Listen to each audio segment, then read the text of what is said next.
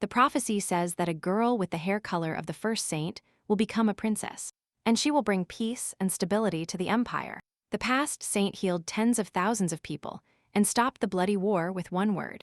A child with pink hair was also supposed to be the harbinger of a new era. Ercia Pesantria was born with pink hair, so everyone had high hopes for her. Pink was considered the main color in the temple, so when the prophecy appeared, everyone knew what it meant. But no one thought it was actually possible. Many aristocrats discussed the possibility of having a child with pink hair. People thought that such an incredible event in the life of a great empire would never happen. More rumors and questions appeared every day, but one day the child mentioned in the prophecy was born. The girl's parents had white hair, but Ercia had pink hair from childhood. The mother and father didn't even suspect the existence of a prophecy in which their daughter was supposed to participate. They rejoiced every day they spent with her in carefree childhood. But unfortunately for them, everyone around was sure that she was the heiress of the first saint. People prayed for her, saying that soon she would lead the church and guide the believers. Ursa was born into a duke's family, so she did not know sadness or pain from a young age. All the servants in the castle were amazed by her beauty, so they constantly wanted to get close to her.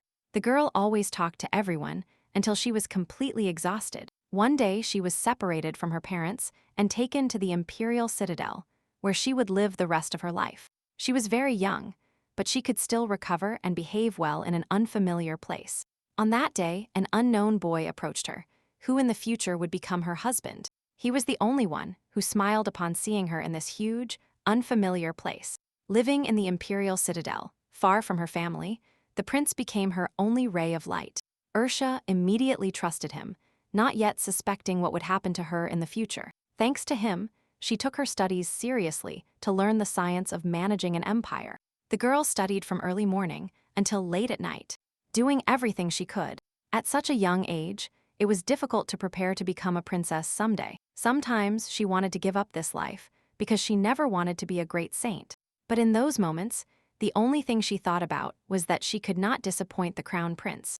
Next to him, Ursa felt like the happiest girl in the entire great empire. Everything was going well. She managed to overcome all difficulties, but in an instant, her position in the castle changed, as if God himself decided to play a joke on her. When the wedding was fast approaching, a clergyman approached her to inform her that the prophecy had changed. Such a statement from the man surprised Ursa, because her whole life she had been preparing to become the crown prince's wife. She was interested in knowing how this could have happened, because before that day, everything was different. The man sincerely apologized to her and told her that he did not know at all how to answer her question. The girl grabbed the dress in her hands. A terrifying silence sounded in her ears, and the thought crossed her mind that this was simply impossible. Getting up from the sofa, she thought that even in this case, the crown prince would never leave her. To make sure of this, the girl went straight to meet Prince Damian. Ursa ran as fast as she could down the corridor, hoping that the crown prince would not leave her. Running towards the stairs, she saw Damian standing at the top, who calmly called her by name. As soon as their eyes met, he immediately announced that he planned to break off their engagement. His gaze was filled with hatred towards her and indignation at the current difficult situation.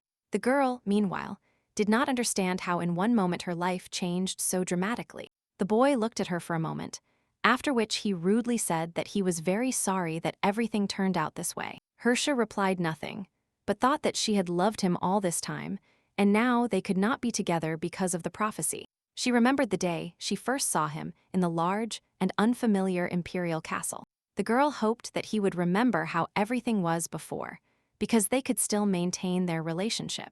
The crown prince looked at her severely, showing with his entire appearance that he was no longer interested in her. The boy said that from that day on they were no longer bound by the prophecy, so there was no point in getting married.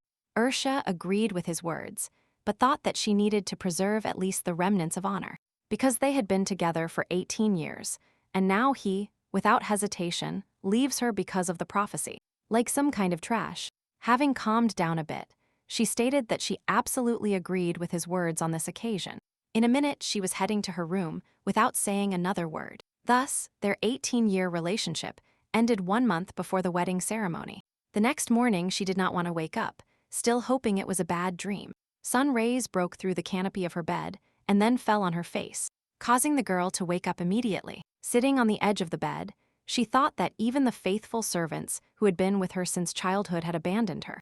Approaching the mirror where her future crown lay, Ursa involuntarily shed tears and decided that this would no longer be necessary. She sat in front of the mirror for a while, trying to decide what she should do now. Suddenly, the girl heard sounds coming from behind the door, so she immediately wiped away her tears. Ursa got up and walked to the door, asking what was happening outside, and whom the guards were trying to keep out.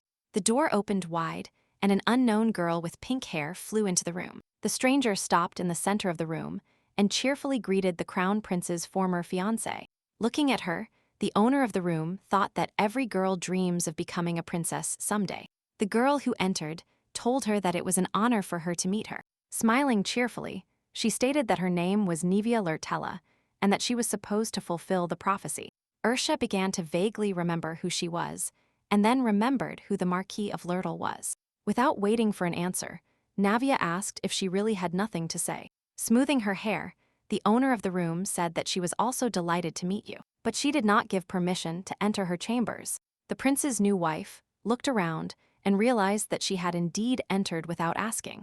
Seeing her walking calmly around her room, Ursa asked what she needed. Navia took the crown and said that she just wanted to look around, because she would now live in this room. The girl put on the crown unceremoniously, clearly wanting to anger her competitor. Addressing the owner of the room, she cheerfully declared that the royal crown suited her very well.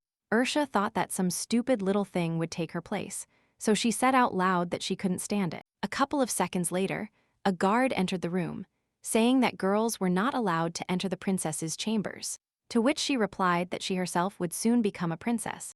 Unable to stand it, the owner of the room quickly rushed towards her, intending to express absolutely everything she thought of her. Navia angrily asked her if she had done something wrong, because she would soon become a princess. The owner of the room explained that the prophecy had changed, and soon this room would be hers. But at that moment, she had entered someone else's territory, and this was considered a sin, so she also needed to be punished. The new princess informed Ursa that she had simply misunderstood her words. She added that the prophecy itself speaks specifically of her, which means that she will become a princess. The prince's ex-girlfriend sighed tiredly and threateningly stated that the girl was simply the daughter of the Marquis. She explained that she was still a princess, so she had no right to break into her room without permission. And then she asked if she really did not understand such simple truths. Ursa explained that she is still the prince's fiancé, and therefore, the owner of the citadel. The girl crushed her rival with the words that the newly created princess here was nobody, because His Majesty, the Emperor, had decided so. Navia immediately reduced her ardor upon realizing that there was some truth in the former princess's words. The owner of the room asked if the fact that the prophecy was about her made her consider herself superior to the emperor himself. The girl who entered loudly declared that this was absolute nonsense, because she had never thought of herself that way. The crown on her head fell to the floor, and Ursa ordered the guards to tie her feet and hands and then return her to the Marquis. The maids watched everything that happened from behind the room doors, not understanding what was going on. The ex-princess said that she considered this a just punishment for breaking into the princess's bedroom. The guards quickly rushed to the girl who entered and grabbed her, to which she began to scream that this was now her room. The men dragged her out of the princess's chambers, and Navia continued to scream for them to let her go immediately. Ursa watched everything that happened until the guards closed the door behind them. After that, she dropped tiredly onto the soft sofa, thinking about everything that had happened before. The girl decided that it was a very stupid move on the part of His Majesty to try to replace her with Navia. Ursa believed that the new princess was simply a foolish girl who did not know her place. She covered her face with her hands, trying to push self-pity to the background. But after that, she felt completely different feelings. Suddenly, the girl realized that she wanted to make everyone involved pay for all her torment. Closer to lunch, she was walking down the corridor, where she suddenly heard words that God had turned away from her. Ursa began to look around, hoping to see who was spreading these unpleasant rumors. Girls passed by her, saying that otherwise, the prophecy would not have changed so suddenly. They assumed that God had abandoned the precious daughter of the Pesantria family, but since she was still a princess, she would be married off to the king of another country. Ursa thought that even though she was no longer the crown princess, some ladies had no right to speak about her like that. She caught up with them and asked them to repeat in a louder voice those words that concerned her directly. The girls were seriously scared and quickly shut their mouths, not daring to answer anything. They quickly bowed and said they were very sorry and also that His Majesty should forgive them. One of them said that she would never hear anything like that from her again. Ursa revealed that, in fact, she is no longer the crown princess, just as she said. The girls were even more frightened and began to beg her for forgiveness. This whole farce was interrupted by the chief bridesmaid approaching, asking everyone what was going on. Hearing a familiar voice, the girl turned around and saw a woman approaching them. Noticing her disdainful gaze, Ursa immediately realized that she was thinking the same as these girls. The girl remembered that the bridesmaid had been with her since childhood, but at the opportune moment, she immediately moved away from her. Realizing that she was alone in the entire castle, the former princess declared that everyone could leave. She could not believe that they knew the bridesmaid for so long, but everything ended so quickly. Ursa walked in the opposite direction from them, trying to suppress her anger. She was heading to the reception hall because the crown prince had invited her to meet him. Upon entering, she found Damian sitting at the table, drinking aromatic tea. The girl still could not believe that now they could only meet in the reception hall. She could not help but think that they were no longer a family, which meant that the gay man would soon have to leave this place. Approaching the table, she asked him if she had kept him waiting long. The boy, calmly and in a good mood, told her to wait a while and then ordered her to sit down opposite him. Damian watched her slowly sink into her seat without saying anything. The girl thought that she was too used to seeing him every day because she took him for granted. It occurred to her that from that day on her life would change dramatically. Previously, she was by the crown prince of the empire's side almost every day. After many years, they became good friends who always found something to talk about. Now Ursa held a cup of hot tea in her hands and thought that from now on everything was over. She decided to tell that the post of chamberlain in the imperial castle was inherited by the son of the former chamberlain. Damian looked at her intently and stated that she didn't seem to care at all about what happened. The former princess looked at him surprised and asked him how she should have reacted. The girl perfectly understood that her tears could not change anything, but if that were the case, she would definitely cry, and now she needed to preserve the remnants of her pride. The crown prince hit the table and rudely asked her if she really wanted to tell him something, to which she replied that she would like to talk. Ursa calmly asked when she should leave the castle, which greatly angered Damian. Trying to hide his anger, the boy laughed quietly, to which she added that the emperor never said anything, so this issue should be resolved by him. He looked at her angrily and asked if she really wanted to leave the castle so quickly. The girl was not going to answer him. She drank aromatic tea and believed that she had asked a completely logical question. The crown prince got up from the table and walked to the exit, saying that she should do as she wished. Ursa did not expect such an answer at all, so she did not answer him when he left. That same evening, she reviewed the notes she was supposed to give to Damian when he became emperor. Her head hurt, and she wondered why she had tried so hard. It was useless. Since childhood, she studied various arts, including fencing. The girl trained with all her might, sparing no effort, hoping to one day become an empress who could defend herself. During one of the training sessions, the crown prince approached her, who was a couple of years older than her. The boy told her not to force herself to train if she didn't want to which she replied that members of the imperial family should be able to stand up for themselves. Damian said that he was a good knight, so he managed better with battles than with state affairs. Taking the sword from her hands, he asked if he could allow himself to protect her. Ursa looked at him tenderly and thanked him from the bottom of her heart for trying so hard for her. She thought he was good at everything, but every time he tried to encourage her. The boy took her hand and told her that they would spend their lives together, so he could always protect her. Now the girl believed that all his words were complete nonsense and foolishness. She decided that she no longer needed the notes and brought the paper close to the candle, after which the writing burst into flames. Opening the window, the girl scattered the remaining ashes to the wind and watched them slowly fly into the darkness. Suddenly she saw a bird approaching, to whose leg a package was tied. The pigeon perched on her hand, allowing her to remove the precious message entrusted to him from its claw. Ursa knew very well that only her father could send such a letter, and when she opened it, she became completely convinced of it. The girl quickly read what was written. Then she closed the window and returned to the fireplace. A boy entered the room asking if she had really called him.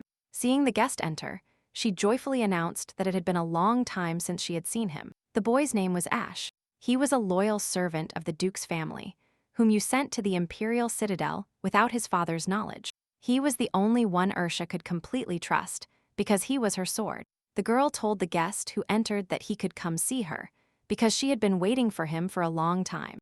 Ash told her that he was really looking forward to the moment she called him. Approaching her, the boy knelt as a sign of reverence and respect for his mistress. Faithful Blade extended both hands towards her, intending to take her hand to kiss it. She extended her hand, and then felt his soft lips touch her wrist. Having finished with the greeting actions, Ash asked if he could help her with anything. The girl looked at him intently and said that she had only one request. Ursa asked if he could spread some rumors about an unkind person. In response to her silent question, she explained that she meant the daughter of the Marquis of Lurtella. Navia, the Marquis of Lurtella, apart from his title, had no money or influence over the aristocracy. Very few servants remain under his command, who have served his family for many generations. It all happened because 3 generations ago, the Marquis's wife used weak people to remain beautiful. Ursa handed the notes to her sword, saying that they should play with such an important fact. She explained that first, he must spread the rumor that the Marquis's daughter is kidnapping beggar children. The girl said that Miss Lurtella started first, saying that she was wasting too much, and that she was manipulating the servants. The boy got up from his knees and declared that he would not allow anyone to insult his mistress. Ursa did not immediately realize that bitter tears began to appear in the boy's eyes. She asked him if he really wanted everyone to think that she had scolded him. His faithful sword said that otherwise the servants might suspect that something was wrong.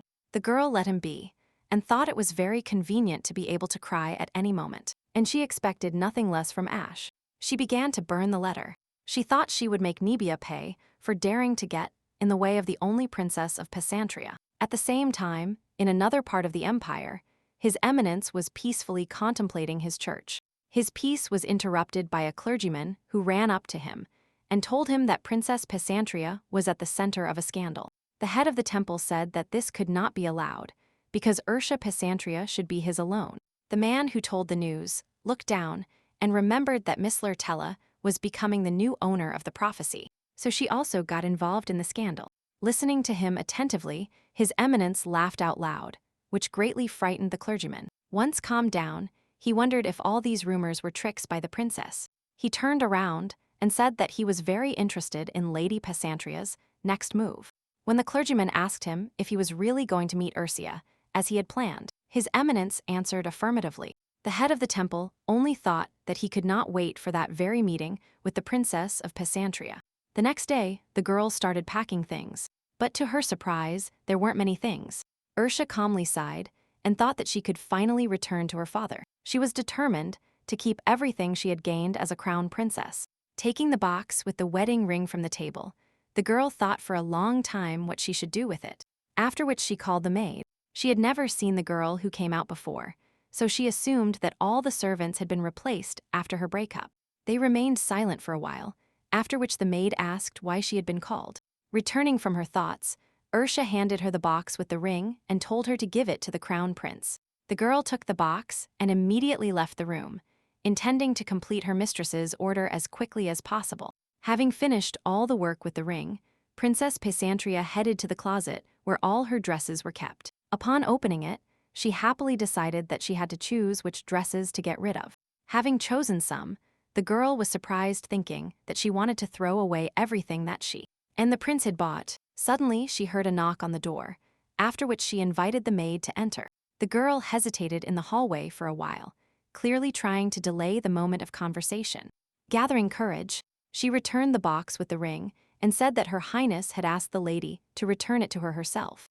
Ursa wondered why he wanted her to bring him the engagement ring in person. When they were teenagers, Damian gave her this very engagement ring.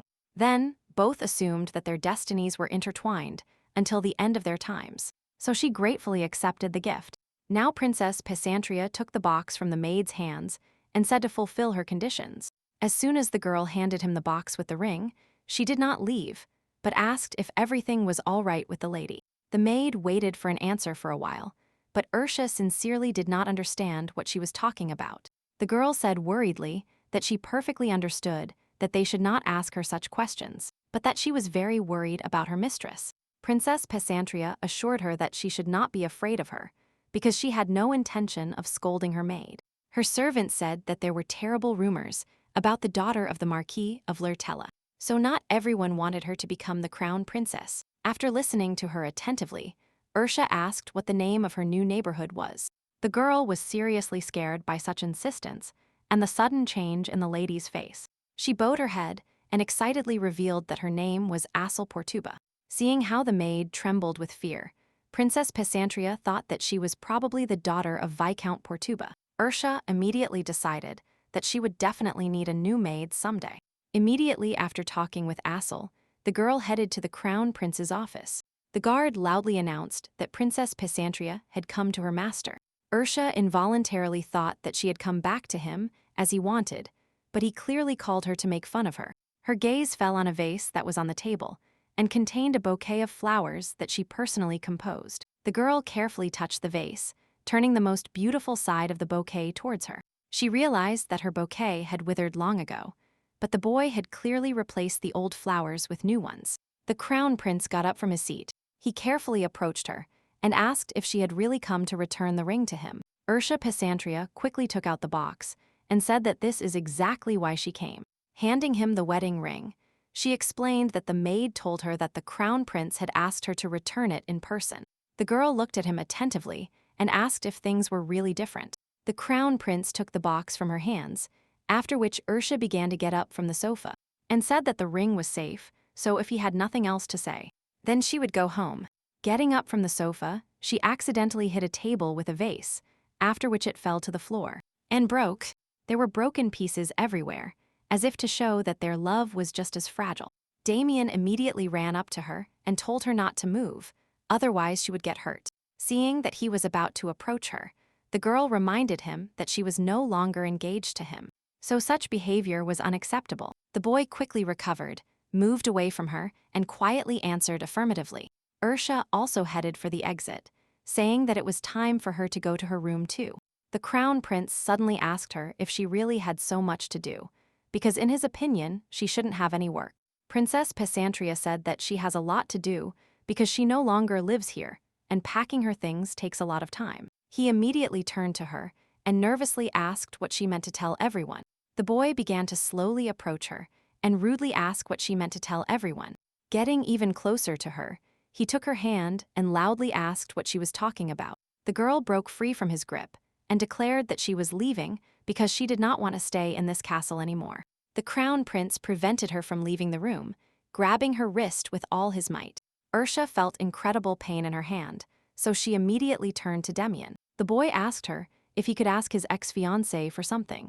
The girl loudly and clearly said that she would listen to his request, after which he asked her to help him sort out the documents, because she used to take care of them. He carefully observed her reaction, but instead of a willingness to help, he saw hatred in her. The crown prince let go of her hand and informed her that nothing was needed and that she could forget about what he had just said. The boy turned around and said that she could take care of her business wherever she wanted.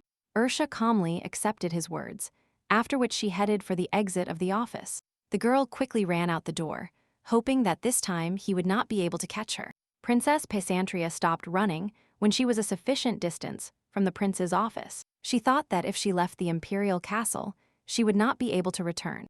Returning to her room, the girl sat down tiredly on a chair and then called the maid. Azreel immediately approached her and asked why Her Highness had invited her. Ursa gestured that she needed help with her legs, after which the maid quickly approached her. Seeing that one of her legs was bleeding, Azreel involuntarily screamed, and the princess stated that she wouldn't even have a scar, so there was nothing to worry about. Stretching her leg towards the maid, Ursa calmly asked her to bandage the bleeding wound. The girl immediately began to carry out her mission with combat readiness. Azreel quickly found a bandage and then skillfully began to bandage her injured leg. The maid asked if she should call a doctor for Her Highness, to which she replied negatively. Ursa looked intently at the maid and kindly informed her that she would like to know something from her. The girl looked at her cheerfully and with the same soft voice asked what exactly her mistress wanted to know. Laughing, the princess asked if she knew how to find quite valuable information. Azreel sighed loudly and then nodded quickly and clearly affirmatively to her mistress.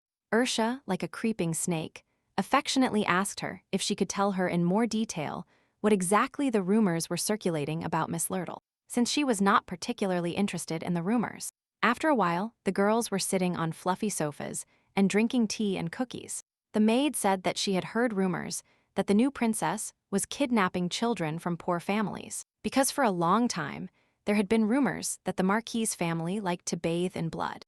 Ursa calmly drank her tea and thought that her reliable sword had done a very good job. Suddenly, the girl asked if Her Highness was really worried about this.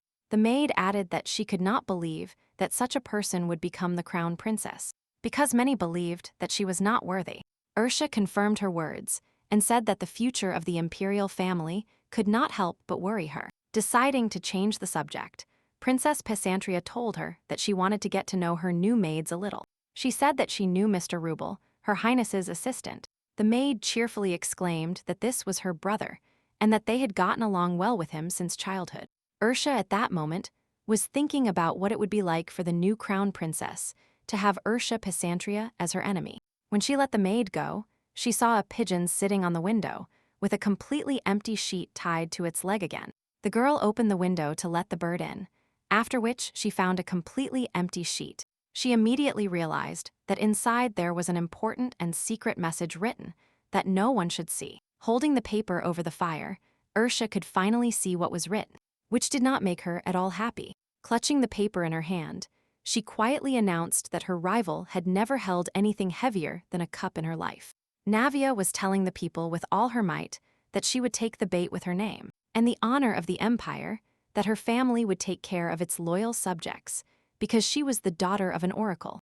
That same evening, Ash arrived to Hercia with a report on Navia's new move against the rumors. He tensely said that with such meetings, she decided to tell the people that the rumors were false. After reading the report, the girl stated that her rival was behaving as if she had already become a princess. She said she wanted to ask her faithful sword something else, to which he replied that he would fulfill any order. A little earlier, she had reread her father's letter over and over again, in which he said that she should decide for herself. The girl understood that her father would never have said anything different, because she is a daughter of the Pesantria family, which means that she cannot take back her words. She could not help but think of asking her father to block the road to the duchy, so that she could stay longer in the castle, because she wanted to know more information about the Marquis's family. On the day of her departure, it was raining heavily, and the butler came to tell her that the trip would have to be postponed because there had been a landslide in the mountain. Ursa asked, surprised, what kind of collapse they were talking about and why she was only finding out now. She thought about how her father could have organized a road blockade so quickly because she asked him yesterday.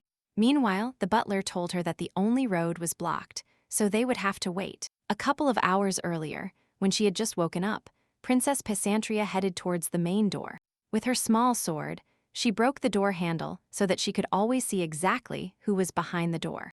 Therefore, now, when the butler told her what had happened, she clearly heard the servants' conversations. Ursa told the man that he could wait, and then asked him how they should deal with Miss Lurtella. The girl reminded him that the crown prince's new fiancé decided to live in her room, which means that other residents of the castle could suffer the same fate. She added that Navia approached her and told her to immediately leave the capital, which means that the new princess can do this to anyone. Ursa loudly asked how someone who didn't even know how to write could lead an empire, if she couldn't even defend her own lands. When the butler asked her what she meant, the girl explained that the new fiancé has not a penny behind her, because the temple completely supports her, but she spends all that money on dresses and jewelry. The man became very angry when he heard these words about the new future empress. Princess Pesantria tried to calm him down by telling him that someone like her should have known how to properly manage the temple's funds. In response to her words that this was not the case at all, she said that she perfectly understood that the crown princess should behave differently. When Azreel was with her, the girl told her that if Navia wanted to be the crown princess, she should behave accordingly. She did not expect such a small rumor to spread throughout the castle so quickly, so now the butler promised to always be on her side. The man said that he was ready to risk his life at her single word to stop the new princess, and he was also sure that his son would do the same. He told her that he still remembered the day she was first brought to the castle. The girl took the butler's hand like the first day, so he told her that she was a very small girl and fragile, but that she had now grown up a lot. The butler ended the conversation by informing her that in this desperate situation, she would have to postpone her departure. Left alone, Ursa thought how good it would be if the rumors continued to spread further. She was very interested in how a spoiled girl would react to such information, that she would probably step on the same rake again. Princess Pesantria understood that not even the emperor dared to touch the sword, the shield and the treasure of the empire, the only princess of Pesantria. She imagined playing chess with an inept player who didn't even know how the pieces moved. While making her move, Ursa wondered what kind of reaction she would receive to the rumor that she was spending the temple's money on unnecessary things. She wanted to know how the girl would try to get out of this situation, because last time she skillfully refuted the rumors in front of her subjects. The next day, the girl received a letter, and after reading it, she realized that the rumors were spreading very quickly. Princess Pesantria understood that to get rid of some rumors, it was necessary to simply spread new ones. After sitting at the table for a while, she suggested that this situation with the temple was very disadvantageous for her. Navia, as the daughter of an oracle, received many privileges from the temple, including funds from her subjects. A cool wind blew through the open window, so a shiver involuntarily ran down Ursa's spine. The girl thought that before the high priests did not interfere in mundane affairs. But the current head of the temple was a little different, so he wanted to bring her to his side. She knew that Miss Lurtella was not supported by the fallen Marquis family, but by the Holy Temple, which was very difficult to resist, because it had almost the same influence as the emperor. Suddenly, it occurred to her what would happen if the new princess continued to discredit the name of the temple. Ursa assumed that it was unlikely that the head of the temple would want this, and judging by the fact that it was already useless to fight the rumors, everything was going exactly towards that. The girl thought that she needed to somehow force the priest to act, because then neither the prince nor Navia could do anything to her. At the same time, the head of the temple perfected his fencing skills and his strategic vision of the battle. His training was again interrupted by the clergyman, who was about to tell him something new. The guy threw his opponent to the ground and then approached the one who was approaching to hear a detailed report. The man told him that Princess Pesantria was going to receive him. The head of the temple smiled sarcastically and then informed him that the time had not yet come. He ordered him to closely monitor the information about him to prevent the spread of false information. A few days later, Ursa was walking in the garden with her maid Azreel. Seeing her servant trembling with cold, the girl stopped and asked her to come closer to her. She took off her cape and put it on Azreel, saying that it was very cold outside and she should wear it. Seeing confusion on the part of the maid, the princess asked her if she really had a problem with it, to which she replied negatively. Azreel Portuba is the older sister of Rubella Portuba, who was the prince's assistant. The girl understood that the maid could still be useful, but to fish, she had to throw bait. And wait, the maid approached her again, calling her highness, to which Ursa reminded her that she was no longer part of the imperial family. She added that there was nothing wrong with this mistake, but from now on she could call her princess. Hazel felt a little embarrassed by so much frankness on the part of her mistress, but she agreed with her words. After that, they went to the greenhouse, where a table for tea was already waiting for them. At the maid's enthusiastic exclamations, Ursa explained that only representatives of certain families can enter this place. And since her brother is the prince's assistant, then her family cannot be considered ordinary. She added that she could somehow ask her brother to bring her to this place, to which Azreel again agreed with her words. The maid took the bait and began to openly talk about the fact that she really couldn't find a home for herself. So she still lives with her brother, because maids usually go home or live in the palace. Ursa tried to maintain a frank conversation and asked if she really loved her brother so much. The girl, embarrassed, answered affirmatively and added that she could not even imagine life without him. The princess felt that the servants had taken the bait, and now she had to get the most out of their conversation. So she said that she admired her, because she had lived away from her family since she was little. When her mistress touched a lock of her hair, Azreel felt very embarrassed. Ursa moved forward and asked what she and her brother usually talked about. She explained that she doesn't have time to talk to her brother, so she is very interested in what others talk about. The maid looked at her mistress surprised, but then hugged her hand, intending to comfort her with her story. The girl explained that they usually tell each other how their day went or what new things they learned. But sometimes they talk about work. Ursa calmly asked how much they talk about work, thinking that the conversation had gone in the right direction. The princess knew she was hooked when her maid began to talk about her brother going on a dangerous mission. Her mistress asked if it was really that hard to be the prince's assistant, since he normally does nothing. He began to move his hand away from her face, and added that the other day he saw him playing chess with another assistant. Her maid began to justify her younger brother, saying that this was not the case at all. She said that working as the crown prince's assistant is incredibly difficult, so he can barely cope, because part of the temple's responsibilities have fallen on him. Azreel explained that Rubel often talks about how hard it is for him at work. Ursa assumed that the crown prince wanted to pretend to cooperate with the temple again, because even in her childhood, when she first became the crown princess, the temple and the empire had a very tense relationship. She decided to solve it on her own, so she told her maid that she was joking. The girl got up from the table and said that Azreel and her brother are very close, so she knows how hard he works for the good of the empire. The maid could not find words, so she simply quietly agreed with her mistress. Ursa said she was very worried that her brother would return soon from the war, so she didn't know what to tell him. Azreel jumped off the table and said she was ready to help her mistress somehow. The princess smiled tenderly at her and told her that if she helps her, who will care about anything? Soon the maid left her lady's room, leaving Ursa alone with herself. The girl thought that she was so embarrassed that she wanted to go to her brother. She asked the maid not to tell anyone about this. A girl sincerely swore it to her.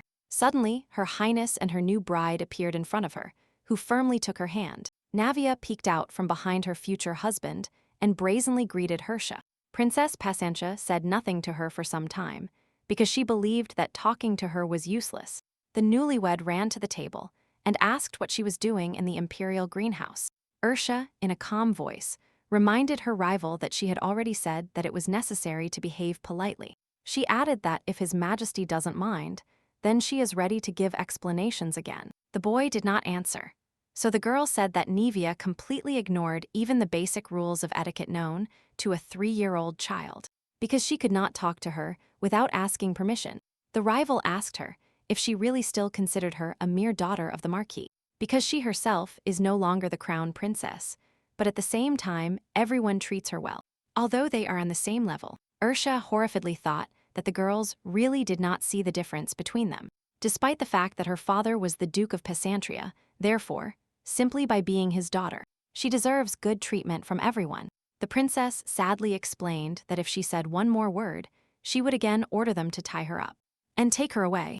Mrs. Lertella said she should be kinder to her, otherwise she would regret it. The whole dispute was watched by the crown prince, who never deigned to utter a word. Ursa decided that she was trying to test his patience, so she did not interfere in their confrontation. Navia also noticed that the future husband was nearby, so she immediately ran up to him. Taking his hand, the girl affectionately suggested, and it was a slightly different place.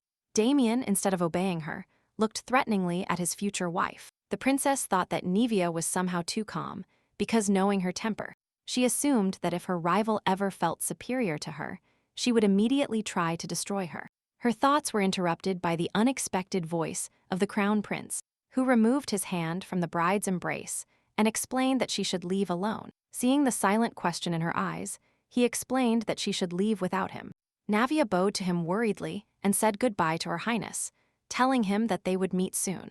The girl turned to leave the greenhouse, after which she quickly took care of her business. At the very exit, she looked angrily at her rival again, implying that this was not the end.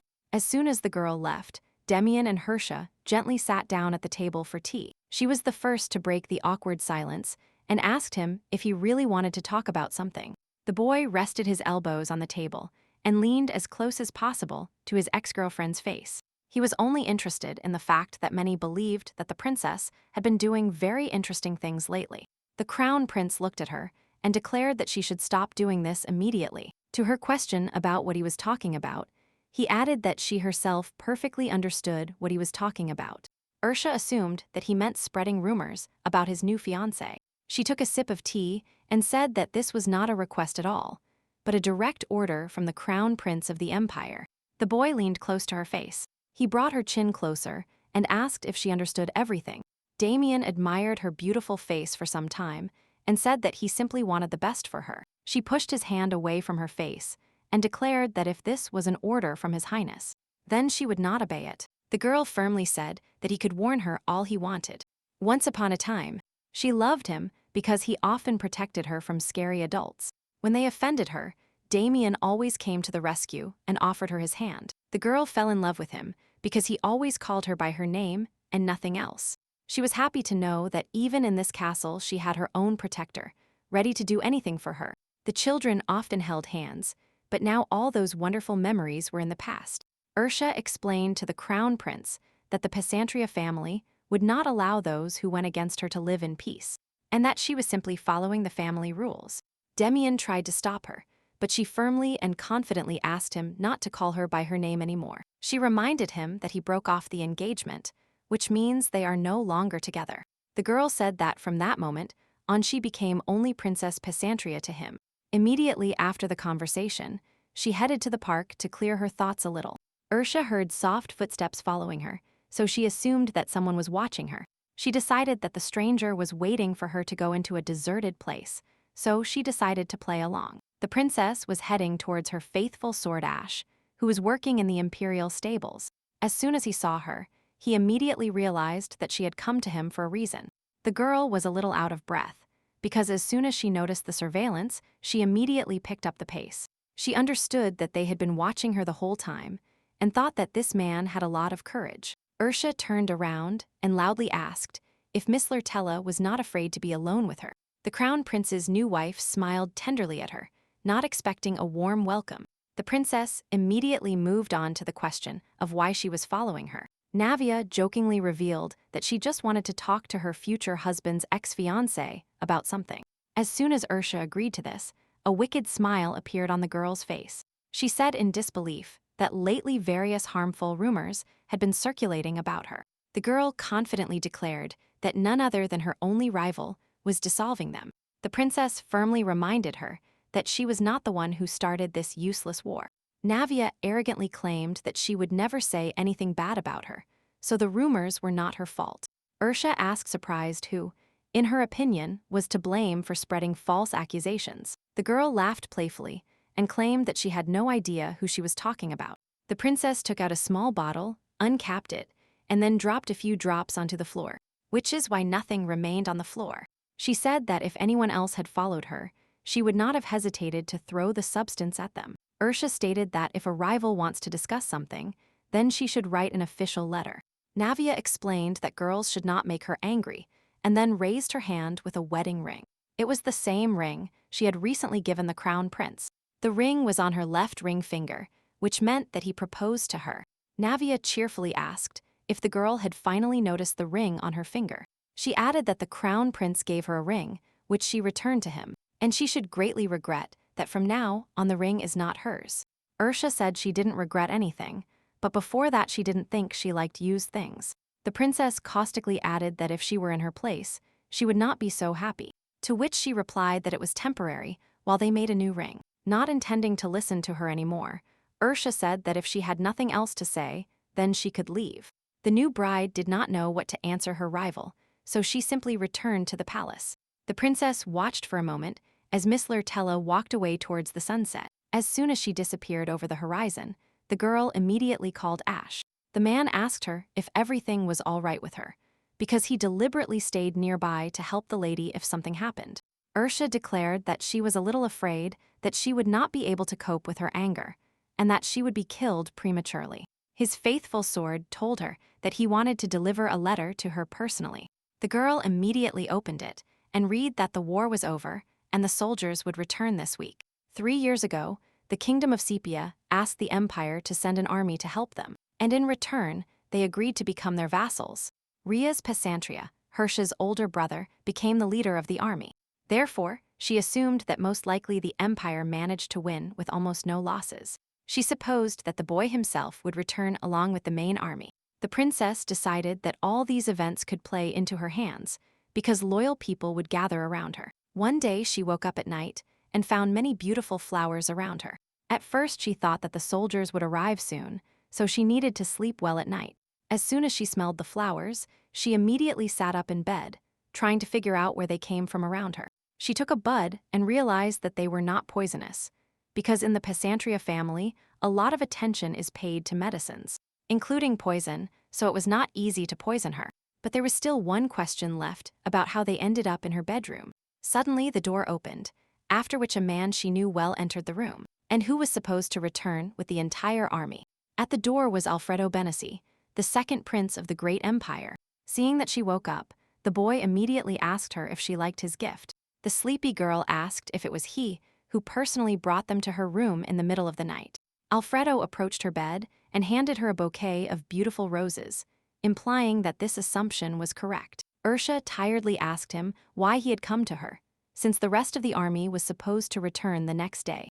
The boy was a little embarrassed, not understanding why she was asking such a rhetorical question. Sitting next to her, Alfredo quietly explained that he really wanted to see how she was. He added that he rushed as fast as he could to the imperial palace, because he was worried about her when he learned that the prophecy had changed. The princess assured him that everything was fine and that he had nothing more to worry about.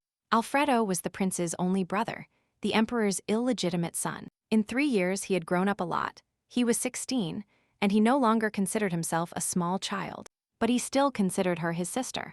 The boy ran into her arms, just as he did once in childhood, because they were very close before. Seeing the fear in her face, he asked her if she had forgotten how they used to spend time. When he was little, he often hid in her brother's and her family's garden.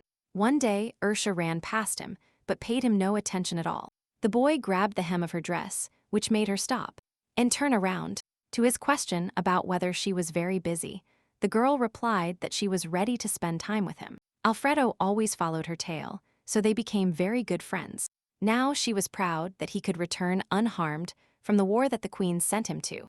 The girl hugged him and told him that he was a great guy, to which the boy replied that he had been very lonely without her for 3 years. He reminded her that when she turned 13, she allowed him to enter her room without permission. Alfredo took the bud in his hands and then placed it behind her ear, saying that he had decided that their agreement was still valid. So he immediately approached her. Enjoying her beauty, he sincerely wondered if she would be against this now. When she asked him if anyone had seen him, he replied that no one had seen him, because otherwise they would have problems. The princess believed that even though she and the crown prince had broken up, she was not interested in those rumors. She got up and went to the window, and in the meantime the prince asked if they had really broken up. Ercia carefully removed the beautiful flower from her hair and firmly replied. And affirmation. Even in the pitch darkness of midnight, she could see her cheerful smile on his face. The boy approached her and told her that the rumors he had heard turned out to be true. He took her hand and gently kissed her wrist, as an aristocratic greeting requires. Alfredo timidly asked her if she would like to have breakfast with him. Ursa immediately said that they did not have the right to do this, because she had not yet greeted him and his majesty. She reminded him that they could spend time with him later, but now he should go see them. Seeing how upset he was, the girl realized that he had not changed at all during these 3 years. Leaving the door of her room, the second prince briefly stopped in the dark hallway, and he thought, deep down in his heart, he was very glad that his older brother had broken off his engagement with her, because now the path to her heart was open to him. The princess could not sleep, so she watched the bustle begin in the courtyard. Servants were carrying boxes, and she thought they were probably preparing for a banquet for the knights. She suggested that it would be very interesting to see how the prince and his new partner would react if the former crown princess, who had broken off her engagement, appeared at such an event. Later that same day, Azreel approached her and told her mistress that a letter had been sent to her. Ursa sincerely thanked her for her help and then began to read what was written. The letter was from her brother, saying that he was returning to their parents' mansion. She understood that he was the heir, which meant that during this time he had accumulated a lot of work. But she would come to the banquet anyway. Putting the letter aside, the princess informed the maid that they needed to prepare for the banquet. She asked if Azreel was going to a banquet in honor of the army's arrival, to which she replied that her brother had invited her. The princess, embarrassed, asked if the girl could help her prepare for such an important event. The maid said she would do everything possible to make her mistress feel comfortable. The girl continued to play with her ward's feelings, so she looked sad. As soon as Azreel rushed to her, Ursa said that she remembered what happened a couple of days ago. When the maid questioned her, the girl calmly stated that nothing bad had happened. The maid, furious, said she could tell her absolutely everything because she would try to help her. The princess hooked her again, after which she asked her not to tell anyone what she was going to tell her, because it could damage Miss Lortella's reputation. Hiding her malicious smile, the girl told her that the crown prince's new companion was stalking her. Shortly before this, she was thinking about how she could destroy her rival, because even if her temple debt became even greater, nothing would change anyway, because she was so indebted that it made no sense. Ash approached her again and asked if she had found out what she had asked him about. The boy explained that he personally provided her with all the information he found about the Marquis's family. The princess asked him if he had found any information about where the Marquis got the money from, to which he replied that the money was lent to the Marquis by a merchant guild, in which there is a man in love with Miss Lortella. Ursa asked what things were really like, not for the record, but according to her personal feelings. Her faithful sword said that most likely the Marquis found a weakness in the merchant guild. He explained that the son, in love with Navia, killed his mother, but his father does not yet know the truth. But the Marquis found out. The girl suggested that in this case, it would certainly be better to pay than to go to execution. The boy interrupted her thoughts, saying that there was much more important information about the Marquis's income. He said that the temple also lent money to the Marquis, and it wasn't even that his daughter was the daughter of the prophecy. Ash explained that the Marquis began to receive money long before the prophecy changed. His faithful sword explained that the new priest announced a change in the prophecy, but before that, he started paying money to the Marquis. Ursa jumped out of her chair and asked him if he knew the reason why everything turned out this way. The guy said there were rumors that the clergyman was having a secret affair with Miss Lortella. The girl said that all this sounded strange, because priests were forbidden to have relationships. For those who serve God in the temple, relationships are a strict taboo. But for some reason, one of them decided to break the rule. Ash carefully covered her with his cape, after which she informed him that she had to do something for her. The boy bowed and declared that he would do absolutely everything she ordered him to. The princess approached him, stroked his cheek, and asked if he had found out about Navia's own weakness. He calmly explained that her main weakness was beauty, to which the girl replied that she surrounded herself with elaborate dresses, a collection of jewelry and beautiful maids. After carefully observing her ward, she asked if he could seduce the crown prince's new fiancé. Ash closed his eyes, sighed deeply, and said that if this is what his lover wants, then he will do everything in his power. The boy said that she only needed to arrange one meeting with her, and then he could put the plan into action. Ash is a dagger given to her by her father. Before meeting her family, he grew up in a guild where he was trained to become an assassin. Of all the recruits, he was the only one who survived after difficult trials. At one point, the man found himself on the street with a stab wound in his side, and he was bleeding. He had no hope of surviving, so he simply waited for death to take him in its arms. It was at that moment that the Duke of Pesantria came looking for him and took him with him. In gratitude for saving Ash, he promised that for the sake of his family he would make any sacrifice. When she was little, she walked down the hallway holding the treasured book she had wanted to read for so long. His Highness had given her the long-awaited day off, so she wasn't going to waste a minute. Seeing the light in one of the rooms, she thought everyone should already be asleep. Approaching the door, she quietly asked who was inside the reading room. Through a small gap, she saw Ash, who was completely covered in blood. Suddenly, someone grabbed her leg with all his might, causing the girl to squeak quietly. There was a half-dead man lying on the floor, who with a hoarse voice asked her to help him. Ash stepped on his hand to prevent the criminal from touching his lover, and then told him that he should return to his place. The girl shouted that he had to explain everything to her first, and then she would go home. Her older brother Riaz, who was also stained with someone else's blood, approached the screams. Ursa pitifully asked what was going on and why they were all covered in blood, to which her brother simply took off his gloves. He handed the object to Ash and then took his little sister to lead her to the room. The girl kicked and squealed in his arms for a long time because she was very afraid that they would have to fight. When he sat her on the bed, she immediately asked why he had come to this room, to which she asked what had happened. The boy affectionately stroked her head and told her that good children should sleep at this hour, because none of that mattered. Ursa could not sleep for a long time, so her older brother decided to stay with her for a while. Seeing that she was tormented by questions, he said he would try to answer them. The older brother affectionately kissed her on the forehead and declared that good girls should sleep at night. When he left, the girl noticed that the servants did not react to the blood on his clothes. It was at that moment that the princess realized that everyone around her was aware of what was happening. That night, by some miracle, she was still able to sleep, but she had nightmares all night. Much later, she learned the truth that night, her brother and Ash were dealing with the assassins sent to her. The girl suspected that because of her, many services were damaged or even lost. Her family suffered a lot, and she had to go through a lot when she was a child. So now, when she was surrounded by more mercenaries in the garden, she asked them if they thought all this was fun. The princess asked in surprise if it was the same Miss Lurtella who sent them. She explained that she had realized a long time ago that they were following her, and that now was the time to deal with them. In that very second, a man who had appeared out of nowhere began to attack the mercenaries. Ash knocked one of them out with a kick, after which he began to attack the rest. First of all, he tried to cover his lover, who was the target of the attack. Ursa confidently told her faithful sword that he must deal with everyone. The boy sincerely apologized for not dealing with them much earlier, and that now they were bothering her. Starting the attack with a knife, he asked the princess to close her eyes so as not to see the bloody carnage. The girl didn't even think about closing her eyes, because it wasn't the first time she saw her evil ones being killed. Her faithful sword acted clearly and carefully, killing her opponents one after another. The princess decided to help him and informed him that the next enemy was attacking him from the left. Thanks to her advice, the boy was not seriously injured and repelled the attacker's attack. After having dealt with all her evil ones, he approached his lover.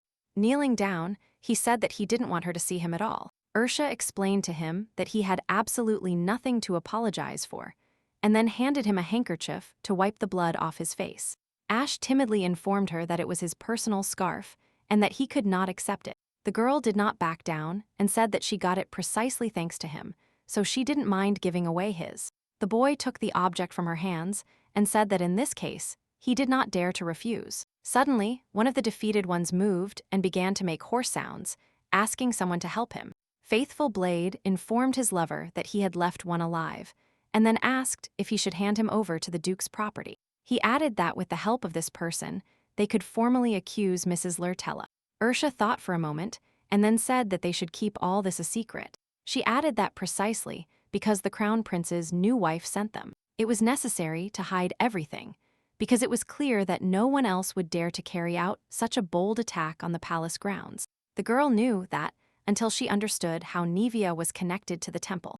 It was dangerous to contact her directly. The princess ordered the survivor to be taken to her father, believing that she would need him someday. That same evening, the bird flew to her again with a letter, so she thought that the animal was probably tired, because every day it flies from the estate to the capital and back. Taking the letter, she read that it was quite difficult to find the person behind the assassin guild. Suddenly, she heard a knock at the door, after which she invited the guest inside. As soon as she said this, Alfredo entered the room, saying that it had been a long time since they had seen each other. In response to her question about whether something had really happened, the boy affectionately said that he had come to tell her something. In his hands, he held a snow-white wedding dress, which she was supposed to wear at the engagement ceremony with the crown prince. Ursa got up from her seat and asked him how he managed to carry it throughout the castle, to which he replied that no one noticed him. The second prince began to straighten the dress and talk about the fact that this dress belonged to her. The girl calmly replied that she really had to wear it for the wedding. Hearing this word, the boy looked at her in surprise, not knowing what to answer. The princess asked him why he brought her this dress, to which he replied that some marchioness wanted to steal it from her. When she asked if he was really referring to Miss Lurtella, Alfredo explained that this was her name. With horror in his voice, he asked how a marchioness dared to touch her things. Ursa explained that this marchioness is now the new daughter of the prophecy, as well as the fiancée of the crown prince. She asked again what happened for the dress to suddenly appear in his possession. The second prince looked away and said that it was just a coincidence, because he was going to give her a gift. He added that he saw a pink-haired girl on the street, so he followed her to a bar. The boy explained that he didn't mistake her for Ursa, because he would never mistake her for anyone. The girl threw her wedding dress on the sofa and then asked what happened at the bar. Alfredo said that he accidentally overheard the marchioness repeating her name. In a cold and gloomy voice, he added that the crown prince's new fiancée was repeating her rival's name while constantly looking at the dress, after which he was fed up with his sister's name being mentioned in such a place. So he wanted to beat everyone up. The boy, expecting praise, happily said that he decided not to waste his energy. So he just grabbed the dress and left. Looking at her dress, Ursa thought that she could not wear it anywhere else except at a wedding. The girl asked him with interest if he knew any interesting facts about the dress, to which he replied negatively. The princess couldn't help but think about how the crown prince once told her that the most exceptional color is white. The children looked at the same dress, but they were only 10 years old, and then Damian explained that no color stands out more than white. He added that white can add sophistication to anything, which is why it is the most exceptional. The boy said he had seen many dresses, but this one, in his opinion, was the best, because it would look great on his girlfriend, even without useless accessories. He patted Ercia on the head and said that accessories didn't suit her at all. Now the girl was sitting on the sofa and thinking what she should do with the hated dress. After a while, she got up from the sofa and firmly said that she did not need this dress. She shyly explained that for her this object was a reward, but now it means nothing. The girl often thought about how she would look in a white dress, which she considered a reward for devoting her life to the prince and to the empire. Since she was only Princess Pesantria now and not the crown princess, she no longer needed the wedding dress. Ercia calmly asked Alfredo to return the dress to Miss Lurtella before she lost it. Hearing her words that she no longer needed the dress, the boy immediately rushed to her and asked her what happened. He gently brushed a lock of hair from her face to try to read in her eyes everything she was carefully trying to hide. Under his inquisitive gaze, he explained that she always has that expression on her face when she is sad. The girl lightly touched her cheek, thinking that she had never imagined that her facial expression would change. She gently stroked his hair and asked if he really noticed such small things. Alfredo, embarrassed, reported that this was indeed the case, because he had noticed it a long time ago. Just as she was about to pull her hand away, he gently grabbed her palm and placed it against his cheek. Enjoying the warmth of her hand, he gently and tenderly kissed her palm, watching her reaction. The girl immediately separated from his arms, reminding him that this was crossing boundaries. She said she was a little busy at the moment, so they would talk later, to which he replied that he really arrived unannounced, so he should leave. As soon as he left the door, the princess threw the dress on the floor, not knowing what to do with it in the end. Pulling her hair up in a bun, she sat down to read the letters, since in 2 days a banquet in honor of the knights who returned from the war would be held. The girl understood that everyone only talked about how God had abandoned her, so now she had to think about who she would go to the ball with. Ercia believed that many people were too interested in knowing whether she would appear at the banquet. Since she was still in the palace due to the collapse, some people believed that she would not attend the event because of the prince or Miss Lurtella. Others, on the contrary, believed that she would come and cause a scene because she could not let go of the prince. The princess understood that all these people wanted their Ercia Pesantria to come to the ball because they were very interested in what would happen. All aristocrats loved gossip and rumors, especially those related to the imperial family. They commented that she would cry upon seeing her ex-fiancé with his new fiancé. Someone said she would start a scandal. The girl decided that she would definitely give them what they wanted. That is, a scandal, tears, and possibly fainting from embarrassment. But this did not necessarily have to concern her. There was another knock on her room door, after which she allowed her maid to enter. Maid Cell quietly entered the room and then went directly to her mistress. Standing near the table, the girl listened to the princess's words that she needed to come closer. Ursa confidently told her about her plan, which she was going to implement at the banquet. After listening carefully, the girl cheerfully declared that she would definitely help, and Miss Lurtella would not dare to lay a finger on her. The princess looked at her tenderly and then spoke words of gratitude to her.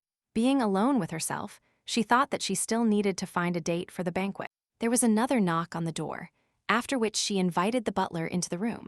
The man obediently entered the room and said that he had brought a stack of letters for the mistress. The girl said that he could throw away, absolutely, all the letters that arrived for her, but that he should send one letter to the address. She added that if there were more offers to be her companion at the banquet, then he wouldn't even bring those letters, but would simply throw them in the trash. Ursa explained that she had decided a long time ago with whom she would go to this event. Sitting tiredly on the bed, the princess thought that for Navia, all her previous antics were just a childhood game. She sincerely hoped that her rival was looking forward to a banquet, because she had prepared a surprise for her. The next day, all the servants began to prepare for the banquet, so the castle was bustling. Walking among the people, Ursa firmly decided that it was time to prepare for the gathering of the military. She knew that if he passed by the palace, he would not need to do anything special. Many girls stuffed their clothes with cotton or starved themselves before the banquet, but she did not need it at all. The princess, meanwhile, was putting her plan into practice, so she went to meet Ash. Hiding behind the door, she watched how her faithful sword was seducing her rival. The girl had to prepare a performance before the next event. The boy, meanwhile, bowed to the new mistress, saying that she considered the object a trinket, because he did not know that it belonged to her. Navia told him that she was not angry with him at all, but wondered how it ended up with her. The crown prince's new fiancé held the brooch the boy gave her in her hands. Hearing their conversation, Ursa thought that this was quite a stupid question, because of course she gave it to her. That same day, while Navia was observing her rival, the girl found that unfortunate brooch. The object was lying on the floor. The princess picked it up and decided that she would need it someday. When they were planning a plan with Ash, Ursa stopped him before he left the door.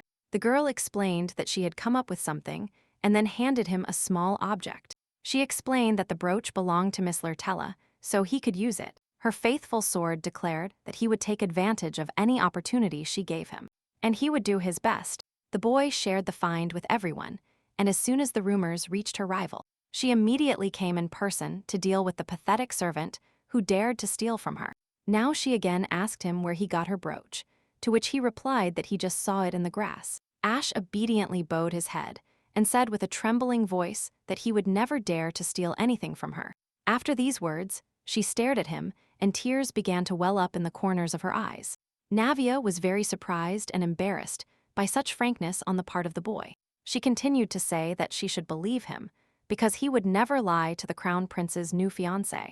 Miss Lurtella reached out her hand and then lifted his face by the chin. This was enough for the princess, so she immediately returned to the castle. Ursa was very pleased with the events that happened, because everything turned out as she had planned. That night, her older brother finally returned to the Pesantria mansion, where he decided to take a shower immediately after the difficult journey from the battlefield. The butler approached him and told him that His Highness had received a letter from the princess herself. After reading what was written, the boy ordered the servants to prepare the horse for the trip to the imperial castle. The man explained that because of the banquet, they were going to prepare the horses early in the morning. Hirsch's older brother looked at him sternly, after which the servant no longer contradicted him. He said he would arrange everything immediately, after which he hastily left the room. Being alone with himself, the boy looked out the window and only thought about how his sister was doing there. At the same time, the head of the temple said that the meeting would take place that very day. As he had planned, the boy said that he had been waiting for the opportunity to meet Princess Ercia Pesantria for a long time. Ercia, being in the imperial castle, was preparing for the upcoming banquet in honor of the troops' arrival. The maid asked her what kind of shoes to bring her, to which she replied that she didn't care what kind, because the main thing was that they were clean and tidy. The woman immediately brought her low-heeled shoes, and then, with trembling hands, she put them on her mistress. As soon as she finished, she immediately asked if she could go about her business, to which the princess replied affirmatively. The maid walked quickly towards the exit, and at that moment the butler approached the girl. The princess understood that after the prophecy changed, almost everyone moved away from her, which meant that she was important to them. The man decided to calm the situation and said that the time had finally come. Getting closer to his mistress, he told her that His Highness and Miss Lurtella were heading to the hallway. Then, the butler politely asked when the prince would arrive, to which she replied that her brother would arrive when the sun had set and the moon had risen. When the man asked if he would really arrive that late, the girl replied that the most important thing was that he arrived on time before the ball. Another maid asked if her mistress was going to wear any jewelry, to which Ursa explained that accessories add weight to the look. Adjusting her shoes, the girl asked the princess who she was waiting for to spend the evening with. Ursa smiled happily and explained that she was waiting for a dear guest who was about to arrive. After a while, the maids whispered about whether a companion would definitely show up for their mistress. They were afraid that he would not arrive on time or decide not to attend the banquet. The The princess decided to calm them down and told them that he would definitely come, but since they were so worried, they could take a walk together. As soon as the girls approached the door, they immediately saw that behind it was a broad-shouldered boy. The stranger entered, after which the three maids looked at him confusedly at the same time, not daring to look away. The princess's older brother entered the room and greeted his younger sister. Ercia, the princess looked at him in surprise, because she did not expect at all that nothing would change in 3 years. The boy bowed to her and asked if she had been waiting for his arrival for so long that she got bored. He tenderly kissed her on the cheek and told her that she had grown up a lot. Since the last time they saw each other, she was only 15 years old. Extending his large palm towards her, Riaz invited her to go to the banquet together. The girl accepted his invitation, and then they walked down the hallway together. Their arrival was noticed by one of the butlers announcing the guests, after which he decided that it was worth introducing the newcomers. The man shouted at the top of his lungs that Prince Ercia Pesantria and Princess Ercia Pesantria were entering the hall. He firmly decided that the time had finally come to put his plans into action to make this banquet unforgettable. The ladies at the event commented that there were very tasty desserts at the imperial palace, but their corsets were too tight, so they couldn't try them. Navia happily wondered if they were really having fun at such a wonderful banquet. Everyone said that everything was fine, and then they conveyed the words that the Duke of Pesantria's son would come with his sister. At the same moment, the arrival of the Pesantria family was announced, to which Navia turned towards the door. Ursa noticed that a couple of minutes ago, everyone was excitedly chatting about their business. Now, absolutely all the guests fell silent and looked at the newcomers walking towards the depths of the hall. She understood that they were easy to understand, because after all, she was the crown princess, and she rarely appeared at banquets. The girl knew that everyone was also interested in her brother, who had spent the last 3 years at war. Riaz immediately attracted the special attention of the girls, who were captivated by his beauty.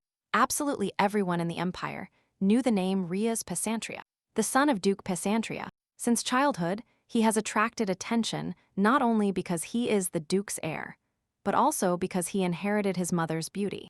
The boy began to learn fencing from a very young age and gradually perfected his skills. The older brother achieved great heights, because when he turned 16, His Majesty the Emperor presented him with a sword. Ursa knew very well that people would not admire him if he could only soften a sword. The boy also had a talent for studies, so he often helped his father with paperwork, and he also participated in the management of the duchy. When he turned 20, he volunteered for the war because he was not going to sit still and benefit from the fame of others, as others did. The older brother defeated so many enemies on the front line that he even received a title in the Sepia kingdom.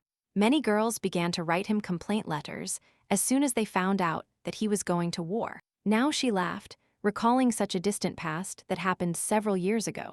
To her question about what made her laugh so much, the girl replied that she simply remembered the old days. She added that it was very funny for her to watch the ladies whisper among themselves, but be afraid to approach them.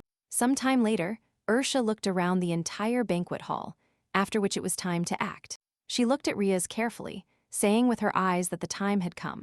The girl thought that she did the right thing by not telling him her plan, so now she wondered how much he knew. Having said that she was going for wine, the princess quickly left in the direction of her rival. On the way, she found a waiter with drinks, took a glass of wine, and then headed back with the participant of her show.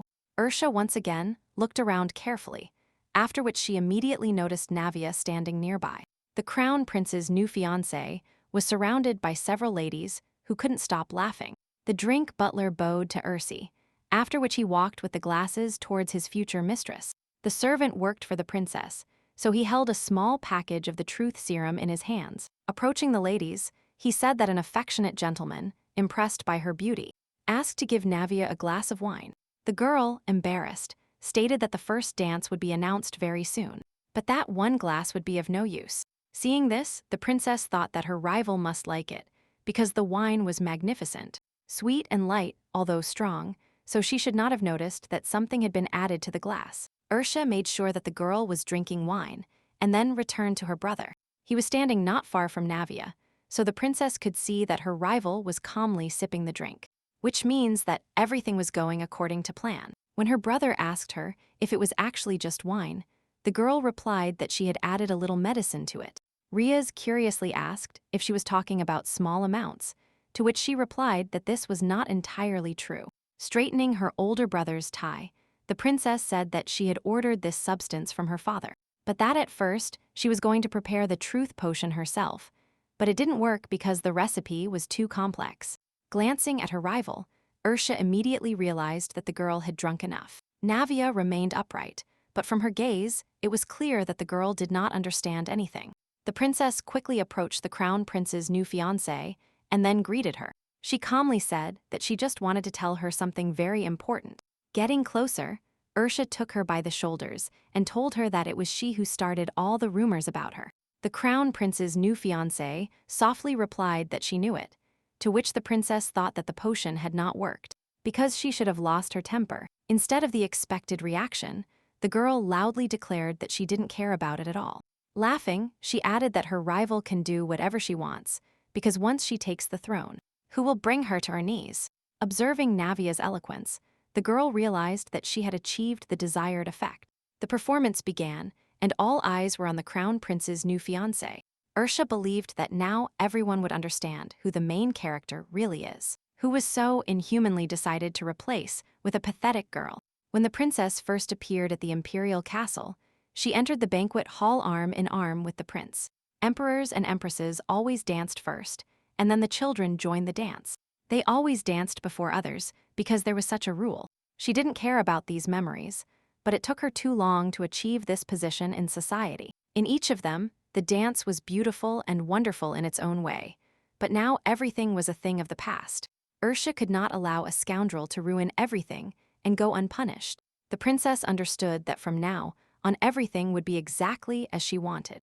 And because of this, the new fiancé would never dance first at the banquet. The girl made a face of shame and surprise, asking Miss Lurtella to calm down. Wiping her face with a handkerchief, she added that she was very worried that the new princess would fall. Navia sarcastically said that her rival would pay for everything, because she warned her that no one could treat her like that.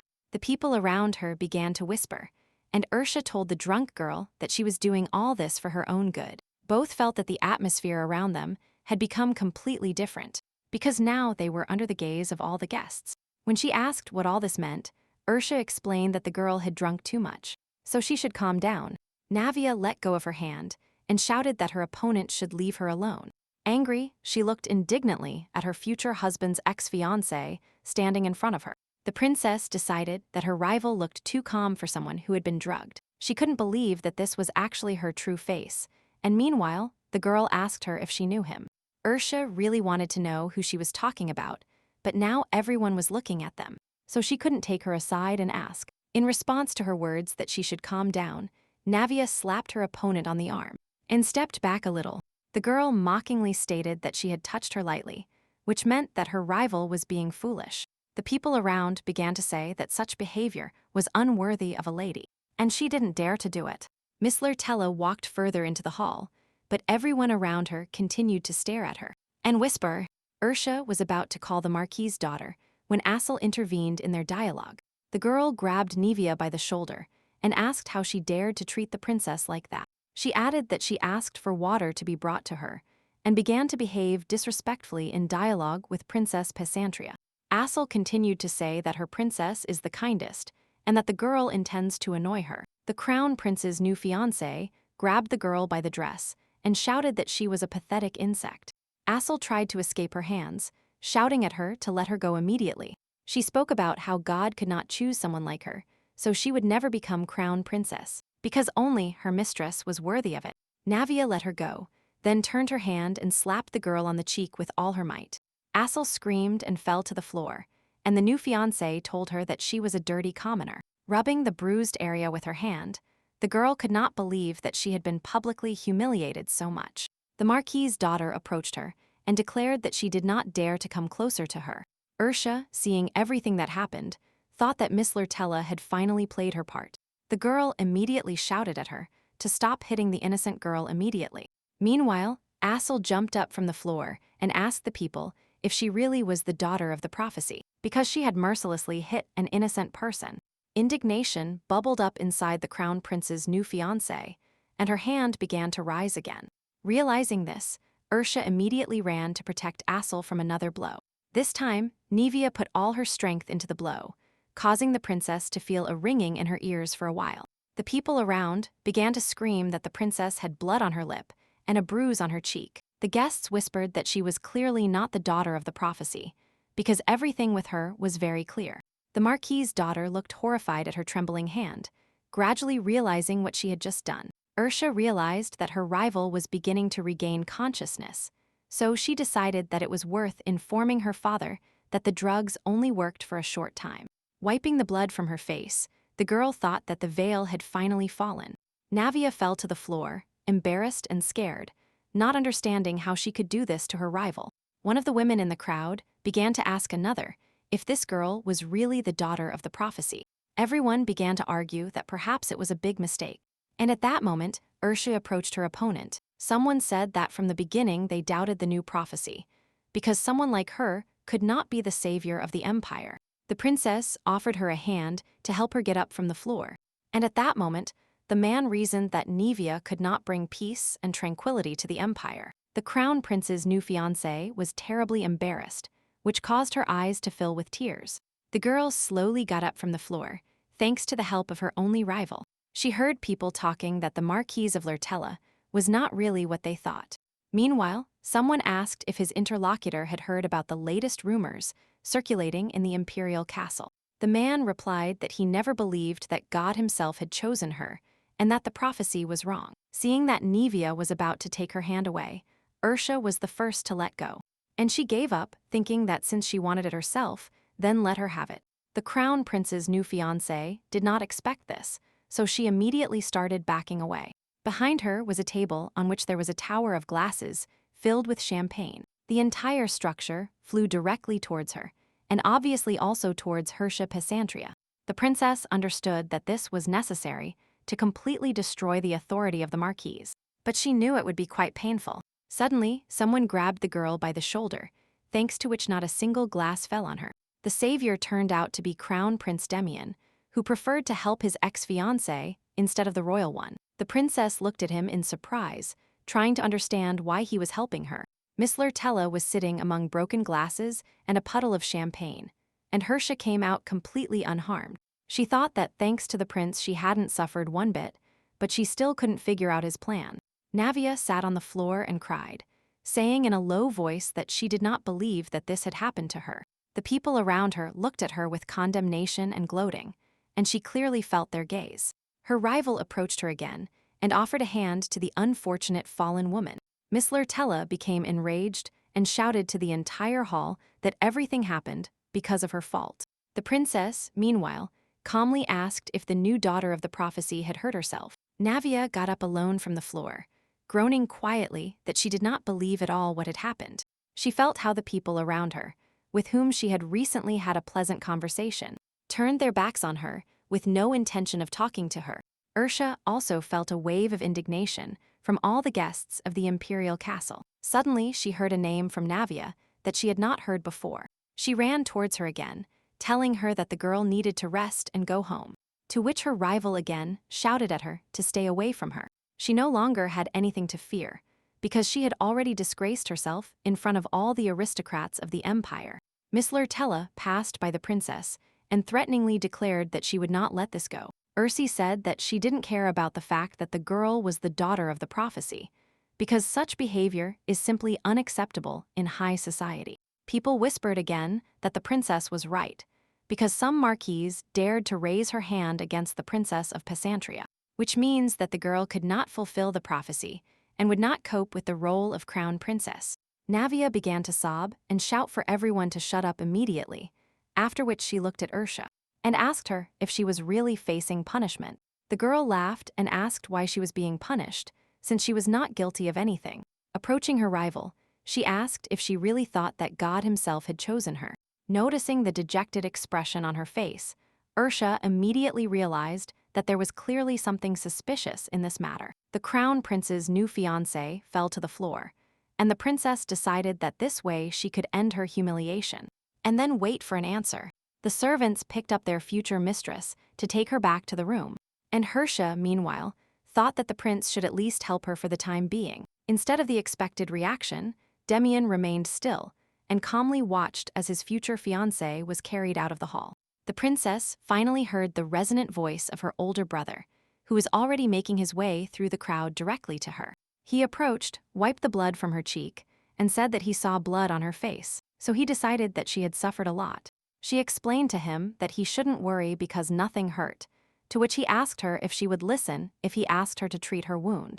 Upon hearing her negative answer, the boy said that she should still do this after the banquet. The brother and sister noticed that the young men were approaching them, to which Ursa thought that he had been looking for her all evening. And she herself appeared.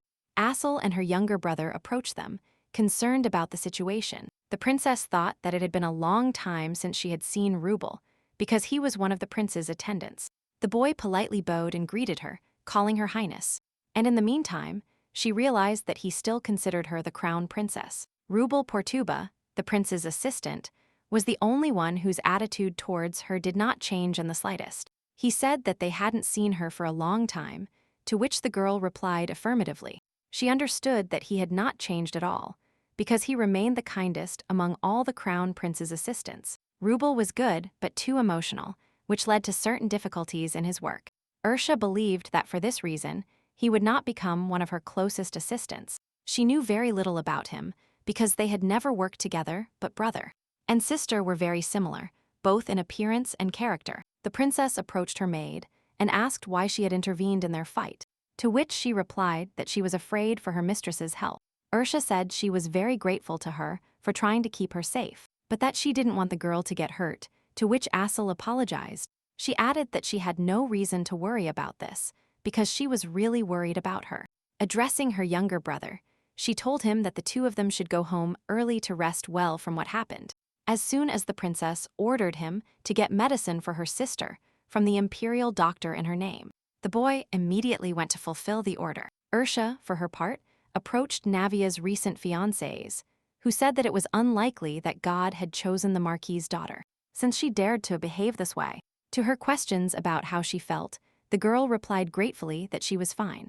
Hearing them talk about how, no matter who she was, her highness should deal with her, she thought that it was he who should do this, and not the emperor. One of them said that lately his highness has looked very sad, because the prophecy separated them. When she asked what they were talking about, the girls assured her that she had not left the imperial palace solely because of the crown prince. The three of them believed that they loved each other very much, so no prophecy could separate them, to which Ursa thought that the rumors started because they were often seen together. The girl had known for a long time that they were talking about them, but she didn't know exactly what they were talking about. She truly loved the crown prince, and now she wasn't even sure if he had ever liked her. She had never really known the answer to this question, but for some reason it bothered her now. Ursa understood that now it didn't matter, because she felt nothing for him anymore. Lifting her head, she met the gaze of the crown prince, who had been heading towards her the whole time. The princess constantly wondered why he always ends up by her side. Her older brother approached them in time and greeted the crown prince. Damian looked tiredly in their direction, after which he also greeted him politely. Riaz immediately placed himself between them, covering his sister with himself, and began to say that they had not seen Damian in 3 years. She decided that her brother had arrived just in time, because she and the prince got along well, and thanks to him, they were not left alone with him. Her brother was 3 years older than the prince, so this difference was strongly felt before. The crown prince could never defeat Riaz in a fair sword fight, so he often got angry. The older brother was so good with the sword that the emperor gave him a big ovation. His highness asked Riaz to become the crown prince's training partner that day. Now Damian told Riaz that his father was very sad that he could not meet the hero in person. Ursa realized that her brother was trying to hide her from the prince, and meanwhile, he replied to his interlocutor that he would immediately go to the emperor. She thought that even with heels, she couldn't see the prince behind him. Damian also constantly tried to see her, but at the same time told Riaz that he believed that the road was not easy to restore, which means they did a good job. The princess understood that she could not avoid a conversation with the crown prince, so she called Riaz. She let him know with her gaze that everything would be fine with her, and that he could go about his business. Ursa walked past him, thinking that she simply had to talk to her ex-fiancé. After carefully examining Damian, She realized that it had been a long time since she had seen him with this hairstyle, which he only wore for banquets, and his suit was the same as the one she had once given him. The prince never appeared in public twice in the same outfit, so this behavior was not typical of him. Ursa suddenly realized that this banquet was his first appearance with Miss Lurtella. She reached out her hand to him and told him that she would like to discuss something with him in private. She looked at her brother and thought that she was very glad that this was still a request, and not an order, although she did not dare to refuse even that. The boy knew how to use the situation to his advantage, so she had no choice but to agree. Moving a little away from all the guests, she was the first to start wondering why he invited her. She reminded him that if he wanted to talk to her, he had to make a formal request. Previously, she always came to him at his first call, transmitted through the maids. Ercia and Damian practically stopped seeing each other, so when that opportunity arose, she ran to him as fast as she could. This happened every time he wanted to see her, because she could never refuse him. The crown prince pinned her against a pillar and asked if she really needed an official request to see him. He looked at her angrily and told her that he had already given her a warning to stop misbehaving. The girl did not succumb to his trick, after which she remembered that she did not care about warnings. The crown prince sighed deeply and with annoyance in his voice asked her why she was like this. He touched her cheek with his palm and asked if she was really going to disobey him.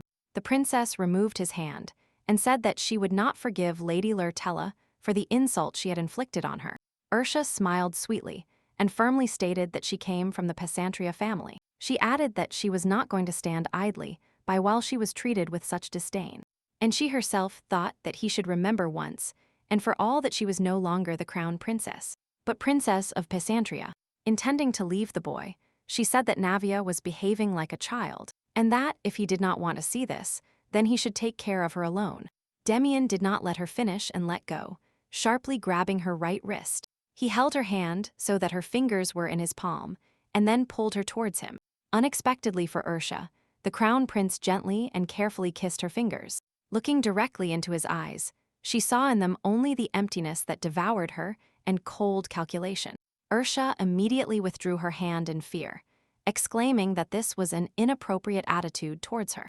She sincerely hoped that this would not happen again. The princess began to quickly move into the banquet hall, leaving him completely alone.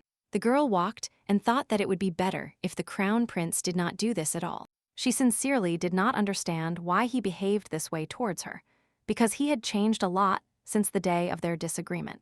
Ursa hoped that someday her heart would stop beating so fast because he was near her. Stepping out onto the balcony, the princess decided that the humiliation of Miss Lurtle was more than enough. Since Damian and Navia were no longer in the banquet hall, the first dance belonged to the Pesantria family. She knew that not everything was over with Miss Lurtella, but for now everything was going according to plan.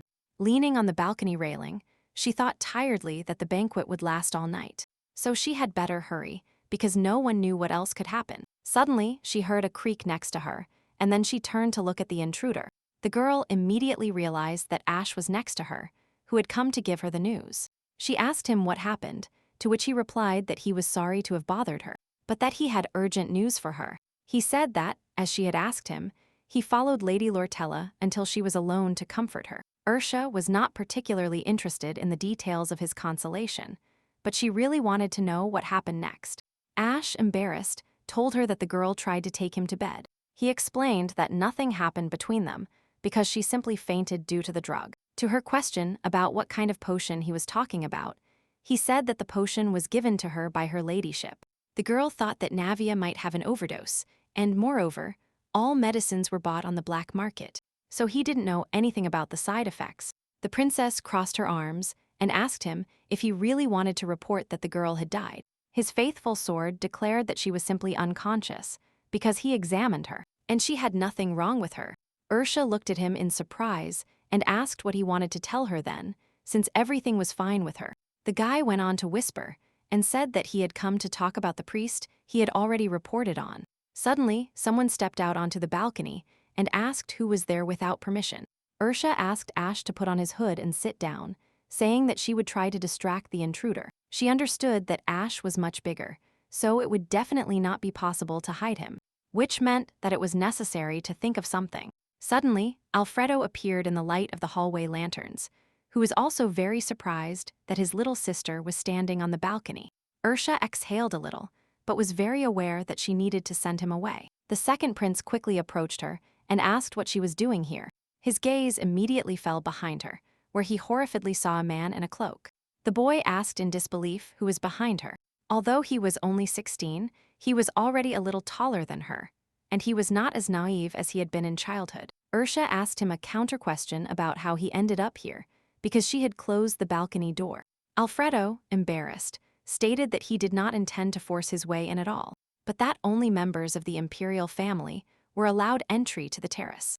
The girl suddenly realized that he was right, but before, she always came to this place to rest a little. She realized with horror that she had completely forgotten that she was now strictly forbidden to enter that place. The second prince explained that since his brother was outside, he decided that there would be no one on the balcony. Ursa told him that he had no need to apologize, and she herself thought that if she hadn't forgotten, she would not have come to this place. While she was reasoning, the boy took her hand and brought her palm to his cheek. His expression quickly changed to a terrifying one, because he still wanted to know who was hiding behind her. The girl spoke to him in a low voice, so he immediately returned to his previous state. She asked him if he wanted to have tea with her the next day, to which he did not reply for some time. Alfreda suddenly let go of her hand, so she freely returned to her original position. Ursa placed her hand on his shoulder and asked him if he did not want this. The prince was very embarrassed, but quietly told her that he would really like to spend time with her. She said that in this case, she would prepare everything and wait for him at the appointed time. When leaving the balcony, she told him that most likely his older brother would not come here, for which she sincerely thanked him. Ash immediately straightened up and asked if they could let him go, to which she replied affirmatively. Leaning on the railing, the girl explained that Alfredo would never go against her. Turning to him, she reminded him that he should continue where he left off, because she was concerned about the details of Miss Lurtella's relationship with the priest. Ash and Hercia didn't even notice that the whole time they were being watched by a stranger standing under the balcony.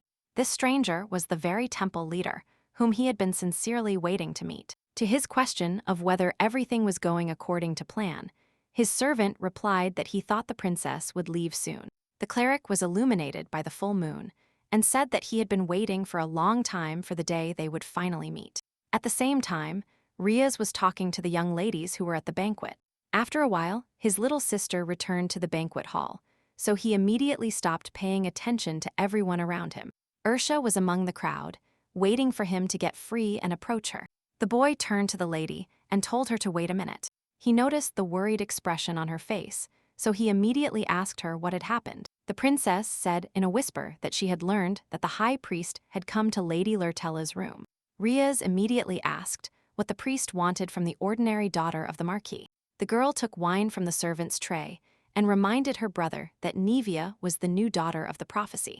Seeing the servant leave, she added that this was why the priest came to her. When she realized that no one else was listening to them, the girl assumed that the priest and Navia were not just sitting in the room. She said she had received information that the crown prince's new fiancé had slept with the high priest, to which her brother said that, in that case, the situation would take a completely different turn.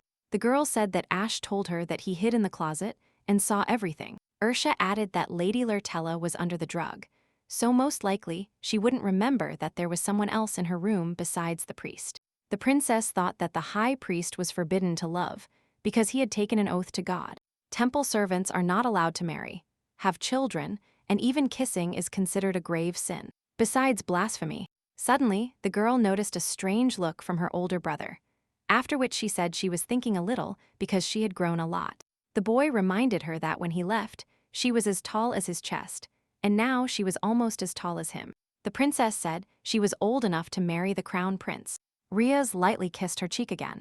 And meanwhile, the girl thought that for some reason, everyone in her family does this.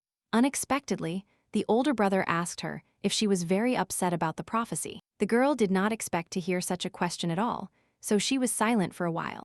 When she answered affirmatively, the older brother immediately asked if she was still upset. Holding a glass of wine in her hands, Ursa assured him with firm confidence that this was not the case. Sighing in relief, her older brother said he was very happy to hear those words. The princess explained that she was worried about something else, because, as crown princess, She looked down on her father a little. She added that she has no idea how to behave with him now, to which Riaz suggested that she behave as usual. To his question of whether there would definitely be no problems with communication, he explained that this would definitely not happen.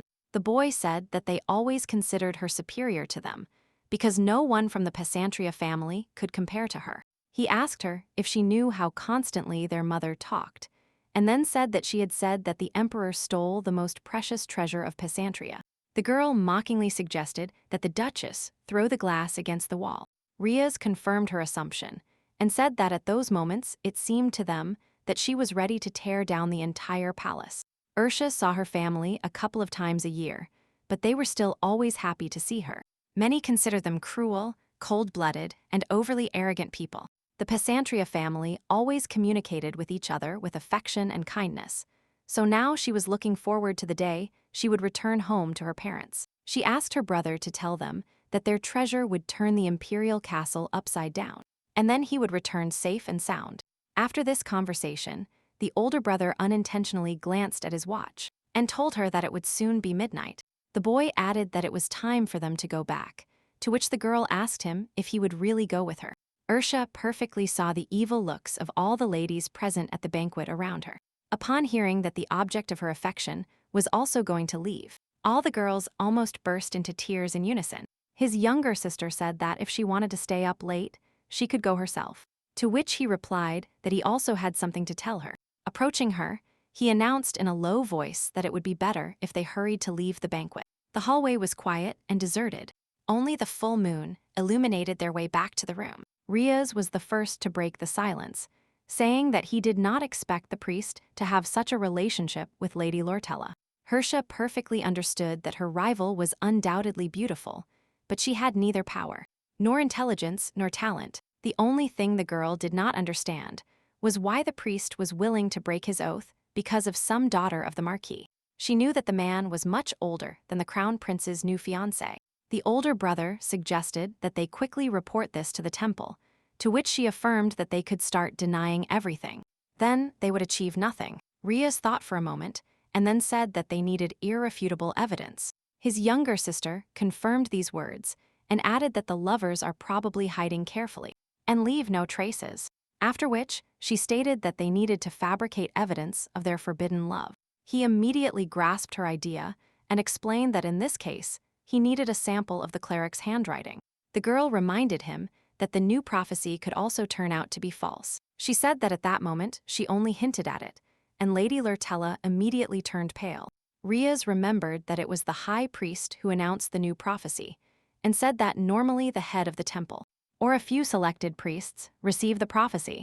Ursa reported that the prophecy changed right when the current head of the temple changed. The older brother asked her if she wanted to know what he was offering her, to which she answered affirmatively.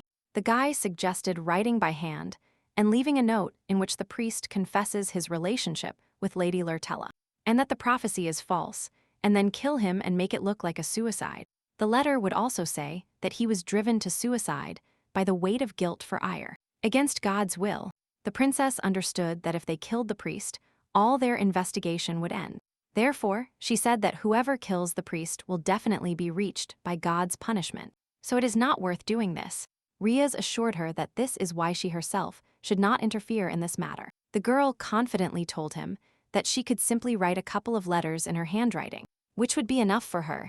The butler suddenly intervened in their conversation, running as fast as he could directly towards them.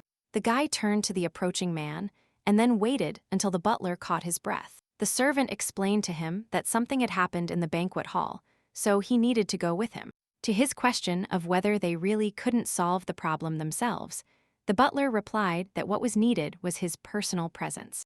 Ursa assured her older brother that she only wanted to take a short walk so that he could take care of his business.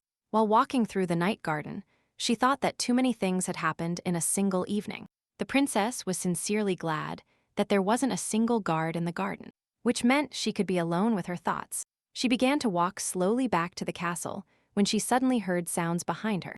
In that very second, she saw a man's hand next to her that was clearly covering her mouth. A couple of moments later, the stranger covered her mouth and nose with a handkerchief, and with the other hand, he grabbed her arm. The man told her, in a low voice, that the princess should walk with him. While covering her mouth with a handkerchief, he tried to assure her that she only needed to be patient for a minute, because someone important wanted to meet her. Ursa took advantage of the situation, stomped her heel into his leg with all her might, and freed herself from his grip. The stranger, crazy with pain, barked loudly at her and tried to catch the fugitive. Painfully grabbing her by the hair, he loudly asked her where she was running to. The princess was not stumped. She took out a bottle of poison with which she had once threatened Navia and sprayed the contents directly onto the attacker. Ursa took off her scarf, which made it difficult for her to breathe, and involuntarily bit her lip out of fear. Immediately after the poison, she attacked the stranger by covering his face with a handkerchief. Pulling the dagger from its sheath, the girl stabbed him directly in the man's chest with all her might. Putting a knife to his throat, the embittered princess asked him who he was to dare to attack her like that. Swaying again, she asked who this important person was who dared to attack the Pesantria princess. Suddenly, she heard another voice next to her, who told her that he needed her. An unknown man, dressed entirely in a white robe, approached her.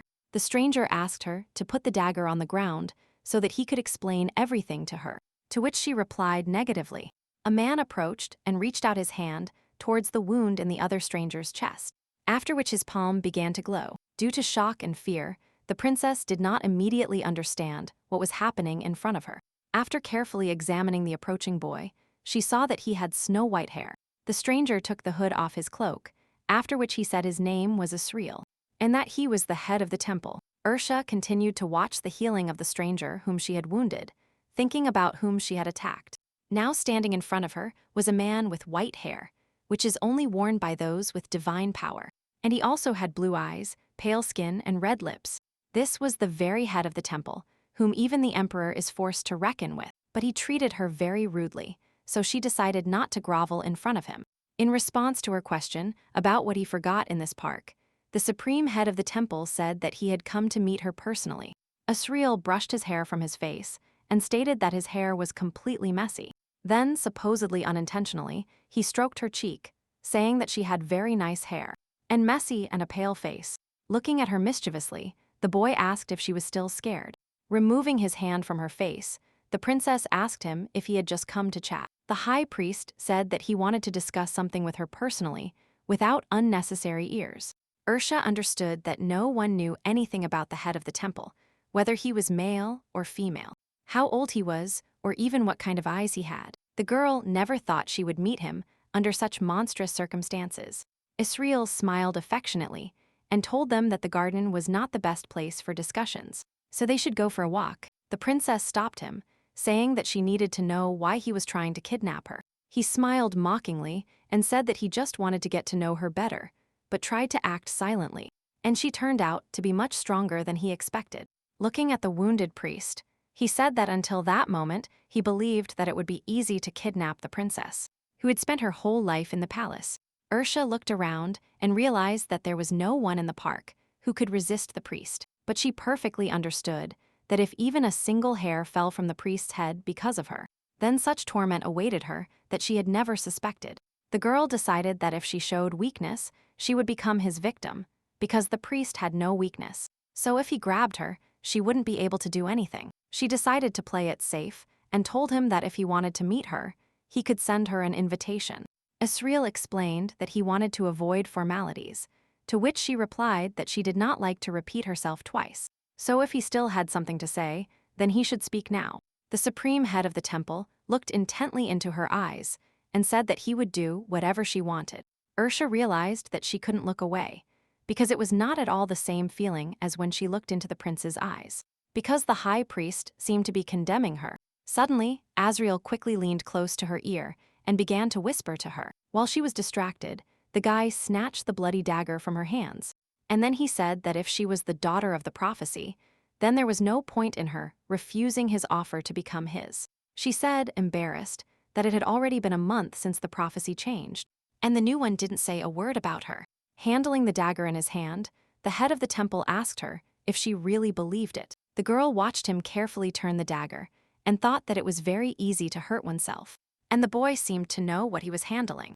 She was worried where he found this out, because the only thing she heard was that the new head of the temple was different from the previous ones. After thinking for a moment, she answered affirmatively to his last question, after which he sighed in disgust. The princess said that she believed in this prophecy only at the beginning, but now everything was different. She asked him if he wondered why she changed her mind, to which he replied that most likely she would not tell him if he asked her about it. Ursa looked at him intently and stated that she had information that would be attractive to him. Azreel mockingly asked what she wanted to receive in return for such valuable information. The girl explained that she only wanted information of equal importance, to which he agreed to her terms. Touching her hair again, the boy said that it was already quite late, to which she suggested that their next meeting should not begin with an attack. The supreme head of the temple swore that this would not happen again, after which he began to say goodbye to her. Holding out his hand, Azreel wished her a good night and smiled tenderly. Ursa was communicating with the head of the temple for the first time and didn't know what to do, so she also held out her hand in response. The boy gently kissed her hand, and at that moment everything around her lit up with a bright light. And blessed, holding a magic ball of light in his hands, he declared that she should accept his blessing as a sign of apology. He playfully took off his glove with his teeth, without taking his piercing gaze away from her. Everything around her was illuminated with a bright and warm light, but after a couple of seconds, it became dark around her again. The girl was left completely alone in the middle of the night garden, where two clerics had just been. When she returned to the palace, the maids asked in horror where the blood on her dress came from. The princess assured them that she was absolutely fine, but that she was very tired, so she needed to rest. After seeing them out of the room, she sat calmly on the bed and exhaled heavily, resting her cheek on her hand. She suddenly realized that she no longer felt the pain of the recent blow. The girl also noticed that her hand no longer shone with the blessed light.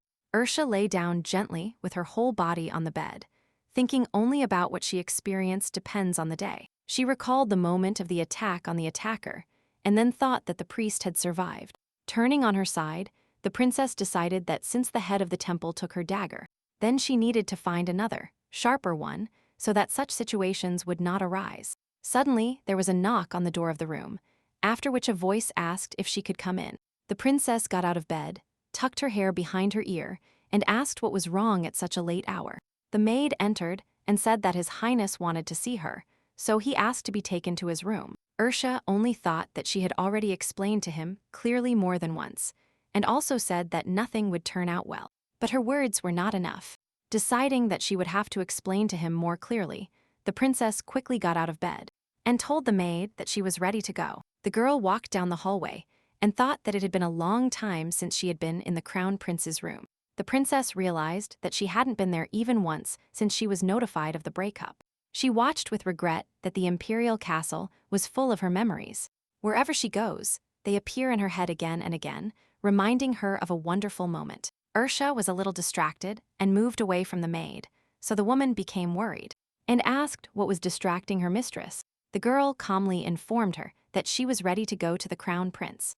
The room that brought her the most memories was his room, where they often spent time together. Every time she entered his room, something special happened that sank forever into her heart. The maid announced that she had brought the princess, and meanwhile the girl thought her heart was about to jump out of her chest. Upon entering, Ursa immediately remembered all the good things they had ever done.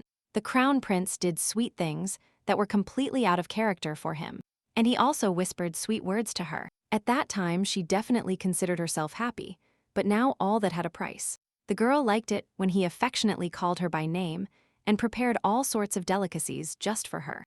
But now it made no sense anymore. Seeing Damian standing near the window, she asked him why he had called her. The crown prince greeted her after a bath, covering his body with a light robe. As soon as they sat facing each other, aromatic tea was served to her, after which she again asked why he had invited her. Small drops flowed from his wet hair directly onto his bare chest, lightly covered by a robe. He didn't answer her for a while, so the girl asked the same question again. It seemed to her that he wasn't going to talk to her at all, he just wanted to look at her. She was prepared even for this case, so she asked if he had been with Lady Lortella. The crown prince continued to look at her silently, showing no reaction. Ursa took a sip of her tea and thought that most likely he didn't know about the relationship between the high priest and his new fiancée, but even if he knew, he couldn't do anything about it. The boy laughed, stood next to her, and said that she was still the same as before. He asked her with a smile if she was really going to pretend that she didn't care about everything. Seeing the expression on her face, the crown prince said that this was exactly what he was talking about. Lifting her chin, he added that he saw before him a face that did not care about him. Ursa tried to figure out what exactly her ex-fiancé was thinking about at that moment. She suggested that he was afraid of what Lady Lortella might say in high society. Suddenly regaining her senses, the princess asked him to take his hand off her face, reminding him that they were no longer together. To his question of whether she really wanted this, the girl said she didn't want to repeat it twice. She added that he should immediately withdraw his hand and go to his princess. Damian pressed her against the sofa and asked if even now this girl was still bothering her. He was also concerned about why she kept calling him Your Highness. He grabbed the sofa in his hand and then asked her why she was talking to him so formally, sitting alone with him in this room. The boy loudly asked her why she kept thinking about Lady Lortella, who took her place. He became enraged and asked her to answer the question of whether she was really going to leave the castle. Ursa calmly said that she was really going to do this, because there was no place for her in the imperial castle. The girl looked at him sarcastically and said that her desire to leave this castle was caused only by him, suddenly announcing the breakup, and that's why she had no reason to stay in this place. The crown prince said that he was less willing to answer other questions, but that he had something to say to this. Letting go of the sofa, he continued talking about how he thought things would be a little different when he called her to his room. But everything remained the same. The princess honestly told him that she had no idea why he was doing this to her. Ursa looked at him intently and asked him if that was all he wanted to tell her that night. Despair appeared on his face, but he still decided to find out if she was really okay, even though they had broken up with her. He explained that he thought under such circumstances he could ask about it. The girl said that he was talking as if he owned her, and then added that he was truly incorrigible. A wave of fury again boiled in the crown prince's soul, but he managed to suppress it in time. Turning around, he began to move deeper into the room, telling her that she was free to do what she knew. She couldn't take it anymore because she was very angry, because she had lived her whole life for him, who abandoned her in an instant. All his accusations, the way he denied everything, all his anger towards her, drove the princess crazy. Ursa watched for a while as Damian slowly walked towards the table. At some point, she overflowed and said that she didn't know at all what he was making up, but that she didn't need him anymore. She assumed that he still longed for her to tell him that she needed him. The princess got up from the sofa and asked if he was the one who decided to break up their relationship. The girl mockingly asked him why he was trying to involve her in all his unresolved problems. As soon as she turned around, Ursa explained to him that she would try to pretend that this conversation never happened. She added that she doesn't believe that the governance of the country should be entrusted to a person who is not willing to take responsibility for his words. A new wave of anger overwhelmed the crown prince, so he called her by her name loudly and severely. The princess got as close to him as possible and told him that this was her name. Ursa remembered that she was the one who almost gave him her name, and she was also his ex-fiancé. Damian looked at her silently, not knowing what to say in such a situation. The girl lamented to him, saying that she almost became the owner of one of the noble surnames of the empire. She suddenly stopped and thought that she was acting like an idiot because she was showing him her emotions. And in that situation, nothing could be changed anymore, but she couldn't hold back any longer. The princess explained that she kept her promise and did everything possible to become empress. Passing by him, the girl reminded him that she had followed his words, and he suddenly broke off the engagement. Feeling a surge of rage and indignation again, she turned around and started shouting at him. Before she had time to say a word, he suddenly took her hand and pulled her towards him. The boy squeezed her wrist tightly and told her that if she had asked him to reconsider his decision, everything would have been different. He asked her if she really thought that if she did as he said, then everything would be exactly the same. The princess asked in horror if he really blamed her, to which he replied negatively. She said that he dared not say such a thing when he did the same thing to her. The crown prince let go of her hand and said that she was too cruel to him. Damian explained that she could tell everyone that she had no more tears and then leave. Rubbing her choked hand, she fought back tears, but still told him that he was still just as selfish. Having said everything she wanted to say, the princess ran to the exit door to quickly leave this room. The prince was left completely alone, still not understanding why she was trying to blame him for everything that was happening. Ursa, meanwhile, pressed herself against the cold door of her room and continued to cry bitterly. Sobbing, she headed to her room, trying to analyze their conversation.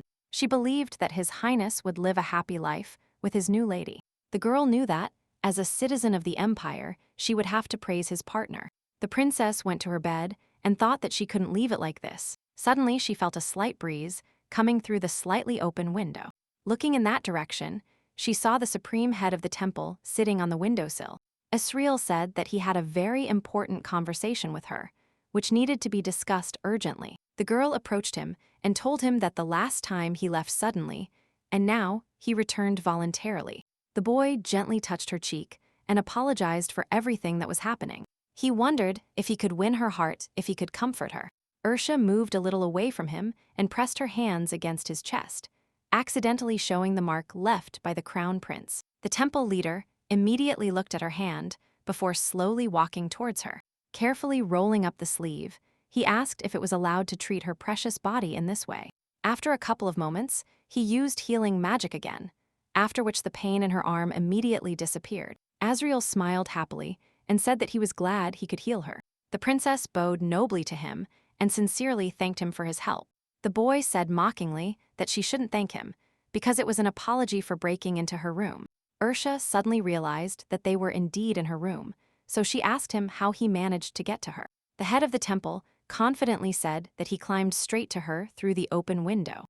The girl thought that she couldn't even imagine what he was capable of, because an ordinary person, and ordinary could not climb so high. Anticipating further questions, he explained that there was a tree next to the window, so it was quite easy.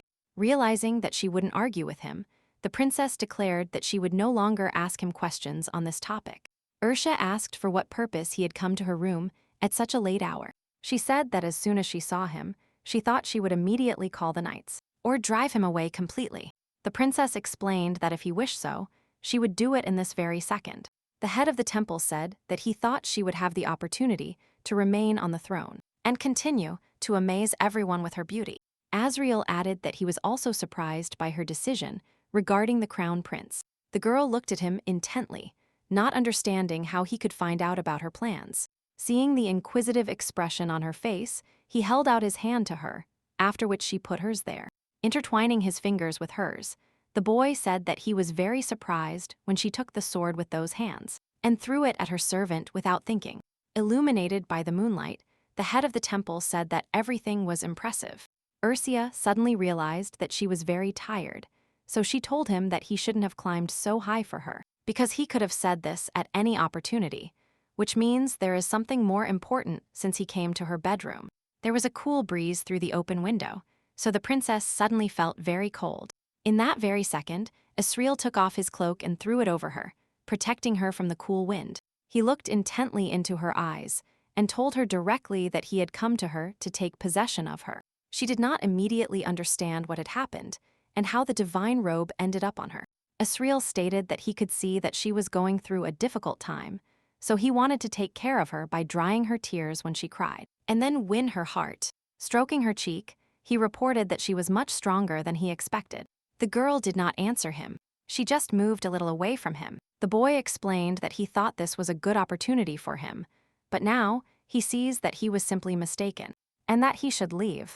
Ursa asked if this was really a warning to her, because he is capable of kidnapping her at any moment, and no one will find out, and he can also go to her room whenever he wants, so she considered this a warning, so that she doesn't do anything stupid. She saw no other reasons, because he asked her if her attitude towards him had changed, which means it was a warning. The supreme head of the temple reported that his expectations were wrong, and that the imperial family had locked themselves within the castle walls, so he thought she was a little bird who knew nothing about the outside world. But her swordsmanship told him otherwise. Or else, the girl asked him if he really thought she was a young lady who knew nothing about anything. He explained that before he thought the prince was the only talented and great person, but it wasn't easy for her either. Ursa asked him if he was really talking about the crown prince of a great empire. Azreel said that the young man definitely deserves respect if you look at the path he had to travel. The head of the temple accompanied her to the bed. While she talked about how everyone knew that the empire had flourished thanks to the reign of His Majesty, the Emperor. Sitting on the bed, she stated that this really happened thanks to his merits. The boy asked in surprise why she did this, if it was really true. She explained that Damian forced her to take the place of the empress. The girl was very sleepy, but before that she could stay awake for 2 nights in a row. In response to his words that she was very young, the head of the temple said that it sounded quite sad. The princess added that she never wants to think about it again because the past cannot be recovered. She wanted to sleep more and more, so she spoke slower and slower that she would never allow anyone to do this to her again. Azreel assumed that she was very tired and needed sleep, as she seemed to barely be able to stand. He told her that she felt very tired because her clothes exuded magical power. After laying her on the bed, the boy carefully covered her with a warm blanket, but he did not remove the cloak. In a dream, the girl said that things containing divine power should be registered as national treasures. The head of the temple said that the imperial palace does not administer the temple, so everything is fine. Besides, she doesn't need to worry about those things. Taking her hand, he reminded her that she was no longer destined to become empress. He asked her again if he could take her with him, since she was no longer welcome in this place. The princess had almost fallen asleep when she was suddenly disturbed by his low voice. And pleasant, the boy told her that if their thoughts were similar, then he was ready to take her right now. Ursa knew that she could take off her clothes at that very second and stop everything. She did not want to show that side of herself and did not want him to turn against her. Azreel reported that it seemed as if she wanted to be sung a lullaby and put to sleep. Covering her eyes with his hand, the boy again began to cast a spell, saying that he would come to her more than once. It was a long night because even after visiting the princess, the head of the temple went to complete the remaining tasks. His faithful servant caught the man for whom they came to the imperial castle. The guy explained that this man was one of those who lured priest students to extract information about the temple from them. The head of the temple looked at him intently and said that he did not expect to receive such news at all. His assistant asked if it was worth finishing the man off now. Azreel calmly said that this time he would spare his life because they needed to find his boss. Leaving the meeting place, he ordered them to find out everything about his boss and then make him beg for death. A maid from the imperial castle politely asked where His Eminence had taken his cloak. The boy smiled tenderly at her and told her that he had given his clothes to the Princess of Pesantria. The woman looked at him surprised, not understanding why he wouldn't do this for anyone now. The head of the temple asked her if she was doing her task well, to which she replied affirmatively. After listening to her attentively, he moved on and said that this was great news. The woman understood that this was disrespect to the princess, but she had to be loyal to His Holiness, who saved her sick son. She realized that this was a common trifle compared to the life of her little baby. The maid constantly saw how her mistress suffered from loneliness in the huge imperial castle. That night she saw the princess return to her room, crying bitterly. The woman decided to give up her beloved mistress and watch over her, observing her every move. The maid had no other choice, because otherwise her son might suffer a terrible death. The next day, the Pesantria princess woke up with a lightness in her soul that she hadn't felt in a long time. Sitting on the bed, she thought about what made her feel good. She noticed that next to her was a cloak with the coat of arms of the temple, decorated with temple motifs. The girl suddenly remembered that the supreme head of the temple came to see her last night. Ercia realized that this was not a dream, and then blamed herself for letting her guard down. After conducting research on the high priest, she only realized that it was difficult to find information about him. The princess once felt his warm divine power, after which she did not want to forget this wonderful feeling. After a while, she quietly observed what was happening in the courtyard, until the approaching girls interrupted her peace. They were carrying a box in their hands, indicating that accessories had been delivered to her. Ursa thought that maybe her mother had sent her a gift, but she didn't mention it in the last letter. And she wasn't the type of person who would just send gifts. The girl carefully examined the contents of the box, after which she ordered the girls who entered to help her with the try-on. One of them said that the necklace would look simply incredible on her, while the other added that every accessory she wore would be pleasing to the eye. The first ones reported that their mistress's pale skin was the envy of all the ladies of noble families. The princess immediately realized that their attitude towards her had changed in just a few days, which meant that everything had returned to normal. It was the girls who turned their backs on her when the prophecy changed, but she still found it hard to imagine a lady of the prophecy who looked less charming.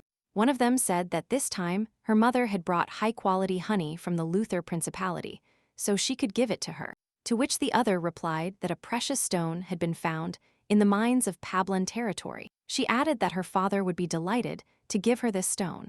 Ursa kindly said that she would be grateful for any of their gifts. Changing mercy for anger, she asked if it was the same gem they wanted to give to Lady Lortella. The girls were speechless, and then one of them said that precious stones should be with precious people. The princess looked at her with disapproval, realizing that it was useless to argue with them. The two girls assumed that someone was spreading false rumors about them, because they hadn't planned such a gift. Ursa knew that a rare and beautiful red gem that had never been seen before was found on Pavlin's estate. In fact, the count hid the fact that the stone was found a year earlier so that he could make money from it.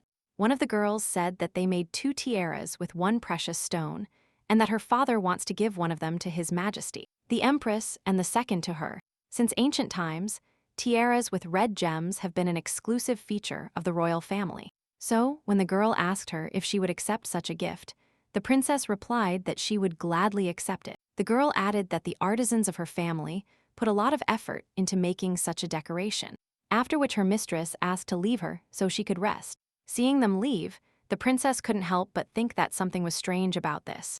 Although Lady Lortella had become a taboo subject in social circles, it is possible that they still didn't see her that way. Looking at the sent jewelry, she firmly decided that the sender was clearly not her mother, because it didn't resemble her at all. Ursa thought that it was impossible for the imperial family to simply abandon the child of the prophecy.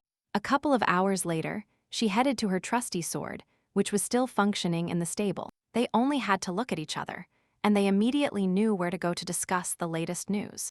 The princess informed Ash that she needed to know what exactly happened in the castle. She added that lately they had been seeing each other a lot, so they should act differently. After which she pointed to a scarlet heart-shaped brooch and said that if anyone found out who it was, he would be in trouble. So the next time she needs him, she will use this brooch. The boy said that the item is very beautiful and immediately attracts attention, and it also suits her very well. The girl asked him if he was too busy these days, and then suggested that he should rest a little, because after lunch, she would take the horses for a ride. Ash, concerned, told her that he was fine and that she shouldn't bother so much. His trusty sword lowered his head shamefully and declared that it was the least he could do for her. He added that this time, he could not find any more information about Lady Lortella and the high priest. The princess explained that she had entrusted the collection of information to her father, because he had already done a lot, but now she was interested in knowing if he had heard any rumors lately. The boy seemed to know something, but he was afraid to tell his mistress. Ursa knew very well that rumors usually spread from the lowest to the highest, so her father placed Ash in a low position. He explained that the court ladies had been behaving strangely for several days. Despite everything that happened, they again started behaving as if she were the crown empress. He started speaking indistinctly that he was still not sure what they were saying about her. Ash revealed that there were rumors that His Holiness had chosen her as the next saint. In the Empire, a saint had 2 meanings. The first is a person who possesses divine power, and also a being who cares about the safety of the people. In the second sense, this was the name given to the wife of the Holy Father. But even if a person belonging to the temple wanted to get married, they would not be allowed to do so, because it was forbidden. The only one who could arrange whatever he wanted was the new supreme head of the temple. Ash was surprised to assume that His Holiness wanted to make her his wife. Ursa immediately realized that Azreel most likely started this rumor on his own. The boy offered her his help, saying that he could distract the public from this, to which she told him that he should not think about these rumors. She explained that she would meet the head of the temple personally soon and ask him about this situation. But now it was worth thinking about how to use it correctly. Ursa reasoned that these rumors were only for her advantage, and since this rumor was not official, then it wouldn't harm her. Compared to the status of the abandoned former crown empress, the status of a saint was much better. His trusty sword lowered his head again and sadly asked her if she had divine power. The girl replied negatively, to which he affirmed that he never stopped thinking that she could be a saint. The boy asked in surprise if she didn't think that all that was absolutely wrong. The princess said that then, as now, it was about a simple attempt to choose someone based on political interests. In her time, marriage was rare, and even more so, marriage for love, but her trusty sword apparently thought otherwise. He said that he no longer wanted to see her as a hostage in an unwanted marriage, and that he would also try to do everything possible to prevent this from happening. The girl suddenly thought that maybe it wasn't her wish to marry the crown prince. She realized that at some point she took the marriage with him for granted, because she didn't care whether she wanted him or not. Ursa knew that initially she only wanted to be close to the future emperor. To his question of whether he knew that it was just rumors, the boy replied by asking her if she knew at least one way to deal with this alone. Realizing that he would contradict his mistress, Ash lowered his head again, trying not to show his embarrassment. The girl approached him and stroked his cheek, telling him that this was a useless conversation, to which he replied that it was his mistake. The princess said that he was talking about this because he was worried about her, and that there was nothing to it. She patted him on the head and told him that she wanted him to take care of himself first. The boy shamefully told her that it was okay, because that was his job. Ursa asked him to tell her if he suddenly found it difficult to carry out his duties. She added that her father hadn't said anything, but she believed that there were a couple more spies hidden in the castle. His trusty sword said that he would try harder, because it was not difficult for him at all. He explained that since he couldn't help, now he was forced to watch her only from afar. And this saddened his heart. Ursa listened carefully to his speeches, after which she smiled gently and said that she couldn't even imagine how grateful she was to him. She said that she couldn't do anything while he was taking care of her from afar, which means he couldn't always help her in difficult times. When she first arrived at this unknown castle, Ash arrived there with her. And now she doesn't even understand how much he helped her with this. She said that if it weren't for him, it would be completely different now, to which he asked her not to say that. The boy, embarrassed, said that she could have achieved the status of fiancé without him. Ursa looked at her trusty sword with even greater gratitude, not understanding how such a wonderful person ended up by her side. Seeing her sincere and pure look, Ash blushed even more, after which he tried to hide his embarrassment. He coughed quietly, and then slowly began to walk closer and closer to her. Even more embarrassed, the boy explained that he lives only for her, so she can use him as much as her heart desires. Blushing even more, he sincerely said that he was ready to give his life for her, because for him, it would be the greatest happiness. The princess took his hand and gently asked him not to talk like that in front of her again.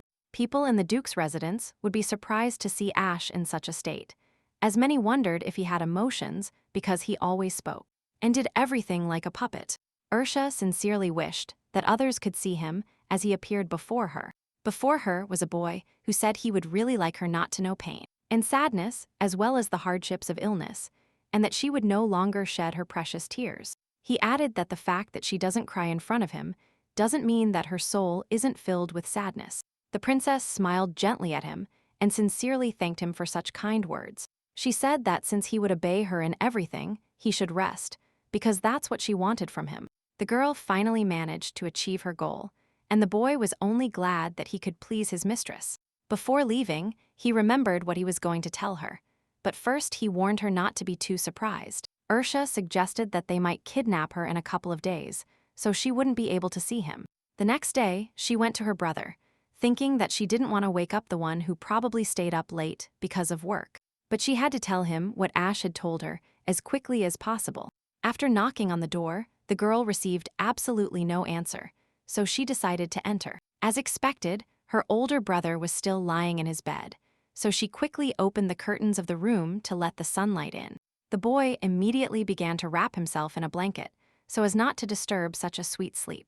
Ursa approached him and told him to get up, because he himself knew very well that she wasn't dreaming about him. Riaz got out of bed and said that of course he was glad to see her, but that she arrived too early. The girl said that the high priest personally came to her room last night. The brother's sleep quickly disappeared, because he did not expect to hear such words at all. She reported that the boy approached her and told her that he had something to talk to her about. When she asked what he meant, the younger sister said that they could never talk, but that if he wanted to talk to her, then he should have officially invited her. The older brother said that he didn't know what kind of person he was, so being alone with him was very dangerous. And the girl, meanwhile, thought that she shouldn't tell him that she fell asleep in front of him. After a while, tea and cakes were served to them, after which she said that the head of the temple looked younger than she thought. Recalling his facial features, she began to realize that she had fallen under his magical charm. Ursa explained that, in her opinion, this man was truly dangerous because he was different from other priests. Riaz revealed that previous high priests were quite incompetent in their powers. High priests are usually quite lenient and kind. With rare exceptions, they are capable of reprimanding someone and are not particularly sociable. They were afraid of being hated by someone because they were among the few who held absolute power.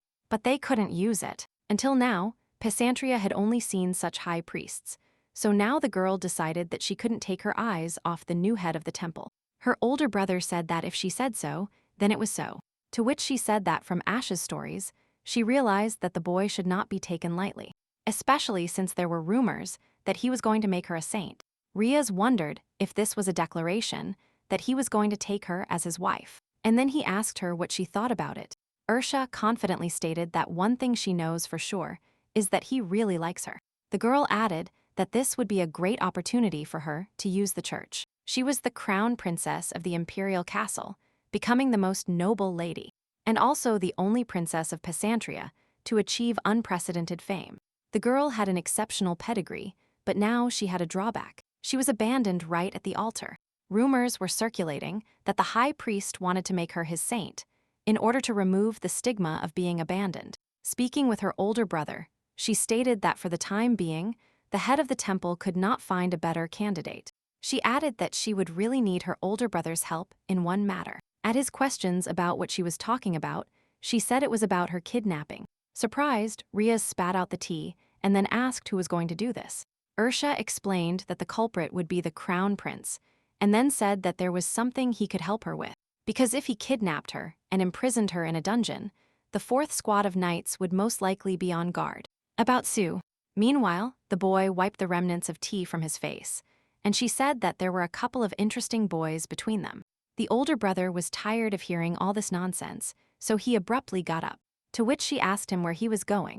Riaz asked her why she thought he was going to kidnap her, to which she replied that if she were in his place, he would try to keep someone like her with him. He sank into the chair, covered his face with his hand, realizing that it was just a guess.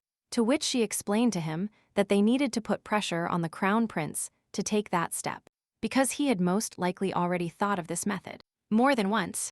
At that point, his only option to imprison her was to frame her for a crime. And then, gradually, he would begin to win her over to his side. The princess stated that, in the first place, there will always be a couple of people by his side. And also recently, there was a scandal because the prince of the kingdom of Ashura imprisoned a commoner with whom he was unrequited. In love, he added that he was sure that this story was already circulating in the castle, and the crown prince would soon arrive. The older brother looked at her intently and asked if she was really going to do this on purpose. The girl explained to him that she wanted to check something else, but she wouldn't tell him yet. Riaz stated that he had absolutely nothing to say in response to her words about being kidnapped by the crown prince. He assumed that this time, she was not going to return with him to the duke's mansion. To his question about why she decided this way, Ursa explained that she thought it would be better this way. The boy asked her what would happen if he refused to help her, to which she replied by asking him what he would do in her place. The older brother said that if her soul wanted to stay in the castle, he couldn't stop her. The princess said that she simply didn't want to leave her affairs in the hands of other people. Initially, she was supposed to bring stability and security to the empire. This was her main task. However, now she wanted to improve absolutely everything in the imperial castle, where she lived for so many years. In response to her indignation that if she wanted to return, she would have returned long ago, the girl replied that she initially planned this because she accepted their separation as the will of God. She explained that it was still a cunning plan of someone, and the one who dared to touch Pesantria, the one who displaced her from her place and disgraced her in the eyes of the people, must be punished. Riaz said that if she returned to the duke's mansion now, she could take a break, and he would take care of everything, because her mother and father were always behind her. He added that if she decides to take a break, no one will say a word to her, but if she has made a decision, then he will not be able to persuade her. The princess sighed lightly and said that she didn't want to tell him twice. Ursa told him that for now, she is not planning to return on behalf of the duke, and this was her final answer. At lunchtime, she sat at her desk and thought that her brother was right. Because her whole life she had been rushing around, She shouldn't have been in this position, because she was supposed to occupy the most prestigious position in the empire, but she simply accepted the burden and never complained. The same thing happened when she began to manage the affairs of the imperial family on behalf of the emperor and the sick empress, because she simply considered it for a long time. Then she had to help the crown prince strengthen his position. At the same time, Alfred tried to do everything for the good of his status, because despite the crown prince winning, the boy still went through a lot. The second prince could only avoid death by renouncing the imperial surname and then going to war while trying to help the exhausted crown prince. Leaning back in her chair, the princess reasoned that she had never thought about resting. Since childhood, she looked forward to the day when she could return home, because for her it was a major event that happened only once or twice a year. She often thought about this, but still didn't understand why such an absurd ban on visiting her parents' home existed, and why it hadn't seemed strange to her before. A soft knock was heard on the bedroom door, after which she invited the guests to enter. Two girls entered the room bringing with them an envelope with a letter. Upon opening it, Ursa read that the high priest had sent her a letter and arranged a promised meeting if she could dedicate time to him. Suddenly, she realized that a whole week had already passed, and she still hadn't returned the cloak. The princess sadly thought that she deeply regretted losing the warmth of his robe. The girl thought if she could buy it, and then decided that such a valuable thing could not be bought with money. She quickly wrote a letter, sealed it, and handed it to the girls, telling them to deliver it personally to the high priest. Upon leaving the room, the girls began to whisper that the rumors were true. Ursa decided that the rumors were already spreading throughout the palace, but they didn't even know who the high priest was yet. Suddenly, she thought that the empire's foundation feast would soon take place, one of the few great days on which the temple played an important role. For the time being, the identity of the high priest is shrouded in a veil, and at the festival, Azreel will have to reveal his identity. The princess believed that she would also learn the truth only at this festival, in honor of the empire. She reflected that she would never have guessed that he was actually the high priest, because he was too young and good-natured. Ursa decided that at that moment, there were people she should worry about more than him. Since she and the crown prince broke up on the day of the celebration, she had constantly thought that he would soon want to return everything to her. Damian was completely inactive, so it seemed to her that this was even better. Ursa was worried that he was actually making up an excuse for her rude behavior that night. There was a deep silence in the room, which she could finally enjoy. The girl understood that she should not send a letter to her parents, because they could catch her at any moment. Deciding that they themselves could establish a connection with her, the princess continued to enjoy the silence. Her older brother went to an audience with His Majesty the Emperor, so she decided to read a book. Because the last time she took time for herself was only in childhood. There was another knock on her room, after which Alfred's voice was heard asking her to let him in. Ursa kindly informed him that he, of course, could enter her room. The second prince very carefully opened the main door and then headed into the depths of the dark room. As he approached her, he began to say that he only wanted to see her, so he came. To her question of whether he could stay with her, the girl replied that she could not refuse him, but that she was going to rest. She asked him if the princess really wanted to read, to which she informed him that she was going to find something suitable. Alfred enthusiastically asked her if he could recommend a book to her, to which she replied that the last time she read a book was about the history of the empire, so now she doesn't even know what she wants to read. The boy suggested that she might be interested in reading novels, and Ursa sarcastically said that the only thing she does is dream about books about girls getting into love stories. He was a little embarrassed, but still enthusiastically decided to find a suitable book for her, because there were many books in the imperial castle library. As soon as they entered the library, the second prince immediately went in search of a suitable book in his opinion.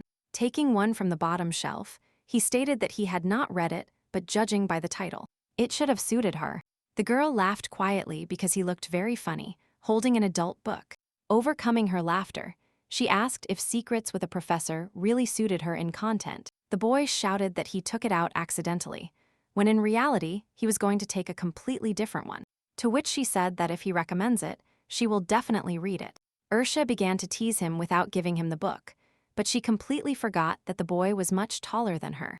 Moving away from him, the princess slipped and the book fell from her hands, but Alfred managed to grab her by the waist in time. The boy gently squeezed her against him and asked if everything was all right with her, to which the girl replied affirmatively. He again told her that he wanted to buy a completely different book, and the girl thought that such strange situations and ambiguous had already become a hobby for him.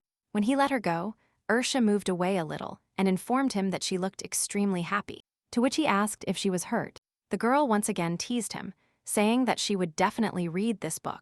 And the boy, meanwhile, grabbed the book and said that he wouldn't like it at all. He accidentally heard a knock on the window, so he decided to return to his room for a while. Ursa warned Alfred that he needed to leave, after which he returned. The princess saw a dove sitting on her window, to which a note was again tied. From the letter, she realized that the rumors had already spread to the Duke's domain, and his family had most likely started verifying them because her father had eyes and ears everywhere, so the news quickly reached them. She didn't believe that the Duke's investigation was successful, since the matter concerned the high priest himself. At the end of the letter, she noticed her mother's handwriting, who asked her to get a book containing records of the corruption of the aristocrats. The book, which detailed all the bribes, corruption, and sins of the imperial family. It was located in the imperial library, which only members of the imperial family could access. The girl tried to understand why her mother needed this book, because if she wanted to get rid of some family, then the book wouldn't be necessary, because she could use the Duke's influence to arrange an accident or create a dangerous situation. Alfred suddenly entered the room asking if something had happened to her, to which she replied that she had long since not noticed that he was gone.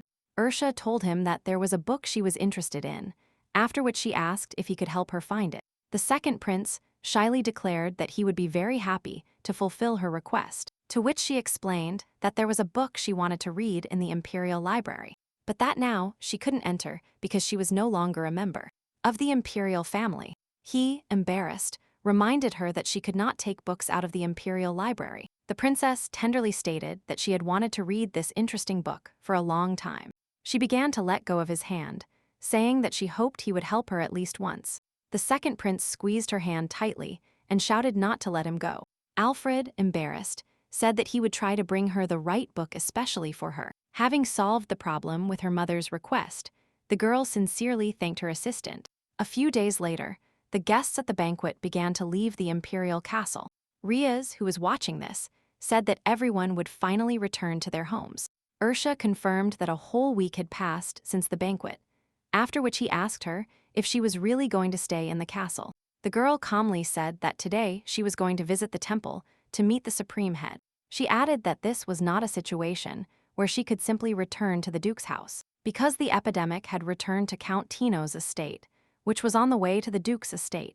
Ursa became very frightened and asked if something serious had happened. The older brother told her that he was not susceptible to this disease, but that it would be dangerous for her to pass through this territory, because according to statistics, 1 in 2 people died. She asked if the Empire had sent aid to quarantine the kingdom. The girl suddenly realized that she was interfering in the affairs of the Empire again, so she immediately stopped and admitted that it had become a habit.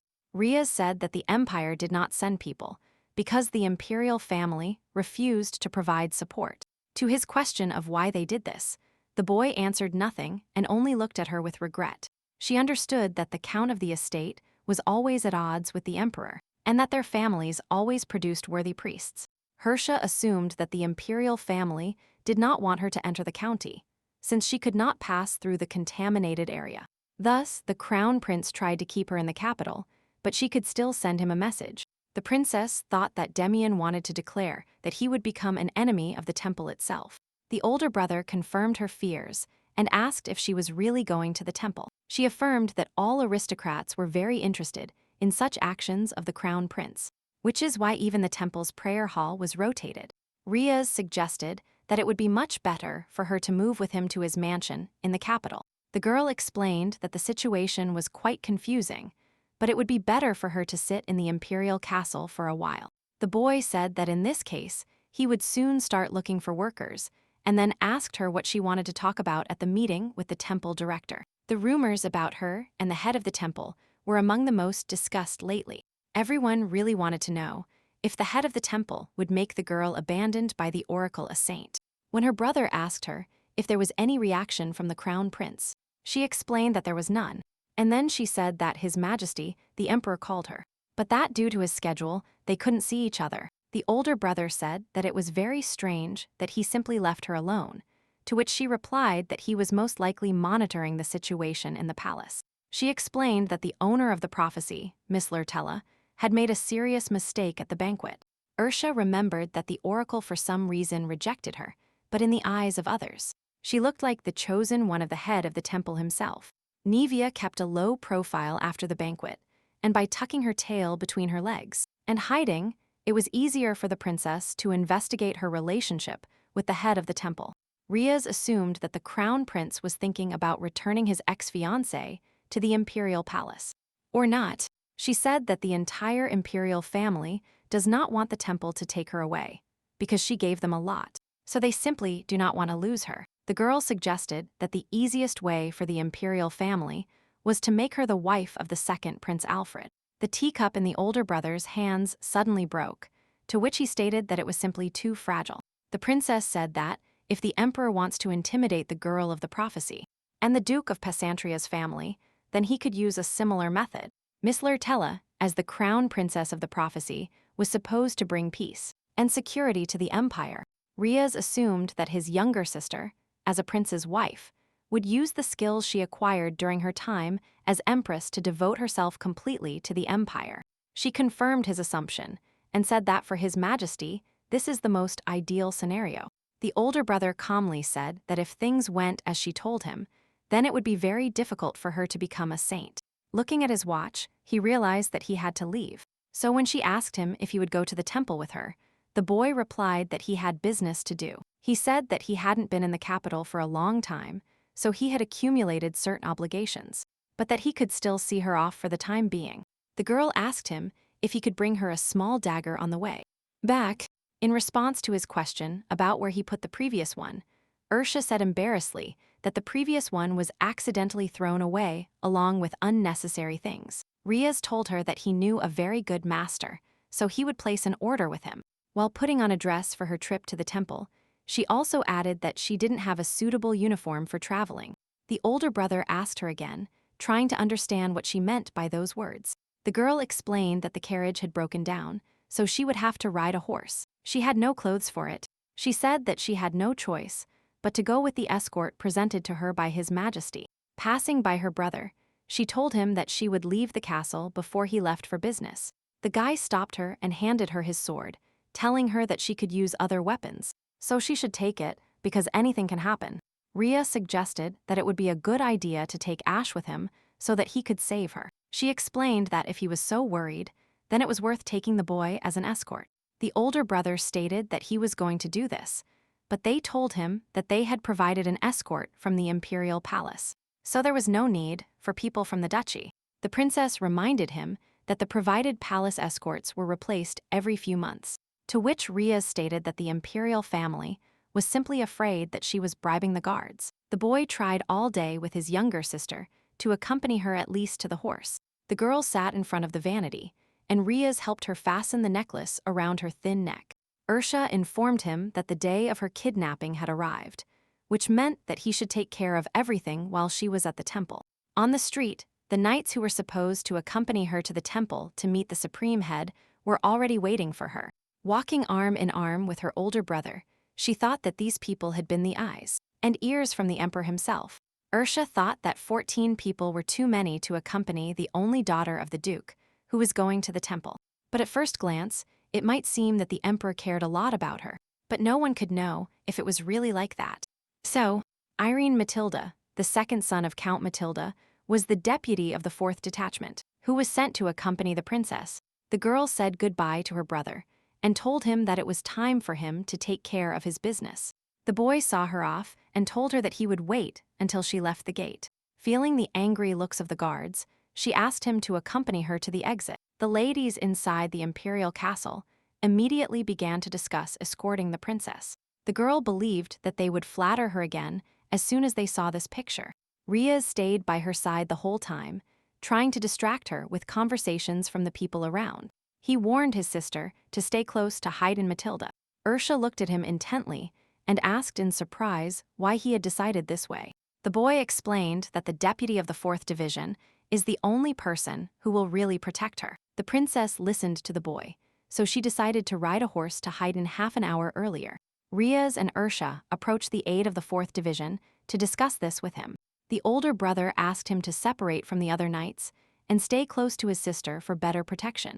The man wanted to be indignant, but the prince's menacing look made him instantly change his mind. Having calmed down, Riaz calmly asked him again, hoping that he would understand. Irene listened to his speech about only being able to trust him, which is why he was leaving his sister to him. He quickly agreed, so now the princess was riding her horse behind him.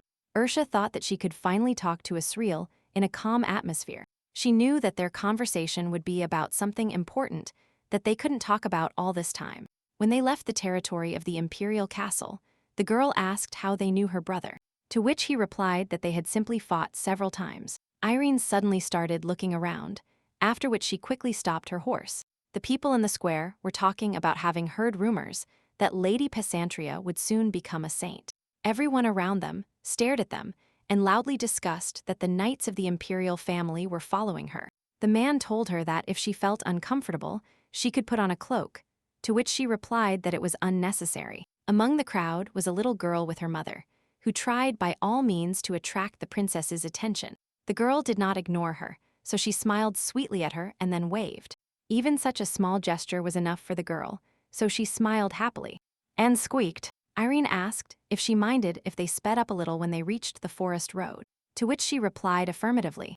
Pressed against his back, Ursa thought that it was good to show herself to the people, but the fact that she was sitting behind the knight was damaging her reputation. Very soon they reached the temple, at whose gates the guards blocked their way. The deputy of the 4th squad of knights became furious, intending to find out what all this meant. The princess placed her hand on his shoulder, telling him that everything was fine, and then showed herself to the guards. The boys quickly realized who exactly was in front of them, so they immediately rushed to open the door. They said in unison that they did not recognize the precious guest, but now they see who exactly came to them. As she ran her fingers through her hair, she thought that the pink color of her hair demonstrated her status. Only once, when she and the prince secretly left the palace, there was a big fuss because the people around revealed their faces. After this incident, she and the crown prince could no longer leave the palace under cover. The girl involuntarily thought that in such a context her recognition was very convenient. Upon meeting the supreme head of the temple, Ursa was forced to walk through the temple. Before becoming the heroine of the prophecy and the crown princess, involved in politics, the temple and the imperial palace were in serious conflict. Irene bowed to her and told her that she would go to fulfill her instructions regarding a separate horse, and that if she needed anything, she could safely call other knights. As soon as he left, the princess went to the clergy and told them that she was very happy to meet them. One of them made a polite bow and then stated that they were looking forward to her coming to them, after which he added that His Holiness was waiting for her. Initially, the temple was snow-white and clean without a single decoration, but now there were many beautiful statues around. The man explained that all these changes were made by His Holiness because this was a place of worship to God, so he had to summarize his sincerity. Ursa looked at the marble statues with interest and said that the temple had really been transformed. As soon as she finished examining the interior, the clergyman announced that she could go to the supreme head of the temple. The boy was very happy to see her, so he immediately said that they hadn't seen her for a long time. The girl bowed nobly to him and told him that she had come to meet him at the call of heaven. Azreel also greeted her politely and added that God himself was blessing her. Sitting on the sofa in front of him, the princess declared that she and he were not strangers, so there was no need to observe formalities. He agreed with her and said that she was clear that she wanted to tell him many things. Ursa declared that she would be very interested to know why he spread such rumors. The supreme head of the temple asked if she didn't like being the center of attention in such a good way. The boy assured her that thanks to these rumors, the imperial family should be very excited. He added that with this, her honor was also restored, since everyone now bowed to her. Azreel looked at her intently and asked if she was not satisfied with this result. The head of the temple said that if she wished, he could do the same in the future, so she shouldn't worry since he was trying to do it for her. The girl reminded him that he hadn't asked for her opinion on the matter, and that she didn't like such unilateral actions. But she herself thought that even though she actually liked his idea, the fact that he did it without her knowledge didn't make it so. Not convenient for me. The boy said he was extremely surprised that such a strong lady lived like a puppet of the emperor. Ursa decided that he was behaving this way on purpose because she was not obeying him. So she told him that if he was going to continue the conversation in the same spirit, then she would return to the castle. Azreel gently touched her hand and told her that she should not be in such a hurry. The princess realized that just as she needed him, he needed her, which meant that she should be a little more generous, so she said that they should drop the useless talk and get to the point. The supreme head of the temple looked intently, and in the meantime she said she wanted to tell him something urgent. He quickly composed himself and declared that since she wanted to get straight to the main point, he would not ramble. Looking at her tenderly, the boy asked her if she had thought about being his. Regardless of whether divine power exists or not, the very fact of the existence of the saint had great symbolic meaning, because she, as the head of the temple, showed her face only at important events. The girl asked him if he was really inviting her to become a man of the temple. The boy confidently explained that this title has a slightly different meaning. He began to reason that, after all, the rumor that she would become a saint was true. In any case, for the vast majority of the empire's aristocrats, marriage was a kind of transaction where one looked, calculated, and studied the other party. In response to her question about what he would do if she refused, the boy asked her a counter-question about whether she could really answer that way. Ursa actually had other options for marriage, but the head of the temple took the initiative into his own hands. She knew that when the enemy took the initiative, she needed to hide her weaknesses even better. Ursa once again asked him if he understood the meaning of appointing her to the place of a saint. Azreel wondered if it was possible that he, the head of the temple, didn't know this. The girl told him this because he was losing sight of the meaning of this act. She recalled that the holy place until now had been an unofficial post, because it was always empty unless something really important happened, and His Holiness was going to put the crown prince's ex-fiancée in this place. The supreme leader of the church said that he perfectly understood what she was trying to do. After looking at her intently, he asked again if she really couldn't know. He said that if things were like that, she would have to kneel before her ex-fiancé. The man added that in this case, Miss Lurtella would climb the path she had paved all by herself. Azreel spoke of how she would have to bow her head to the crown prince who, fearing the oracle's change, broke off the marriage agreement with her. The girl listened to him attentively, and he continued by saying that he was offering her a status with which she did not have to kneel before the crown prince, that he was only using her. He wondered if giving her something like this would not be enough. Ursa did not stand on ceremony and asked what she would receive in return for this marriage. There were many more people who wanted the position of temple head's partner than those who wanted the position of empress, because not even the emperor can be careless with this position, whereas a person who holds this status doesn't even need to perform the duties of the imperial castle. And it is also quite natural for people to follow the temple, so this was the best option for her, perhaps even by handing over the entire empire or even searching in other countries. It will be very difficult to find a partner like Azreel. The current head of the church did not seem incompetent to her, so she tried to understand what he wanted to achieve by making her his partner.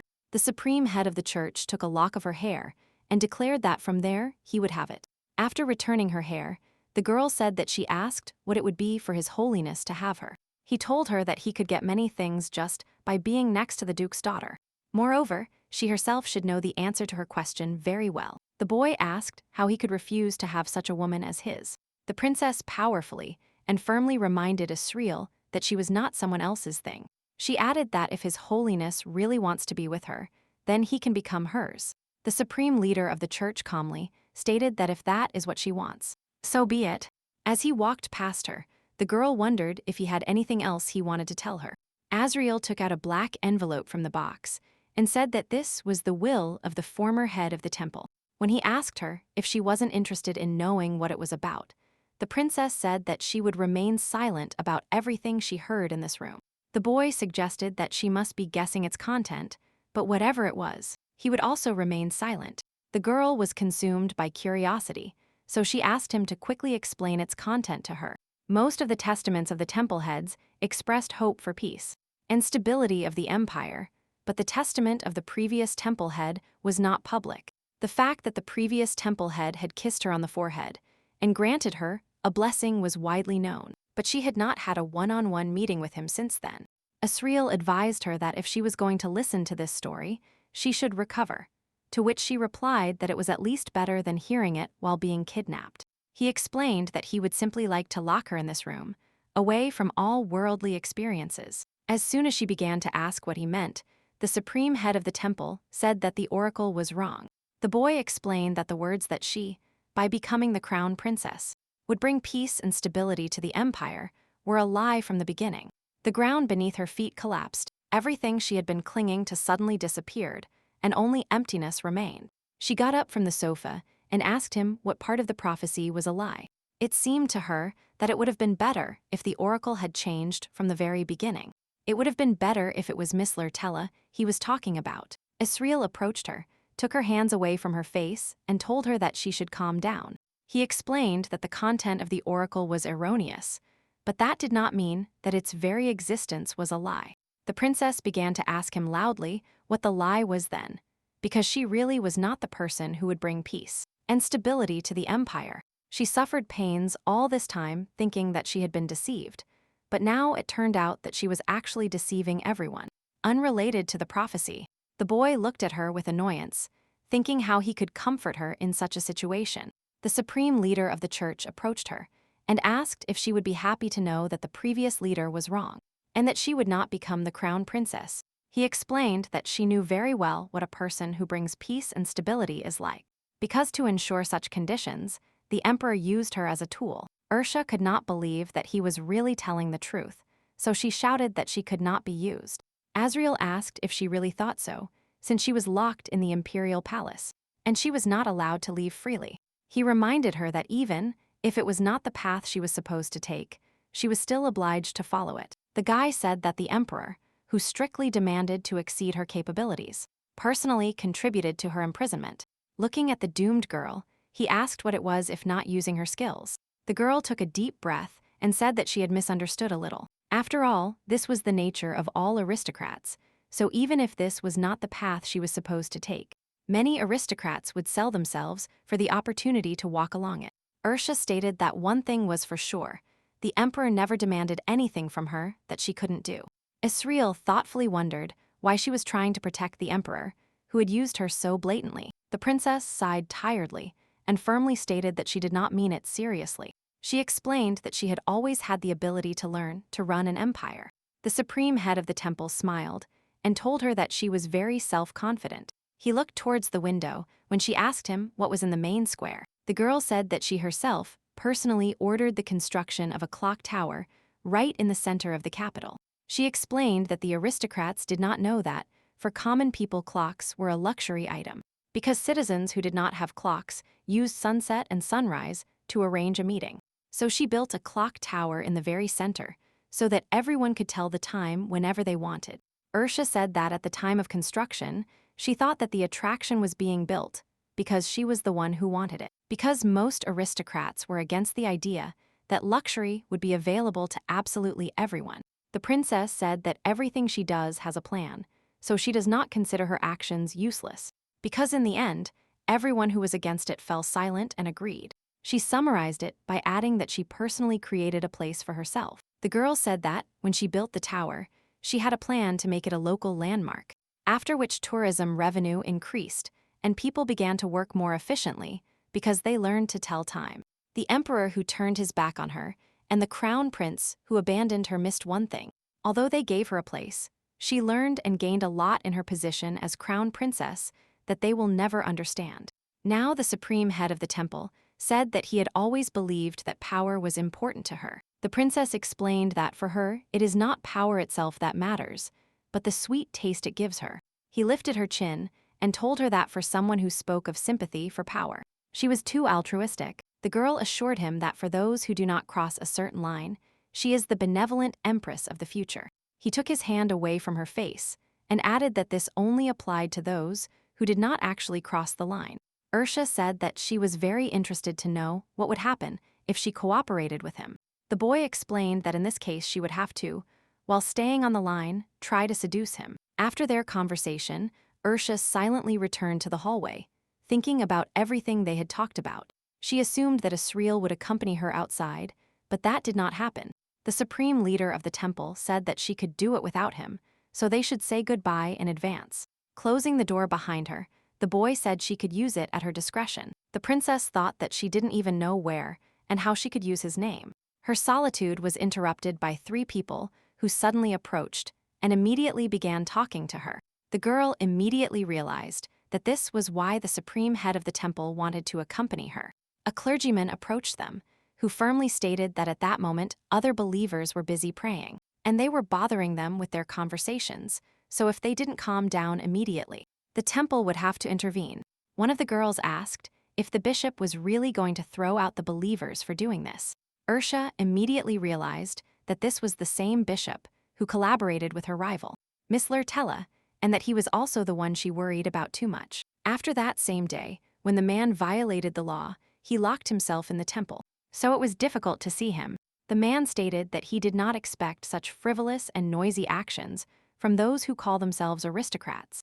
One of the ladies told him that most likely he had fainted because he only dealt with commoners. The 3 began to say that no one had seen him use holy power recently, which meant that he must have died soon.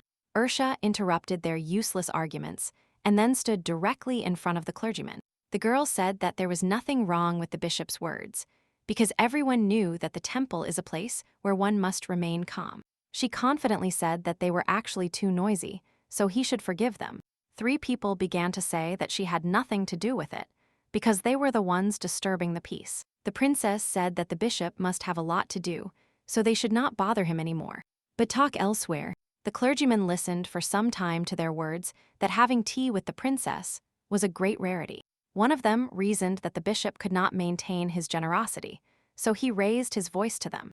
The young people believed that compared to him, the princess seemed wiser. Sitting at the tea table, one of the girls reasoned that she didn't even know which of them was Mercy, because the bishop had clearly overstepped by raising his voice in the presence of the princess. The girl continued that, along with the change of the temple head, the atmosphere also changed. But nothing can be done about his pride, because the new temple head is an outstanding person. That's why the bishop is nervous.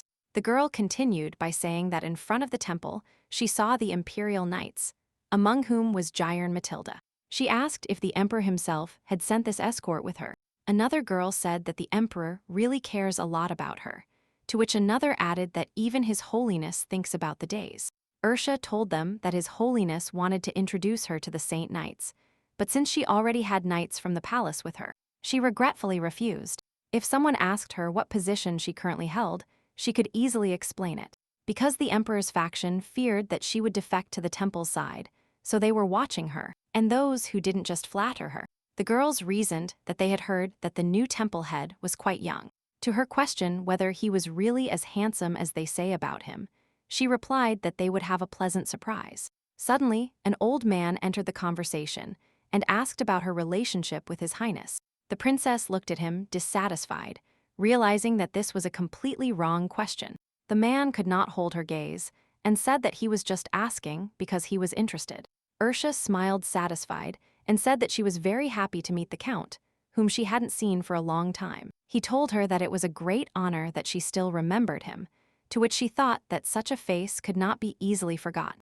Whenever she was about to take a breath at a formal event, it was he who approached her and started a conversation. It was not strange that, as a member of the emperor's faction, he was interested in her relationship with His Highness, since his family's influence was not very high, so not even the emperor particularly remembered him. The man explained that everyone is very interested in knowing about her relationship, although they try to hide it because she still resides in the crown prince's castle. He added that even though the time had come for the crown prince and Miss Lurtella to announce their engagement, no movement was observed, and she thought that this was the main reason why His Majesty the Emperor did not notice the count, because he does not separate what can be said and what cannot be said.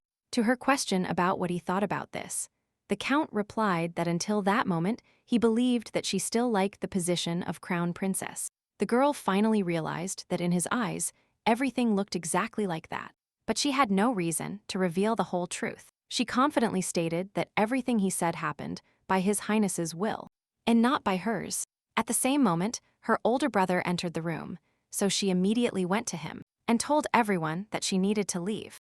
All the people sitting at the table looked in her direction, their mouths open in surprise. Irene was already waiting for them on the street, telling them that she had prepared the most suitable clothes for riding a horse. He warned that he was worried that she might not like the suit, to which she replied that it looked great on her. Meanwhile, Riaz told her that, as she asked, he had prepared horses for them. Ursa said that all the imperial guards could return first. The men bowed to her and nobly said that they were very happy to accompany her. Until they got far, the princess whispered to her brother that His Majesty himself had tried to introduce these knights to her, to which he agreed with her. After a while, he had already put on a suitable suit and then patted his horse. Riaz approached her and told her that he thought her hair might get dirty, so he prepared a hat for her. The girl obediently put it on, after which the two set off, and her older brother said that it had been a long time since they went out together. To his question whether she knew how to ride a horse well, the princess replied that it could not be called a good ride, but that she wasn't worried about it, because she couldn't be called Pesantria if she couldn't even handle a horse. The boy looked at her intently and told her that she should show him how to handle horses, and in his family, to which she asked him what skill she should have for him to recognize her. Immediately after these words, the girl spurred her horse, making the animal gallop. She sincerely praised her horse for its excellent speed and good skill at working with the rider. Suddenly, her older brother ran towards her and asked how she could go ahead if she didn't know the way. He drove a little further ahead and told her that she should follow behind him so as not to get lost. They remained silent for a while, after which he asked her if she liked this hobby. Ursa explained that she never thought riding a horse was fun, in response to his assertion that this could happen because she hadn't tried it before. The girl stated that she sometimes rode in the backyard. The older brother said that she looked cheerful now, so when she returns to the duchy, he will immediately prepare a horse for her. The princess was not used to anyone treating her kindly, so she shyly said that she would be grateful. She thought that when she returned to the duchy, she could ride a horse alone. The girl sincerely hoped that she could take Ash with her, who would take care of her horse with her. Noticing Riaz's gaze on her, she asked him to be a little more attentive to the path. She asked him what he would do if she fell off the horse, as it could endanger her life. The boy told her that he had already fallen off a horse several times, so he was not worried. He helped her off his, and in the meantime, she asked him how that could happen. The older brother reported that he fell off his horse several times during the battles of the war. Ursa said that he never answered her when she asked, so she could never understand why he participated in the war. She said that he got absolutely nothing for going to war, and all he got were just honors. And in the meantime, she thought that even without paying attention to the benefits, there was a reason why the only heir to the duke went to war. The guy didn't give orders from the rear and didn't participate in leading the army. He fought with a sword on the front line. The princess asked him if he had gained anything from this war, since he had gone there exposing himself to mortal danger. The older brother looked at her intently, understanding why she asked that question. Deciding to play a trick on her, he grabbed her hat and abruptly bowed her head down. The girl firmly stated that this time she should hear the main reason. The boy explained that there was no serious reason, to which she said that even if it wasn't serious, she still wanted to know. He informed her that if he had known the reason in advance, he would definitely have dissuaded her. So he said nothing, and then asked her what she thought about this.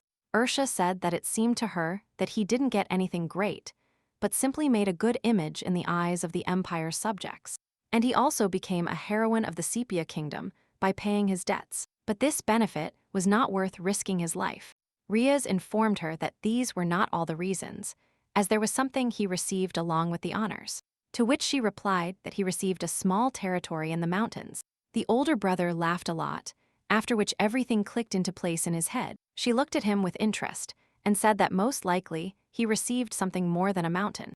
The boy explained that she had guessed correctly, because this mountain was sown with precious stones. The girl couldn't believe that the Sepia kingdom gave it away so easily.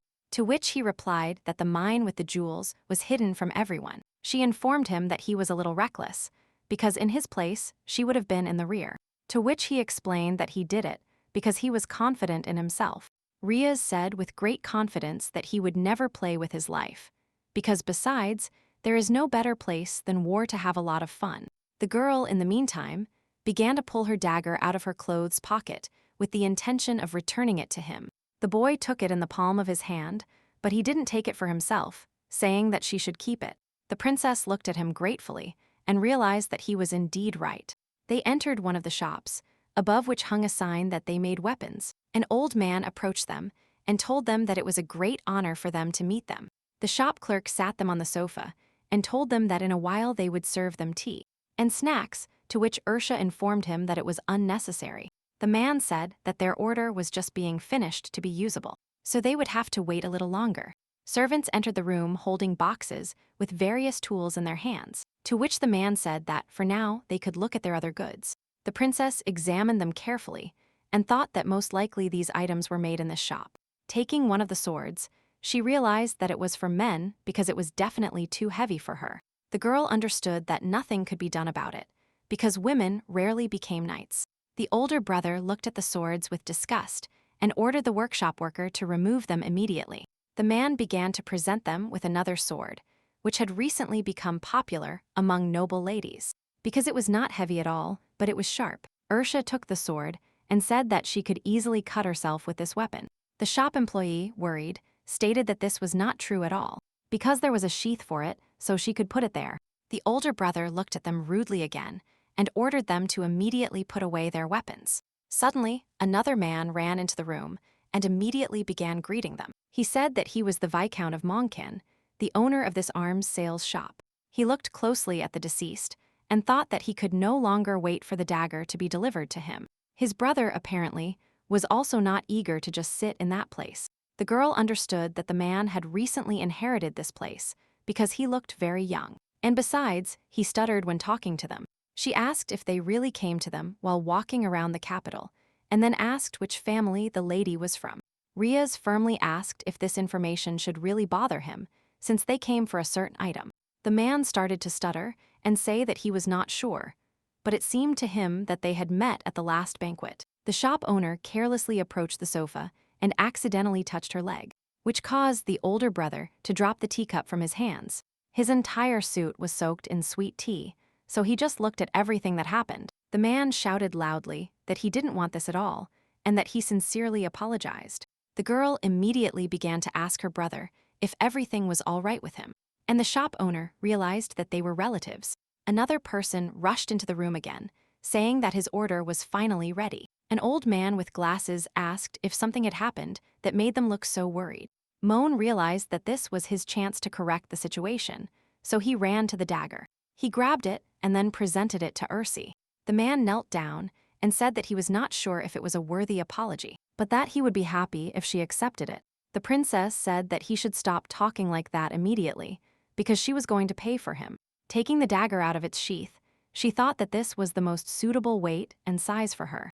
Riaz also carefully examined her purchase, but he did not like the presence of stones on the handle at all. He said that the sword was different from what he ordered, and then asked why they made it that way. The boy took the sword out of her hands and wondered if she could wait a little longer. The shop owner was extremely embarrassed and worried because he liked the blade he had made. The man tried to explain that lately this type of dagger has become fashionable among women. The older brother brought the sword to his throat and asked if he really wanted to make a fashionable one. He asked how one could use a dagger, which was impossible to hold normally. The shop owner said that lately even noble ladies who want something like this cannot get it. Riaz stabbed the dagger into the ground and said that this was the reason why he placed the order. He added that the Viscount had put so many jewels on it to squeeze more money out of him. The guy walked past the man and told him that he hoped the quality of the weapon was good, but that he was very disappointed because he turned the dagger into an ornament that was not suitable for use. The girl stopped him, telling him that she would take it, so they should send it to the duchy, because it was perfect as a decoration. They were about to leave when the shop owner suddenly tried to stop them. The man said that the next time they come, he will definitely do his best. Riaz firmly and angrily explained that he didn't believe he had anything more to do with him. After these words, the brother and sister went outside, where the night was already starting to get cool. He asked her why she still needed this dagger, to which she replied that the blade was beautiful as a decoration. The boy reminded her that this was a sword worthy only of garbage, because it was unbalanced due to the stones. Ursa said that it's not that she didn't regret the purchase, but since her brother considered it worthy, it means the money was worth it. The older brother reminded her that if she wanted to decorate the estate, she could do it lavishly. using money, not this sword. He explained that no matter how valuable a sword is, if it hangs on the wall, its value only ends there. The princess asked him what he meant by that, to which he replied that he simply wanted to give her a worthy dagger. She stated that she would then ask her father for a new one, to which he told her that for now she could use the one he gave her. No matter how valuable the sword was, if it hung on the wall, it was nothing more than a beautiful decoration that could be replaced at any time. Because this accessory only added pretty beauty and luxury to the atmosphere, the girl thought about his words for a while, realizing that he was actually referring to her. Stopping at one of the shops, the princess discovered a beautiful sapphire and decided that her mother needed to buy the stone. She turned to her brother and told him that it would be possible to rob the mansion with this stone along with the dagger. Looking around, the girl noticed that her brother had disappeared somewhere because he was no longer next to her. Ursa pointed to the sapphire and told the seller that she was going to buy this stone. He told her that among similar jewels, this stone was the best, because even if she stirred up the entire empire, she couldn't find the same one. To her question about how much the miracle stone cost, the man replied that its price was 80 gold. After the purchase, she went to the fountain, where she sat on a bench to wait for her brother in peace. The same seller approached her again and told her that if she wanted, he could put the stone in a high-quality box. He said that they could also send the purchase to her mansion, if she wished. Ercia happily declared that they should send the stone to the Duke of Pesantria's estate. The seller was happy to accept her words, because the meaning did not occur to him immediately. Noticing that he finally understood who she was, the princess said that she could add a message to the package, saying that Ercia Pesantria had sent it to him. The man was very surprised to be able to see the beautiful crown princess with his own eyes. While he was in his fantasies, the girl got up from the bench and disappeared into the crowd. Walking down the street, she wondered if her mother would like her gift, so she decided that her father also needed to buy something. Because until that day, she didn't know that shopping on the street was also interesting. Ercia approached her brother, which caused her to receive many dissatisfied glances from the girls. They immediately began to ask her if they really knew this girl. The boy didn't even listen to them, but immediately went to his only sister. The princess took his arm, and then they walked together to their horses. The girl reminded him that her main problem was her appearance, to which he replied affirmatively. He added that this had never happened to him because he was engaged. In response to her question about whether she was dating someone, the boy asked her why she was trying so hard to marry her off to his fiancé. She thought that he was the heir to the duke, but he still felt lonely. But she said out loud that he knew that half of the friendship letters he received were sent by those who wanted to occupy a place by her side. He explained that everyone wanted to occupy a place next to the son of the Duke of Pesantria, and not with him. The girl said that he was precisely the son of Pesantria, to which she asked him if he was going to give up the position of heiress to her. Ursa was a little surprised by this statement because she had never thought about it. The princess didn't realize how they were surrounded by a large number of people heading somewhere. The boy seriously said that if his sister wants it, he will do it. The girl looked at him intently and asked him why he had decided to do this. She reminded him that she was no longer the crown princess, and even if she said she had no intention of becoming heir, there would be no problem. She laughed and said that it was too much even for an ordinary joke, so you shouldn't say those words. The older brother looked at her and informed her that if she wanted this place, she would have to take it from him. He supposed he would have to do his best to prevent his superior younger sister from taking his place. As they walked and talked quietly, suddenly a small girl ran towards them. The homeless child grabbed the girl by the cape, intending to get her attention. When Ursa turned around, the homeless girl handed her a small flower and told her she could buy at least one.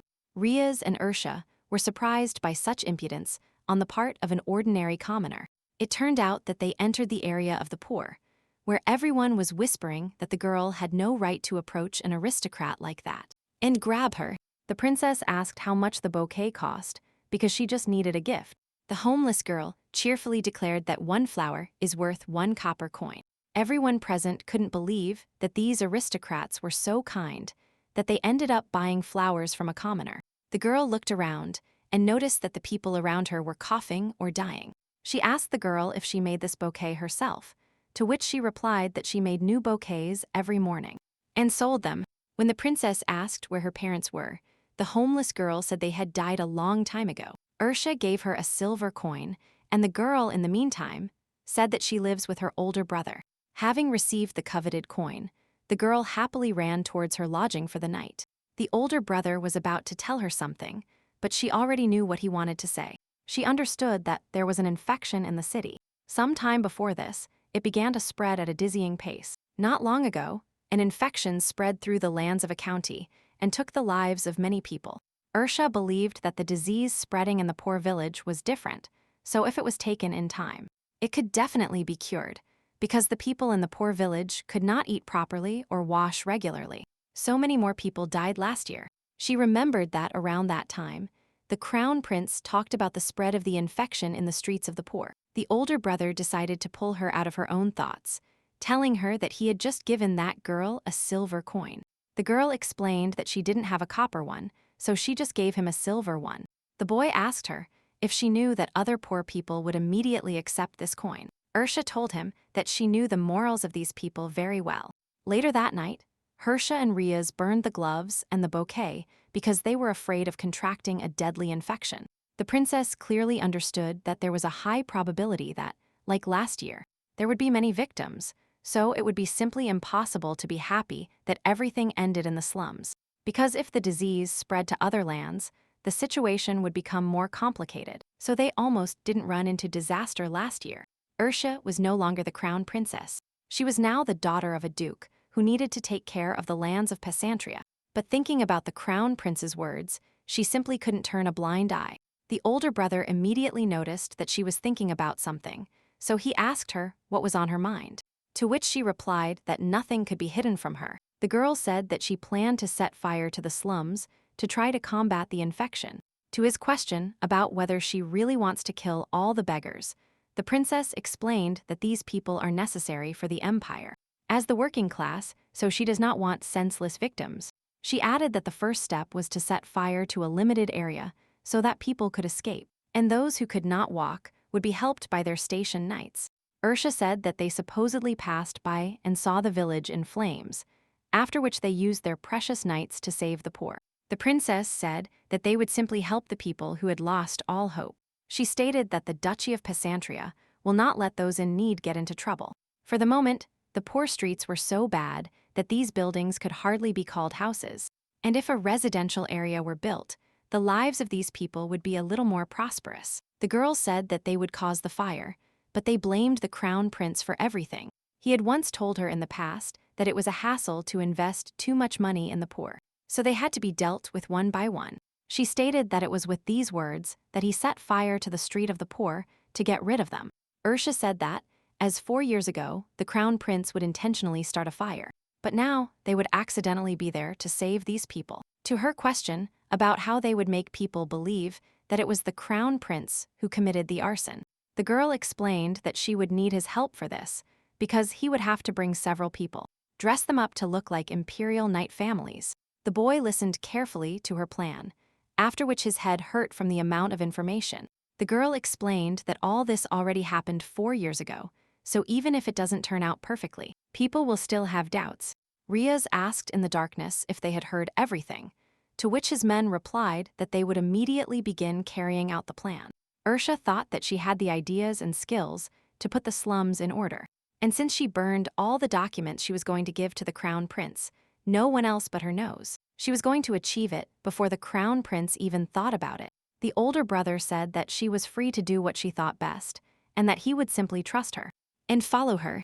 The two were on top of the hill, from where they could see the entire street of the poor. Half an hour later, the entire slum was engulfed in flames, and people were screaming for help.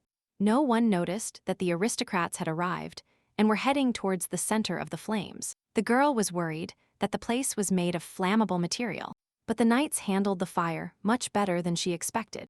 To her right, she saw a young girl trying to protect her small son. The princess turned to her brother and hinted that the girl would need help. The boy immediately rushed to lift her off the ground, but to do so, he first made her turn around. He took this into account and asked her if everything was all right with her, and if she had injured her legs in such a commotion. The fleeing people began to back away, seeing that someone was helping those remaining in the flames.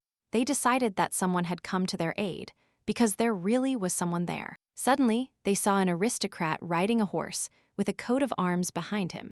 Ercia took off her cape and said that now they can calm down, because the Duchy of Pesantria will help them. 4 years ago, the Street of the Poor was hit by a disease without good food, and the opportunity to wash in unsanitary conditions. Many people died. As a result, common people began to worry about this disease and to calm them down. Damian decided to burn down the streets of the poor, spreading the disease. The people were delighted, and the common people began to praise the crown prince for the fact that the disease had left them. Ursa at that time believed that he had acted horribly, because of this many people had died. Therefore, now the knights approached her and informed her that they had done everything as she said. After which, she asked if they had time to evacuate everyone to a safe place. The girl said that a doctor would soon arrive to examine the remaining victims, so that everyone would have a chance. People began to whisper about how a doctor would examine dirty people like them.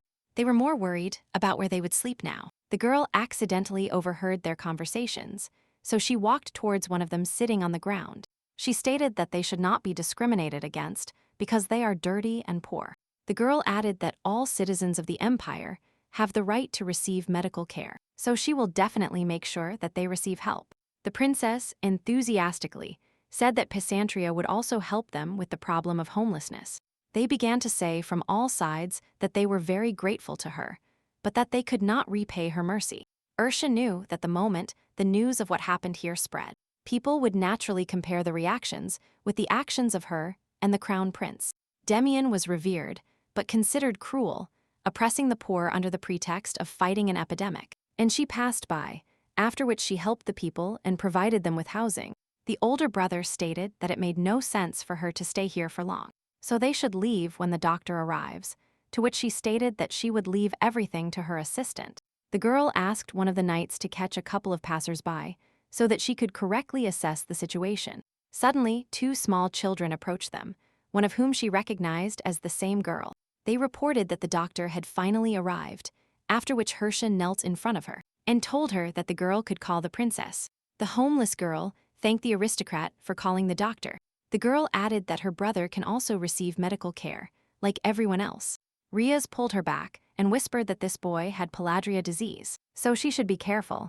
The princess knew that this was a disease in which parasites grew inside the body, causing the body to waste away and weaken despite eating regularly. And a clear sign of this disease was the blackened legs. She understood that it was an extremely contagious disease, so she had to be more careful. Looking at her sister, Ursa asked if they had other relatives, since she had said before that she lived only with her brother. The girl asked if she really goes out every day to pick flowers, to which the girl replied that she does this every day to make a bouquet. The princess realized that although they lived in the same place, the girl had no symptoms of illness. But she asked upon hearing where that place was, where there were so many flowers that she could pick them every day. The homeless girl was very happy to have received greater interest, so she cheerfully pointed to the mountain. She explained that people had already picked all the flowers in the flower field, so she went to the mountain, to which her brother was indignant because she hadn't told him about this.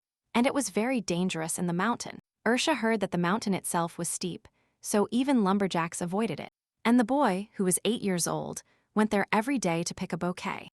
While the children were arguing, the girl approached and asked if she could examine her body. Because she was very strong, one of the knights carefully removed the girl's shoe, and then carefully examined the muscles in her legs and arms.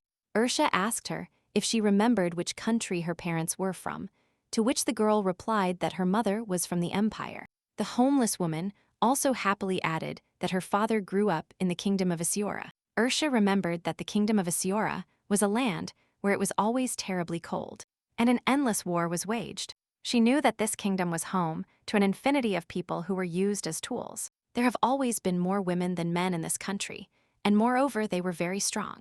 And they were well equipped. The princess didn't even suspect that one day she might see a person from this country. Even though she was mixed race, the girl asked if her brother had inherited the blood of the kingdom of Asior, to which he replied that he and his sister had different parents, and their father was a man from the empire. Her doubts were finally cleared, because she thought that her body was small and fragile due to an illness. Ursa knelt in front of her again and said that she would give her 2 options. She said that her first option was to go to the duchy, where she would provide her with a place to sleep, food, and she would make sure that her brother received medical attention. The princess said that many people want all of this, but not everyone has the opportunity to take advantage of this opportunity. She continued by saying that the second option was that they could return to their place, receive medical attention, and a home to live in, and then their lives would be better than before. The girl asked her what she would like to choose in this case. The homeless girl asked in surprise if she could really be of any use to her.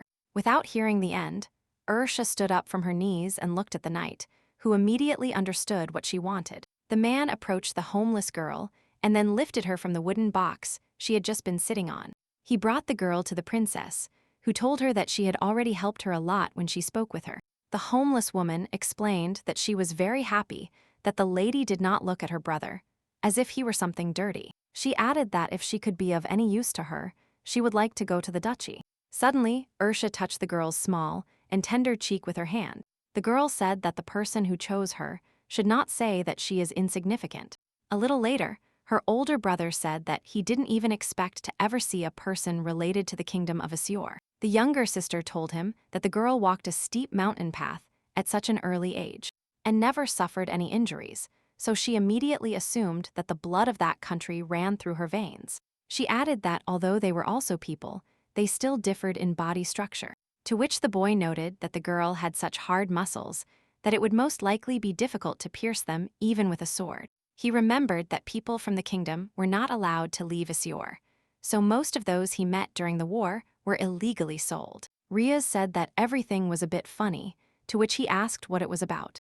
The boy explained that the only reason people have power is because they are used regardless of their wishes. The girl immediately realized that her older brother was not talking about the slaves of the kingdom of Azreel, but about herself. She was chosen by God as a symbol of stability and peace, and regardless of her wishes, she had to go to the imperial palace. Ursa said that it was really sad if someone who was arbitrarily used ended up dying. But the knights of the kingdom of Azreel, who came to her home to survive, massacred their masters and fled. She remembered that he brought them himself, so he did not consider them funny, but he felt sorry for those who had already died. The girl asserted that she was always proud of those people who fight with all their might for their survival. Riaz told her that she was right about that and that he was stupid enough to mention it. The princess understood that perhaps he felt sorry for his younger sister, who did not confess even when it was difficult for her. But the only one who could feel sorry for her was herself. Ursa asked him to take his hand off her head because someone might see her and laugh, to which he replied that she constantly asked him to stroke her like that when she was a child. She asked him how old she was then, to which he replied that it was before she left for the imperial palace. He curiously asked her if she remembered how at dusk she came to his room, and asked him to read to her. The older brother said that when she couldn't sleep, she could ask the servants to read, but she always came to him. He said that the servants also needed to sleep, and that he hadn't gone to bed yet at that time. The boy agreed that the servants didn't know how to read the books she brought him, because at that age, she liked books about the development of the lands managed by her father. But besides her, no child would ask to read such a book. The girl suggested that even at such a young age, she thought that if she was going to spend time it would be useful. Riaz reminded her that she could basically read all these books on her own, but her request seemed cute. Ursa stated that he knew much more than her at that time, so she could ask if there was anything she didn't understand. One day, their mother saw that the girl had fallen asleep in his arms, so she immediately called the artist to capture them. And this picture still hung in the mother's office. The boy told her that she called the homeless girl baby, as her mother once called her that. And her father, she said that since she became the crown princess, being called baby no longer suited her. Riaz mockingly asked if she wanted him to call her that, to which she asked him to stop the conversation. Their dialogue was interrupted by an approaching knight who intended to tell her everything that had happened. The man knelt down and said that the fire had almost been extinguished. Oh, the doctor is treating the people, so they can no longer help. He said that some people would stay to help Riaz's assistant, and the rest could return. The older brother told her they should leave now because he was hungry. Mounted on their horses, they began to advance towards the imperial castle as dawn was approaching. Just as they were about to leave, one of the knights called her again to tell her urgent news. When she asked what happened, the man said that Her Majesty the Empress lost consciousness due to poison.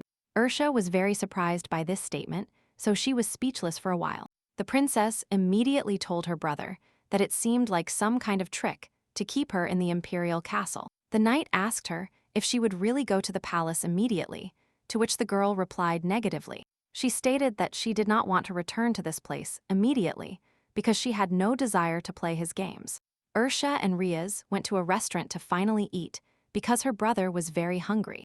Then they went to some shops and stores to see the variety of products. When it began to dawn, the girl said that now they could return, but it would be better to go by carriage. The princess was thinking about what awaited her in the castle, since such an event had occurred there. Her older brother broke the silence and said that she would not stay in the palace today.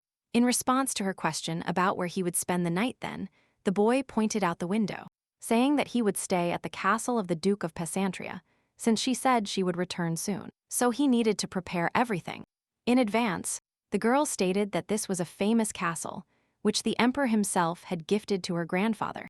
And then she asked if the people of the duchy governed well there. Riaz explained that he would come and fix it, to which she agreed with his words. She had only been to this castle a couple of times, but it really seemed large to her, and now she had to manage it. No matter what she did, there would be no one there to stop her, and that was exactly what she wanted. The older brother said that she would become the owner of this castle, because they expected her to return home as soon as possible. But they cannot wait as long as they would like, which means she must return as soon as possible. After some time, the carriage arrived at the imperial palace, so the girl said she had to leave. He abruptly stopped her, saying that she forgot to tell her that the crown prince was probably waiting for her inside, with eyes rolling in anger. The boy explained that he still didn't understand what she was thinking, and why the crown prince wanted to lock her in the palace, and also why she fell into his hands so easily. Ursa asked him not to worry, because she believed that everything would be fine, to which he told her that it was not a matter of worrying at all, but that he wanted to know what she had in mind, because he was her brother. The princess assured him that she still had her faithful sword, Ash, by her side, to which he stated that in this empire, she could only trust her older brother. He added that he asked this because he didn't understand why she would stay in the imperial palace. She closed her eyes and said that at this moment, there are two people to pay attention to. The girl confidently said that the first was His Majesty the Emperor. The boy said that his behavior was really strange, even considering the sick empress. Ursa said that the second person is the crown prince himself, as well as the actions he takes. She reminded him that he had blocked the roads on the way to the duchy, which means he would use any means to keep her. The older brother asked her why she decided to go ahead, to which she replied that it was much better than falling for his trick. She knew that after these words, her brother would say that it was dangerous, after which he really said it. He added that she still voluntarily jumped into the enemy camp, to which she replied that she needed to check if it was an enemy camp, because there could be an ally in it posing as an enemy. Noticing the tired expression on her face, Ursa asked him if he had prepared everything she asked for, to which he replied that he could not disappoint her. After the conversation, the girl got out of the carriage, but her brother briefly stopped her and called her by name. The boy said that if there was a possibility to speak properly with the crown prince, then she should speak carefully. The princess understood that he meant that no one knows what will happen if they cross the line. But in reality, she was the one who, since childhood, lived like a person whose skills were only borrowed. She felt that her older brother was much angrier than her, so she said that they would see each other tomorrow, which meant it was time to leave. A terrible silence reigned in the hallway of the imperial palace. The whole castle had not yet woken up. When she first came to this place, she could not get used to this silence, but it wasn't long before she started missing her family, whom she left in the duchy, so her pillowcase was wet with tears. His Majesty often told her not to be a selfish person, who wanted to abandon her duty as the future empress, and wanted to return to the duke's house. Therefore, she thought that her desire to see her family was selfish, and that she wanted to do what she wanted. A luxury, because the girl had to work hard for the future of the empire. She was only 5 years old at that time, so she didn't really understand that all this was an attempt to lock her up. Now the girl was walking down the hallway and wondering if she should write a letter to her mother. Because it had been a long time since she sent them an official letter, she thought she wanted to write a letter not about work, but with simple content. And every day, because she was very interested in her parents' reaction. My father would have found such content strange, and my mother would have kept this letter. After which she thought that she would have to go to the famous flower shop to decorate the house with flowers, and then hang a picture or a sword on the wall as such. Decoration: the crown prince was standing outside her room, and in the meantime, she thought she would have a feeling of joy that would last all day, but now she felt fear. The boy said that they had been waiting for her for a long time because she had committed a terrible crime. Damian looked at her threateningly and declared that she had finally deigned to appear. Immediately, a girl approached her to take her new hat so that it wouldn't bother her. The crown prince approached her and told her that it was already too late. He wanted to touch her face again and ask her what she did to come back so late. She wondered if he was waiting for her, accompanied by servants, at such a late hour of the night. The girl declared that it was the first time she had seen someone other than His Highness, the crown prince, do something like this. Ursa naively asked why they had been waiting for her for so long. To his question about whether it was really that important, the princess said that if he didn't want to answer, then she would go to her room. She understood that if she behaved differently than usual, he might suspect something, and if she was gentle with him, he would simply devour her.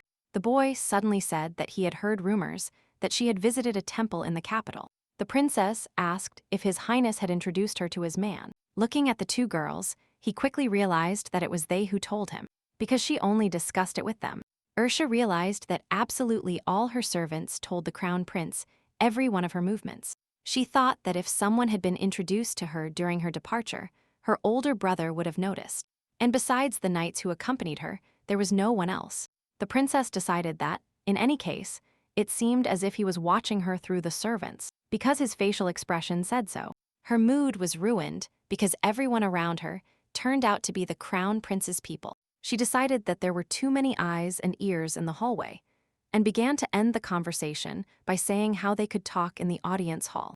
She said there was no need for this, because whether she wanted to or not, she would talk to him anyway.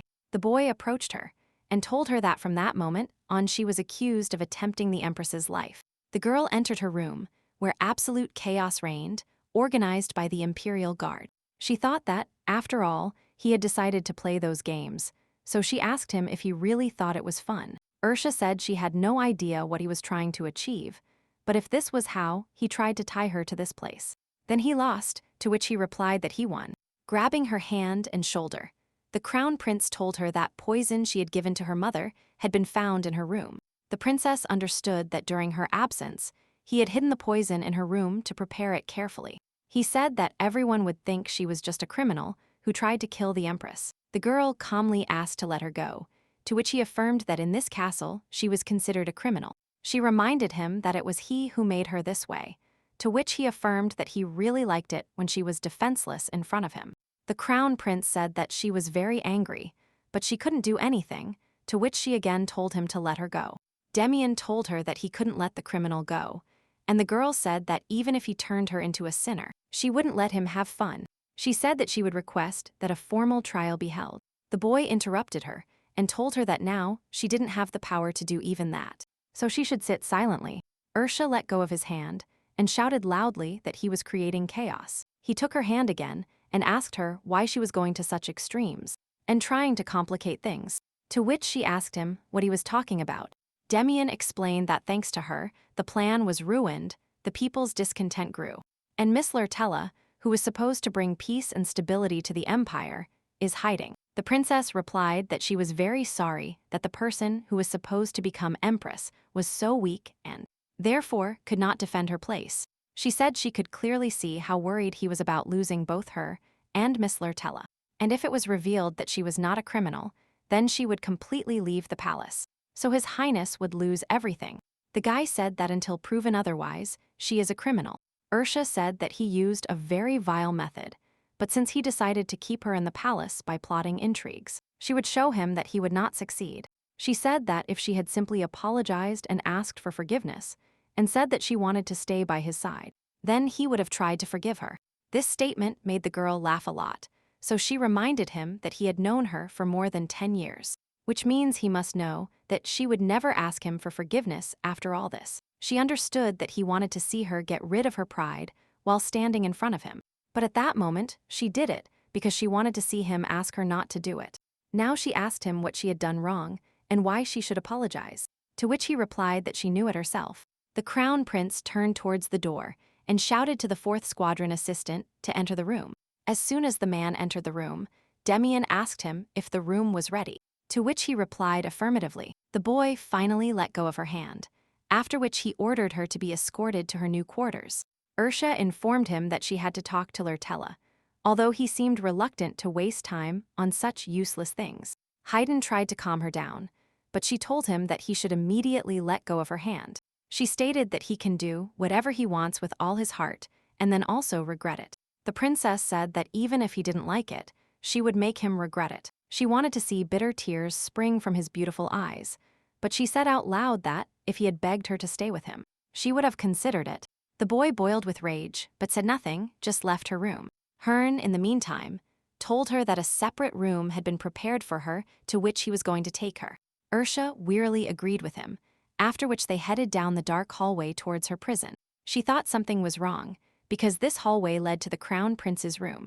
The man stopped near the door and said that from now on her room would be in this place. The princess was speechless for a moment, because she couldn't believe that all this was true. Her room was next to the crown prince's, so it was obvious that it had been prepared in advance. Irene was standing near the inner door, so she asked him if he would watch her all the time. The man said that a night would replace him tonight, so she had nothing to worry about. Ursa asked him to bring her some tea, so she could rest a little from a hard day. She wondered what else she could ask for, so she ordered her maid to be called to prepare her tea. The deputy of the 4th Night Squadron reported that it would be very difficult for him to fulfill this request. She understood that among the palace maids, only Sel was not a close confidant of the prince, which means the girl was captured first. The princess said she would very much like to have tea with food, to which he said he would order everything to be prepared. The girl, in the meantime, thought that His Highness decided that he could catch her by using Sel, but he was mistaken, because she was not at all someone who could not save a child. Huron, in the meantime, left through the door to convey the princess's order to the maid. In the meantime, Ursa took the poison out from under the pillow and then resorted to it again. She said that a single man was in the same room as a single woman, and if other aristocrats found out about this, interesting rumors would spread. The embarrassed man affirmed that he was simply looking after her, just as he had been ordered. Sitting on the bed, she said that if she were really a criminal, they would not have left her in that place. He said that they housed her in a luxurious room, which couldn't even be called a prison. Huron did not respond to this, and then said that her food had finally arrived. The princess thought that if she pressured him further, he might break. A couple of minutes later, a maid entered the room and told her that His Highness had communicated that she could not exchange letters. Ursa immediately recognized who exactly he had appointed to serve her, because she knew this man very well. The woman turned out to be the younger sister of the crown prince's nanny, who was also his devoted dog. The girl knew that her will was the same as that of the crown prince himself. Taking the cutlery in her hands, the princess realized that they meant there was no poison in the food. Ursa said she would like a dessert roll, to which the maid replied that she would definitely bring it. While eating dinner, the princess only thought about what Damian really wanted from her. When she was the crown princess, they treated her the same way, even though she didn't like many things. Now she could see on his face the expression she had been looking for. The girl ordered a bath to be prepared for her so she could relax after dinner. The princess believed that he so much wished to see her kicking in this cozy prison, which meant that he was completely immature to become emperor. Immediately after dinner and bathing, the maids began to put a nightgown on their mistress. Unexpectedly, she found a small bottle in the pocket of her previous clothes. This maneuver did not escape the princess, so she immediately took the bottle out of her pocket. The girl dropped a small drop on the floor, after which everyone realized that she should not touch it. And in the meantime, she said that there were many people around her who wanted to harm her. The two maids looked at her in horror, realizing that she might also be talking about them. Ursa asked if they were going to convey her words to His Highness, the crown prince. She happily suggested that she tell them what she had just told them, after which they announced in unison that they had to leave. The women ran out of the room in horror, hoping that the princess was only joking. Left alone, the girl headed to her bed to finally lie down and forget this day. She thought that the crown prince thought that he could arbitrarily lock her up here. But when the time came, she would need to leave the palace, and for that she would need the bottle. Irene was still inside the room and spoke to her in a low voice, intending to say something. The man explained that another knight had finally arrived, so he would replace her when she was ready. The princess listened to him attentively and said that she also needed to tell him something. She was illuminated by the moonlight, under whose rays she looked more beautiful than ever. The man, embarrassed, asked her what exactly she wanted to tell him at such a late hour. The girl quickly approached him and told him that he could trust him, just like her older brother, which means that most likely he also cares about her family. Irene never expected her to speak so languidly in tight nightwear. Noticing his frightened expression, Ursa asked him if he didn't know. She supposed that the crown prince selected people based solely on their skills, and in the meantime, the man asked her what she had just said. The princess understood that Damian was arrogant and thought he could control anyone, and that was the trait she hated most, but now she was thankful for it. Ursa placed her hand on his shoulder and said that no one would know that her family stole subsidies from the imperial palace. The man trembled with fear, and in the meantime, she said that they would only be dismissed from their post, or their family would be destroyed. Irene mustered her courage and asked him what he wanted her to do, to which she replied that it was a simple request. Handing him the envelope with the letter, she told him that he just had to deliver it to brother Riaz. Once, her mother gave her a dagger, after which the girl asked her why she needed it.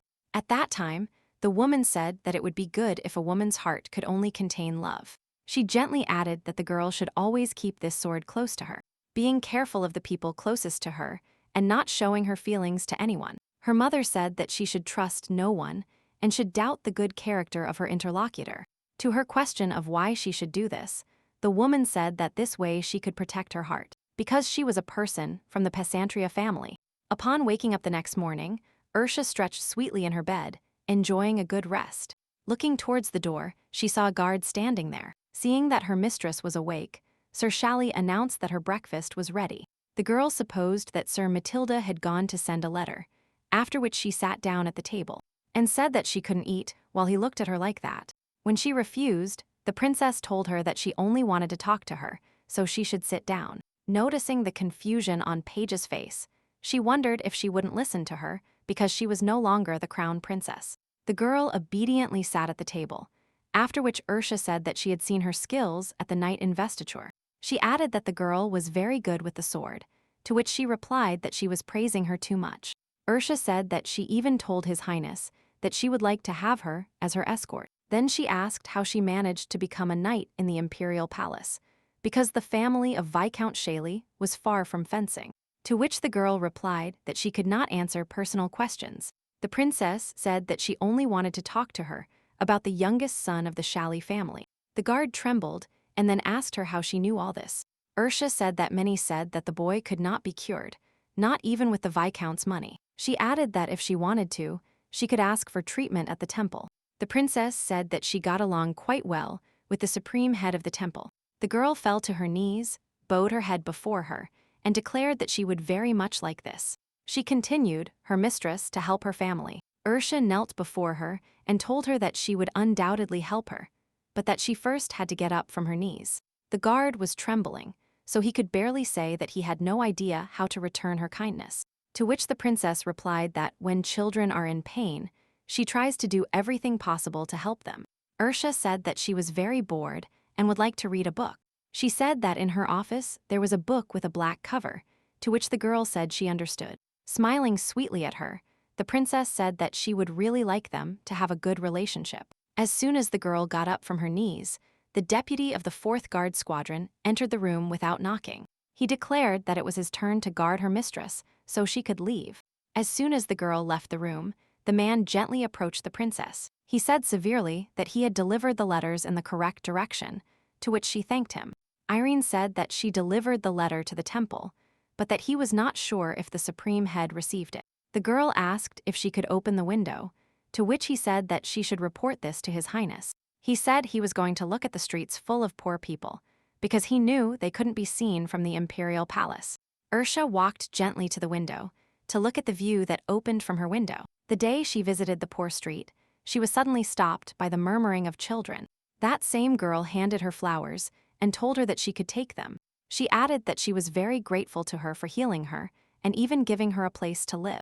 Because the princess was the first to see her as a useful person, and this flower was a gift, Suddenly, the girl thought that maybe the girl was plotting something or realized that she wanted to use her. Her thoughts that perhaps the flower was poisonous immediately dissipated as soon as she saw her sincere smile. Ursa suddenly realized that she had just thought bad things about such a nice child.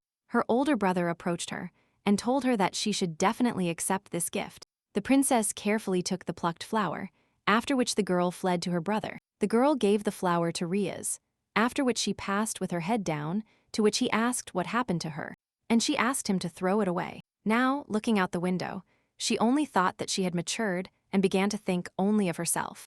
At the same time, at the temple, a clergyman brought a letter to His Holiness, delivered from the imperial palace. The man carefully handed him a black envelope and added that the letter had arrived a short time ago. The boy opened the envelope in front of him and then read her question about whether his answer was still relevant. The clergyman asked what had happened, to which the supreme head of the church said that they should prepare the carriage. Azreel explained that he should go to the imperial palace immediately. The next morning, Riaz took a cold shower as usual before the difficult day ahead. Sitting at his desk, he began to read his sister's letter, thinking that although he knew it, his mood was still ruined. The butler told him that the rumor was spreading throughout the empire that the princess had been locked up in the palace prison and accused of murdering the empress, and then asked him why he didn't send a message to his surprised father. The boy said that Ursa already knew everything when she returned to the imperial castle, which means she knows a way out of there. He explained that they didn't care whether there would be a trial or if they would decide everything silently in the palace. But he really didn't think the prince would capture Ursa. The older brother reflected that the recently revealed oracle was a lie, but he said out loud that he also couldn't understand what she had in mind. The man said that if you look at the problem from the outside, maybe you will find the answer. He explained that the desire to stay in the palace was caused by a dream, because no matter what excuses were used, the answer was always the same. The butler suggested that the forbidden love between the crown prince was to blame, and the princess. She said that maybe they just didn't realize this, because they spent 18 years together. And getting rid of this connection was not so easy. The man said that a knight who has never been in love cannot know this feeling. Riaz rubbed his neck and said that these two, being in the palace, could never learn to love. Suddenly, someone knocked on the door, and after allowing the guest in, the guard cautiously entered the room. He held his breath and said that he was told that the lord and lady were heading to the capital. The older brother was very surprised, as he did not imagine that his parents would act so soon. At the same time, the same news reached the emperor himself, who was not particularly pleased with this situation. He said that unexpectedly, those who locked themselves in their territory decided to show up. The servant asked if everything would be fine if the duke himself arrived at the imperial palace. The emperor said that this was indeed a difficult situation, but he had already put all his efforts into making her a useful princess. And now a person who could easily take her away was approaching him. He added that if the oracle had changed, she could have married Alfred. To his question about whether everything was fine with the empress, the servant replied that he was told that her body was initially weak, so she was in danger.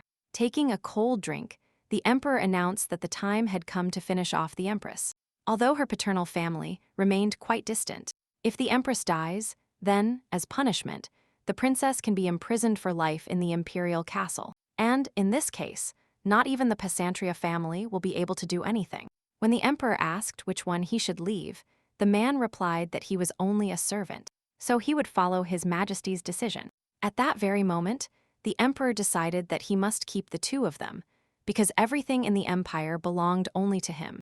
After lunch, a guard came to Hirsch's room and brought her the book she had asked for. Taking the book in her hands, the princess thanked him and told him that with a sister like that, her brother would recover quickly. Ursa asked if he knew where exactly Assel Portuba was now. The girl said she heard that the crown prince was personally taking care of this maid. From the outside, it really looked like she and Assel were very close. The princess thanked him for the information and then said that she would like to read a little. The guard bowed to her and then quickly left the room so as not to disturb his mistress. The girl sat down next to the vanity table and then began to carefully examine the book she had received. She quickly discovered a piece of paper sticking out of the book, on which a message was written. Ash wrote that the empress was moving because she had been transferred to the abandoned palace, and the knights were constantly patrolling the area. The empress was always her mentor. Therefore, after the dissolution of her marriage, the woman's health deteriorated notably. It seemed strange to Hercia that the empress began to constantly postpone their meetings. The two dukes, who were the pillars of the entire empire, were from the Pesantria families. In Loris, the union of these two families could be the greatest threat to the emperor, so he moved his wife elsewhere. She knew that this was only a slight warning to the empress's family, which meant it was time to make certain decisions. The princess asked Jairn to bring her lunch, after which the man immediately wheeled in a cart with food. The girl tasted one of the dishes, after which she said that the stew was already cold, so he needed to bring her another one. She explained that she simply wanted to eat this dish hotter, and not as it was at the moment. The man took the dish and said that he would immediately carry out her instructions, after which he left the room. Ursa didn't waste a minute, so she took out the bottles of poison and poured some into the food. Immediately after this, the princess began to eat so that the poison could penetrate her body before Jairn arrived. The deputy chief of the 4th Night Squadron returned quite quickly, but it was already too late. He immediately felt that something was wrong, so he ran towards the room from the middle of the hallway. Ursa was lying on the floor, and there was a lot of blood around her, gushing from her mouth. Sir Sheila, at that moment, reported to the crown prince that there had been no problems with the prisoner so far. She said that they had prepared food for the princess since she asked for food. The girl explained that all this time, Ursa had been eating very poorly, and she also asked for Sel Portuba to be brought to her and to open the window for her. The boy said that if she wants to know about the maid, then she should ask him personally. He suddenly thought about how they used to eat together when they were just children. At that time, the girl often felt lonely, which is why she loved looking out her bedroom window. At night, the girl constantly called her mother and father to finally come to her. Now she said that the guards should keep all the windows closed, so she couldn't look outside. The guard said that they would follow the crown prince's orders. Immediately after this, Huron rushed into the room, shouting loudly and incomprehensibly about something. Damian allowed him into the office, to which the man immediately shouted that something was wrong with the princess. He anxiously told His Majesty that she had just lost consciousness. Once upon a time, when he was still a teenager, he went to his father and mother. The emperor was interested in what exactly his kneeling son wanted from him. At that time, the empress was sitting behind her veil and trying to suppress a constant cough. Noticing her husband's stern gaze, the woman clumsily asked him to forgive her.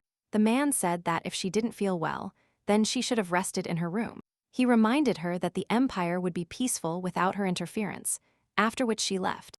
And the emperor asked again why his son had come to him. The boy got up from his knees and took time to gather the courage to answer his father. Sighing deeply, he said that he wished to send Ursa to the duchy for a short time, because otherwise relations with Pesantria, which always took care of its children, would be disrupted.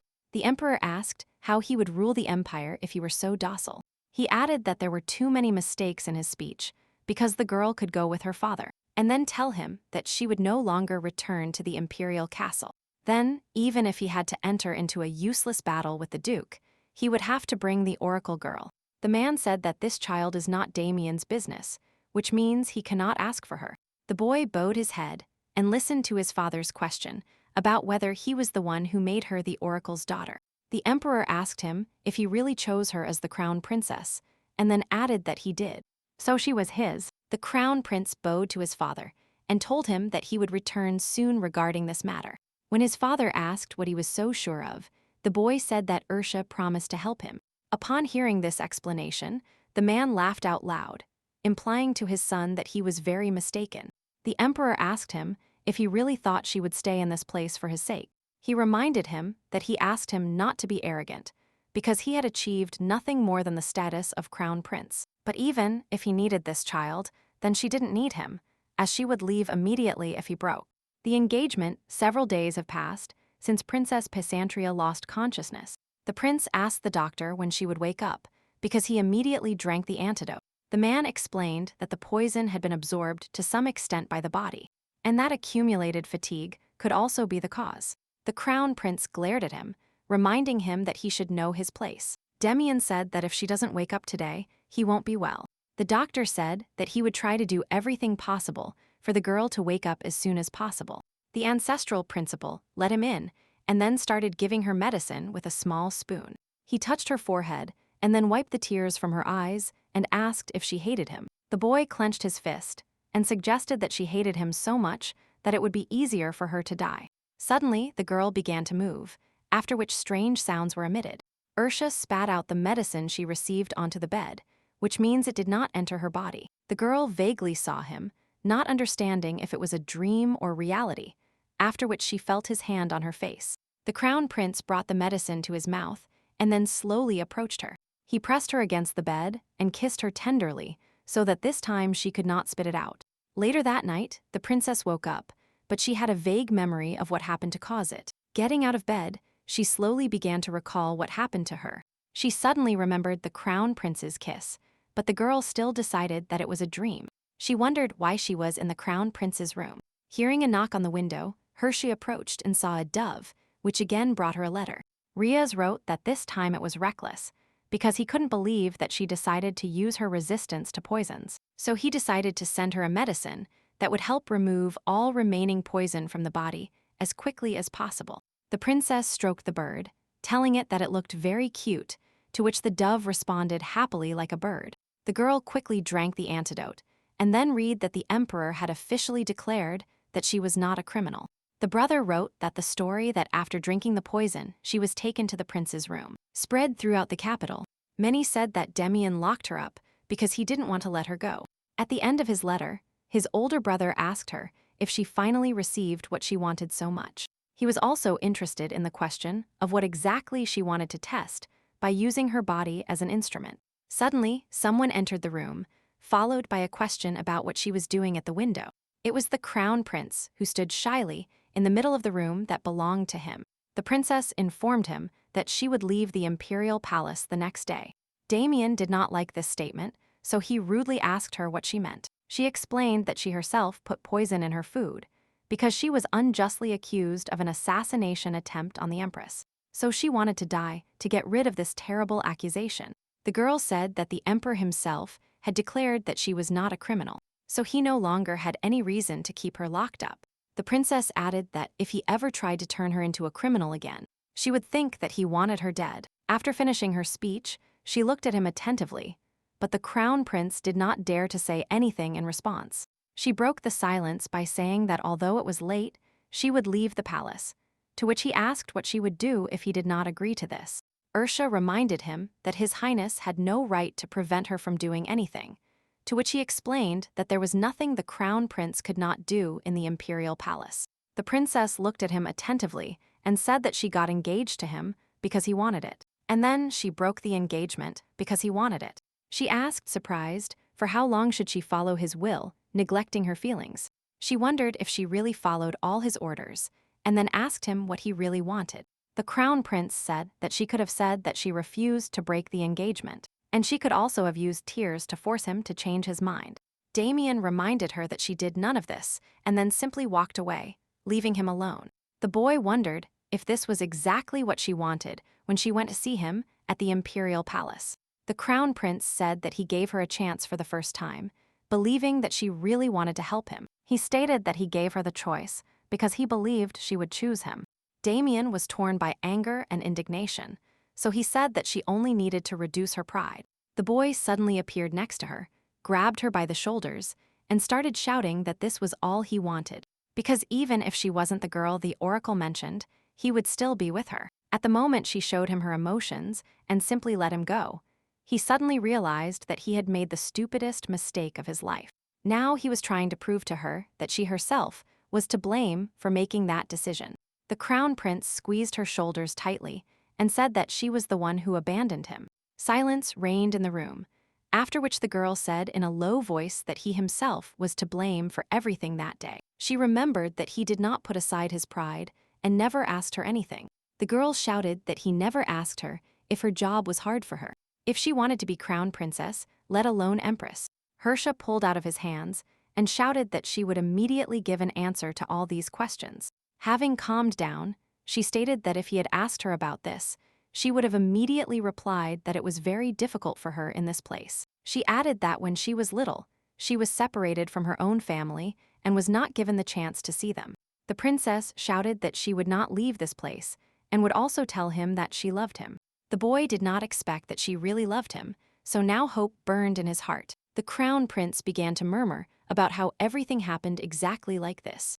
But he did not realize. He believed that this was why she was still staying in the palace, because she loved him. After losing her position as crown princess, Ursa was subjected to numerous taunts and condemnations by society. Damian now believed that all this was to stay with him.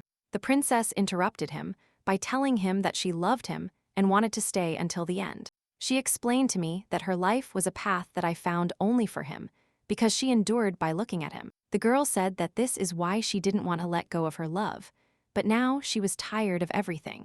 Ursa said that she no longer loved him, and then began to walk towards the exit of the room. She told him that she couldn't be honest either, so she blamed him. But thanks to his actions, she was able to clarify her feelings. Upon leaving the room, the girl sincerely thanked him for allowing her to understand herself. The princess walked slowly down the hallway, heading towards her room.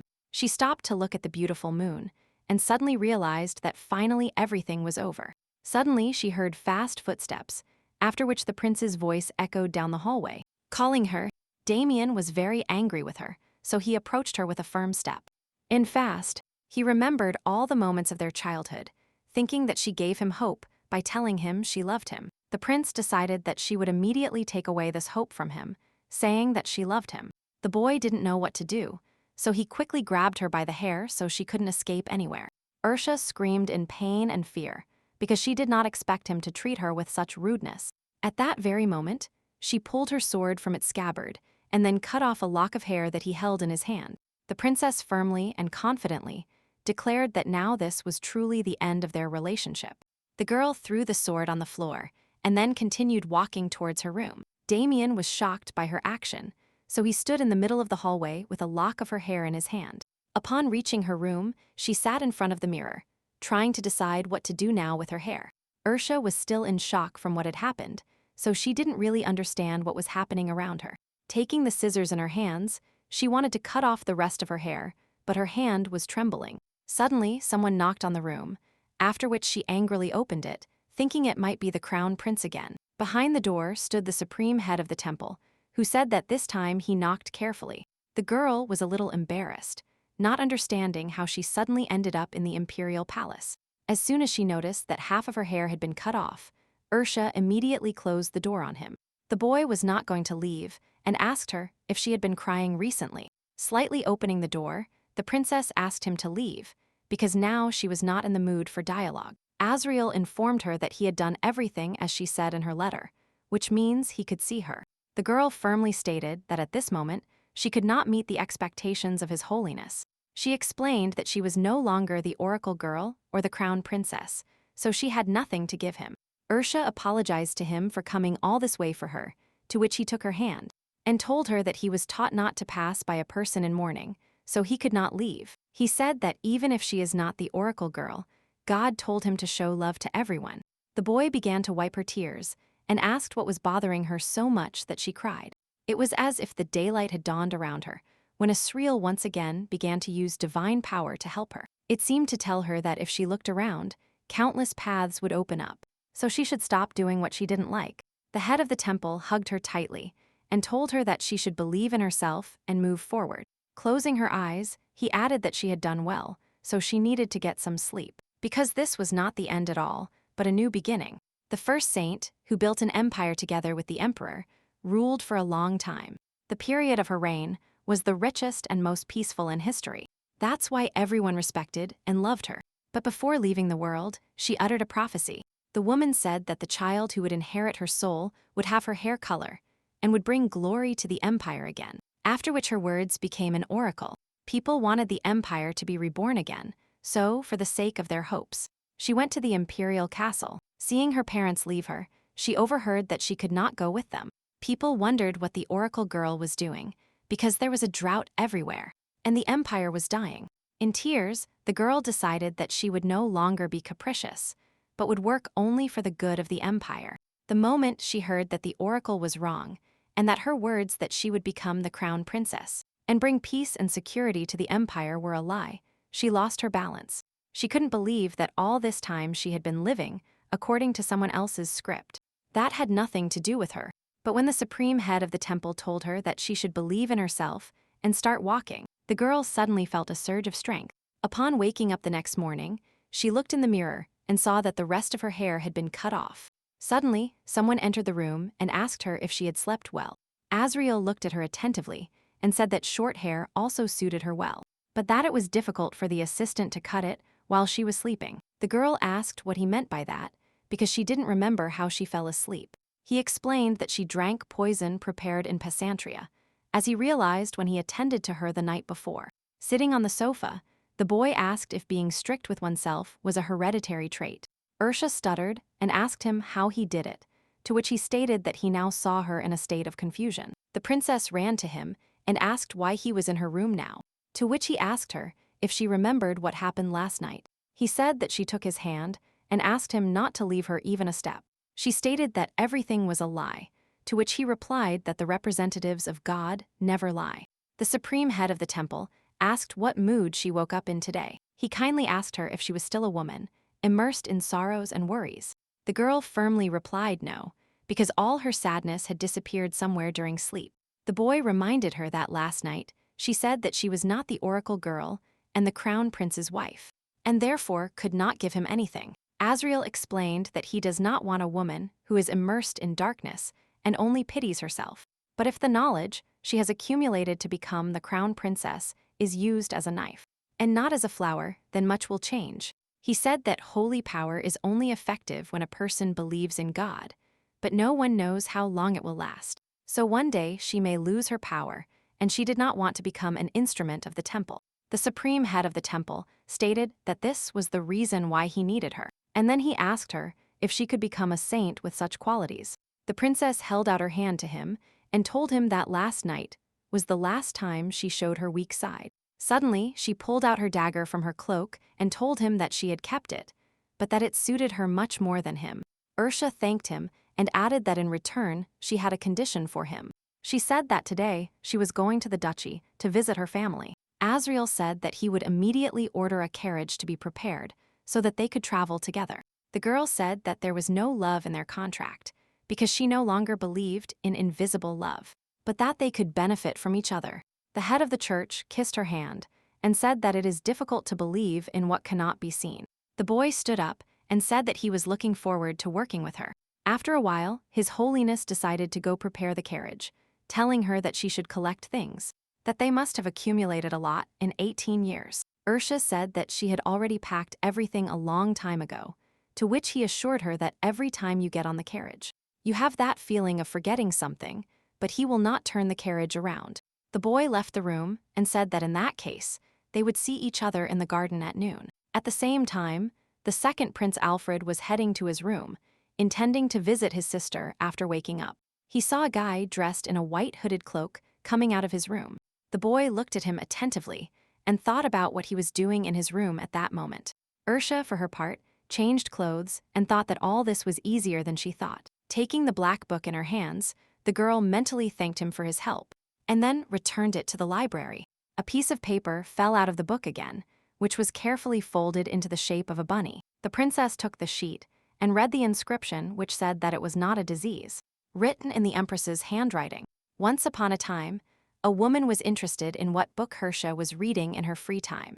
The girl replied to the empress that she preferred books about the history of the empire. She added that she reads books frequently, but that this one made her feel special.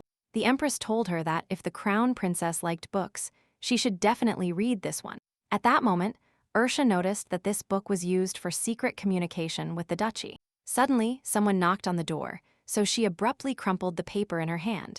The second Prince Alfredo appeared behind the door and said that she was scared as always. Upon entering the room, the boy noticed with horror that his sister had cut her hair, but then he said that it suited her very well. Handing her the necessary book, he told her that he had heard she had been poisoned, so he was very worried, to which she informed him that she was fine. The boy said that he wanted to help her escape captivity, but that she was still weak. He said that, as in childhood, he ran to his sister's room, to which the princess informed him that she had already done enough. Alfredo, embarrassed and sad, asked her if she was really leaving the palace. Ursa looked at him affectionately and said that she knew very well that only members of the imperial family could live in the imperial palace. He sadly told her that her safest place in the palace would now disappear, to which she reminded him that he was no longer a bullied child and did not need a place to hide. Pressing his hand harder against her face, she said that he perfectly understood that it wasn't even about that. The girl said that the moment she leaves the imperial palace, everything will change, so he only has the opportunity to gain fame now. Their conversation was interrupted by the clergyman's servant, who said that the carriage was ready. The princess told the second prince that she had to leave, but the boy tried to stop her. Ursa tenderly promised him that she would write him letters from the county quite often. After a while, she walked with the supreme head of the temple along the path leading from the imperial palace. The boy told her that it was a good day to hit the road, which meant that God was pleased with them. He wondered if it rained it would mean that God was shedding tears of indignation over their contract. Azreel jokingly said that it would be tears of happiness, because he tries to interpret everything positively. The air giant Matilda suddenly appeared in front of them, blocking their way. There were also guards behind him who were carrying out the orders of the crown prince. Ursa nobly told them that there was no need to accompany her, because thanks to them, her stay in this castle was not lonely. The girl calmly added that they would soon receive a gift from her. She asked them to still let her get into the carriage, which had been waiting for them for a long time. The crown prince walked between the knights and told her that they both knew that this was impossible. Ursa still clearly remembered the events of the previous night, so she was a little surprised when she saw Damian again. The guy, angry, said that if he couldn't get something, then it had to be destroyed. He explained that if she now renounces her status as crown princess and leaves, she will not live a long life. The crown prince reminded her that she was the princess who became the first threat to the palace. Damian said that the moment she left this place, her life would always be in danger, so she would have to be careful when eating, walking, and traveling. The girl remained silent for a while, contemplating his exploratory move. But when the supreme head of the temple started walking towards the boy, she stopped him. Ursa told him to get out of the way because no one could block their path. She reiterated that no one could lock her up in the imperial palace. The girl loudly reminded him that she was the princess of the Pesantria family, which means he couldn't lay a finger on her. Azreel was very pleased with her answer because she could now feel the spirit of strength and success. They walked past all the guards and the crown prince, who no longer dared to stop them.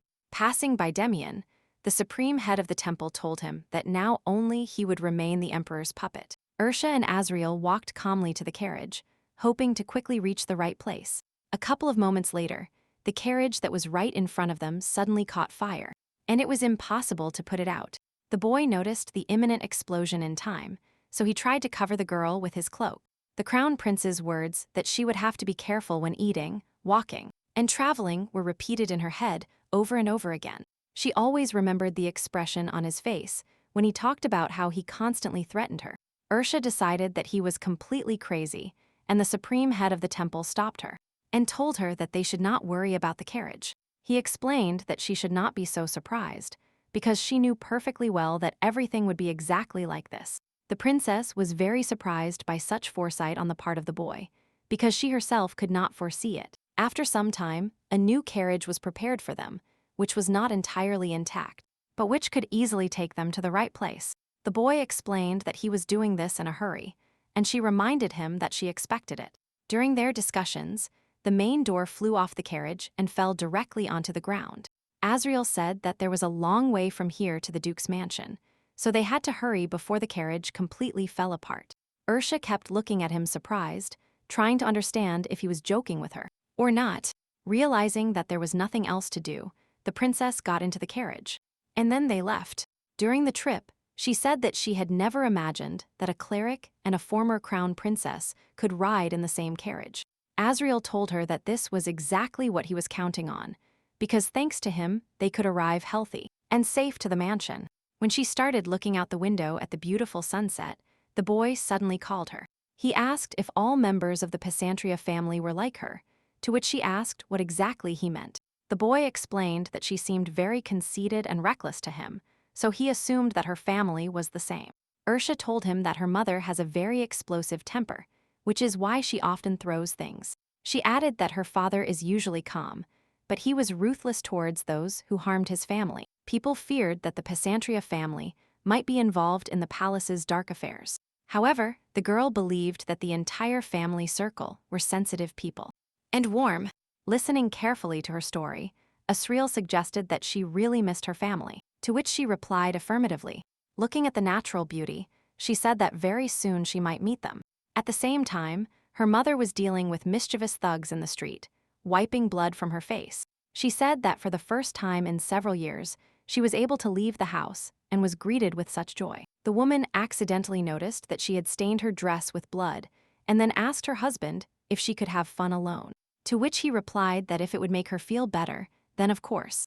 The Duchess had almost finished cleaning the blood and said that the thugs had admitted that the false charges against their daughter had been dropped. The couple looked at each other and realized that they had greatly frightened the current emperor. Upon returning to the carriage, the woman ordered the coachman that they could move on. The princess's carriage arrived at the duke's mansion, where she was already greeted by the maids. The supreme leader of the church helped her out of the carriage, and the women greeted her in chorus, saying that they had been waiting for her. Ursa thanked them, and then added that she was also very happy to meet them. The head maid told her that she had prepared water to wash the lady. To her question about where her older brother was, the woman replied that he was not present at the moment. She turned to the young gentleman behind the girl, after which she asked him if he could stay at this mansion for a while until a new carriage was brought. From the temple, pointing to the carriage they arrived in, he said that he would give his soul to God before arriving in it at the temple. Ursa informed them that he was a precious guest, so they should treat him as such. The maids cheerfully said that they understood everything, so they would prepare a bedroom for her. Upon entering her room, the princess immediately lay down on the bed, saying that she couldn't believe she was lying in her room. They knocked on her door, after which she invited the guest in, and then the door opened, behind which was the supreme head of the temple. The girl immediately jumped out of bed and started moving in his direction. She asked him if the maids had caused her any inconvenience, to which he replied that they were just a little heavy. Azreel stared into her eyes silently for a while, until the girl looked at him inquiringly. He told her that her expression had become much softer, and that in the palace she had always been cruel and cold like a statue. The boy said that it turns out she could make that face, to which she replied that it was enough to straighten her shoulders. The supreme head of the temple asked why she turned into a statue again, because before she was so gentle, to which she said that he should stop teasing her, and better yet, go pray until his carriage arrives. Sitting on the sofa, the boy said that before leaving he had a very important matter for her. He recalled that they made a promise to each other, so they should show others that they have a good relationship, and that her addressing him formally was a bit inappropriate. Ursa told him that absolutely everyone calls him that, so it's normal. In response to his question about what her family calls her, the girl said that they call her by her name, or by her nickname Sia. Azreel got up from the sofa and said in a low voice that he would also like to call her that. Then he called her by name for the first time and added that they would soon become a family. The girl looked away embarrassed, but said nothing against his idea. The crown prince returned to his affairs, so he sat in his office answering letters. There was a lock of her hair on the desk next to him, which made him uncomfortable every time. A servant entered his office, after which Damian asked what had happened. The man calmly reported that the emperor himself was looking for his master on an important matter. The boy got up from his seat, smoothed his hair, and said that he would come with his father soon.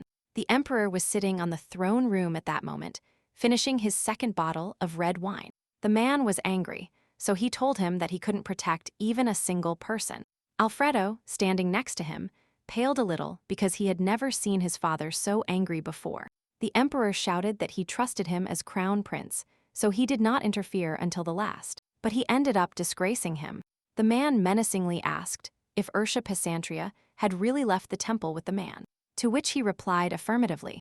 Upon hearing this answer, his father threw a glass of wine at him and then asked why he conspired with the temple, if Lady Lurtella had returned, if the temple had done something.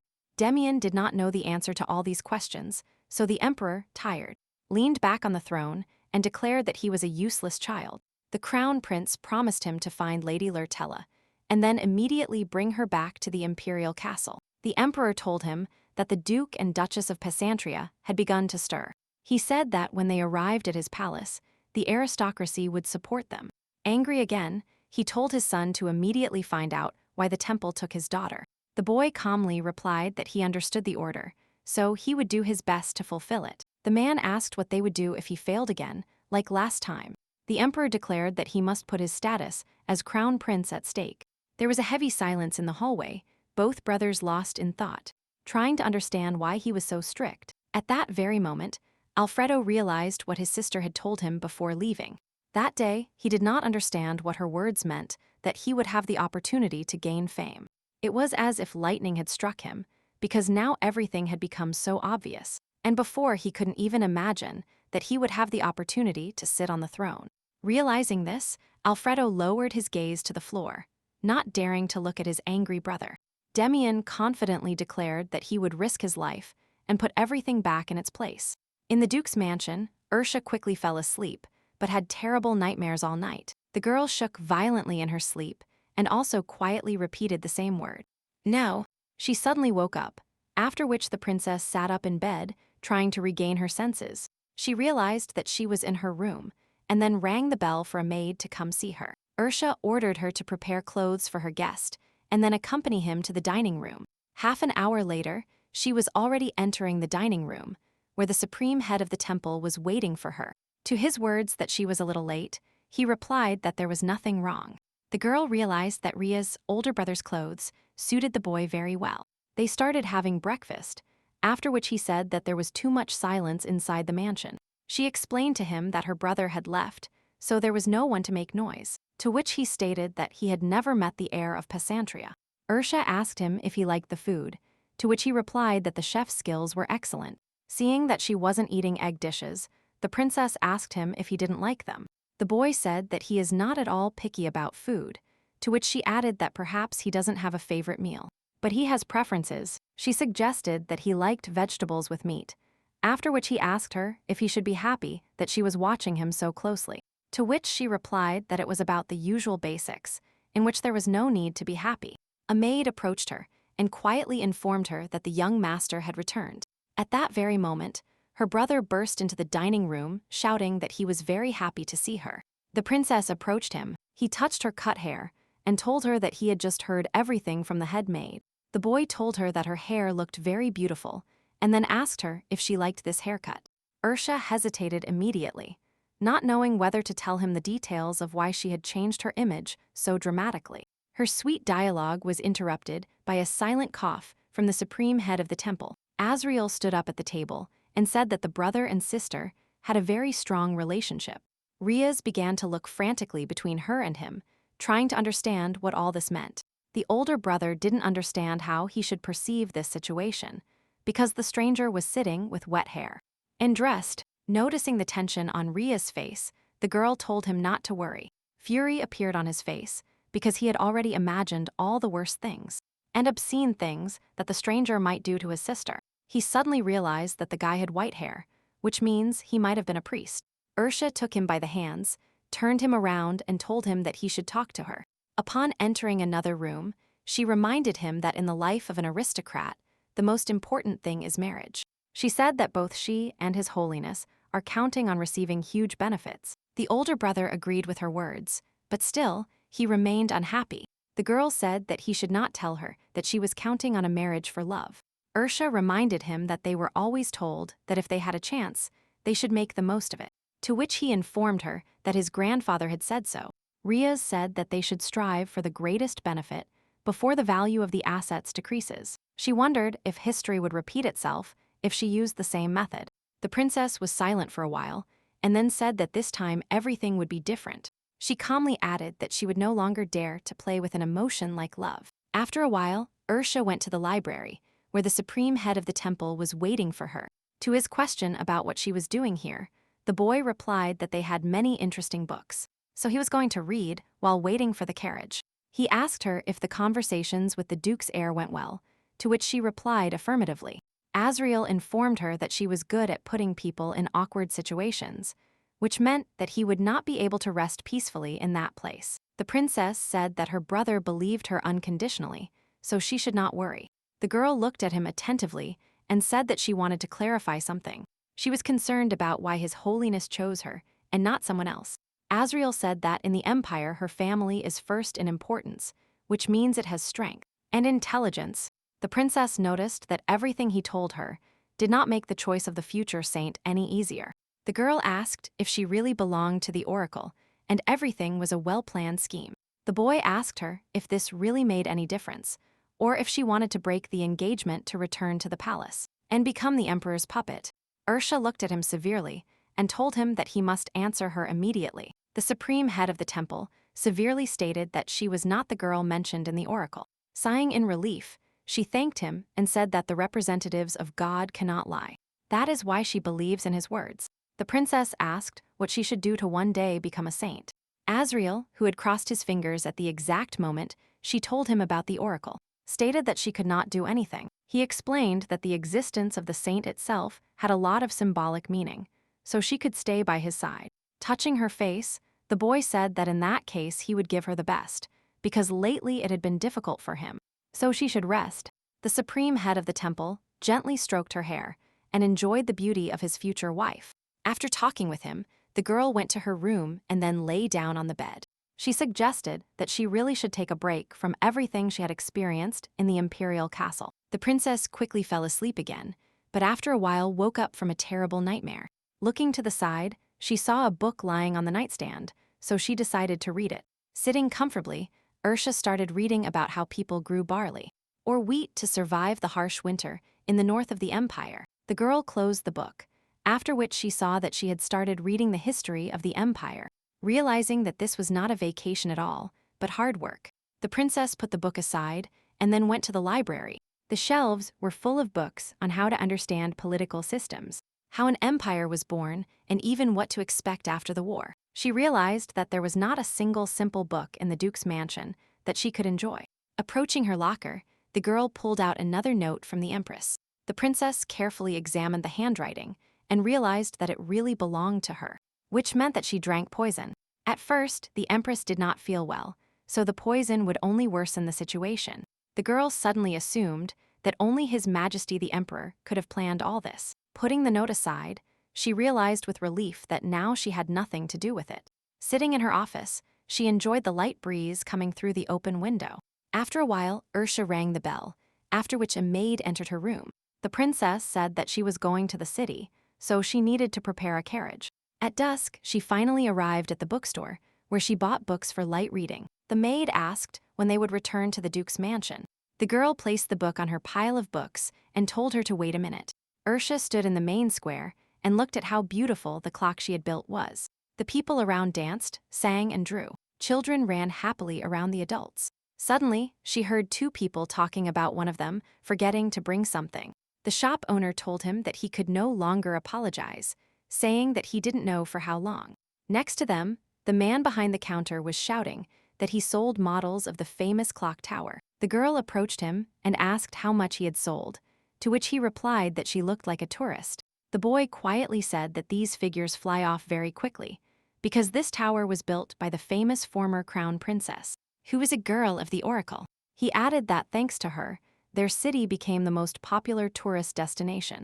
The boy suggested that she buy a figure and put it in a prominent place, so that when she looked at this tower, memories of a trip to this city would come to her mind. Ursa gave him 3 gold coins, which made the seller incredibly happy because it was a little less. Before leaving, she told him that she was more grateful to him than she could imagine. At the same time, the supreme head of the temple was sitting in the library reading the chosen book. When someone knocked on the room, he invited the guest in, after which Ursa asked him if he was busy. The boy happily asked her if she had really come to him because she was bored, to which she replied negatively. Sitting on the sofa opposite him, she said that she had found what she needed to do.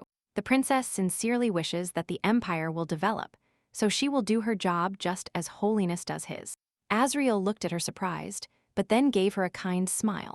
Closing the book, the supreme head of the temple said that this is why people are called fools. He explained that people fight tooth and nail to reach the place where they are led, and she will eventually come to him. Near the imperial palace was Miss Lurtella, so sought after by everyone around her.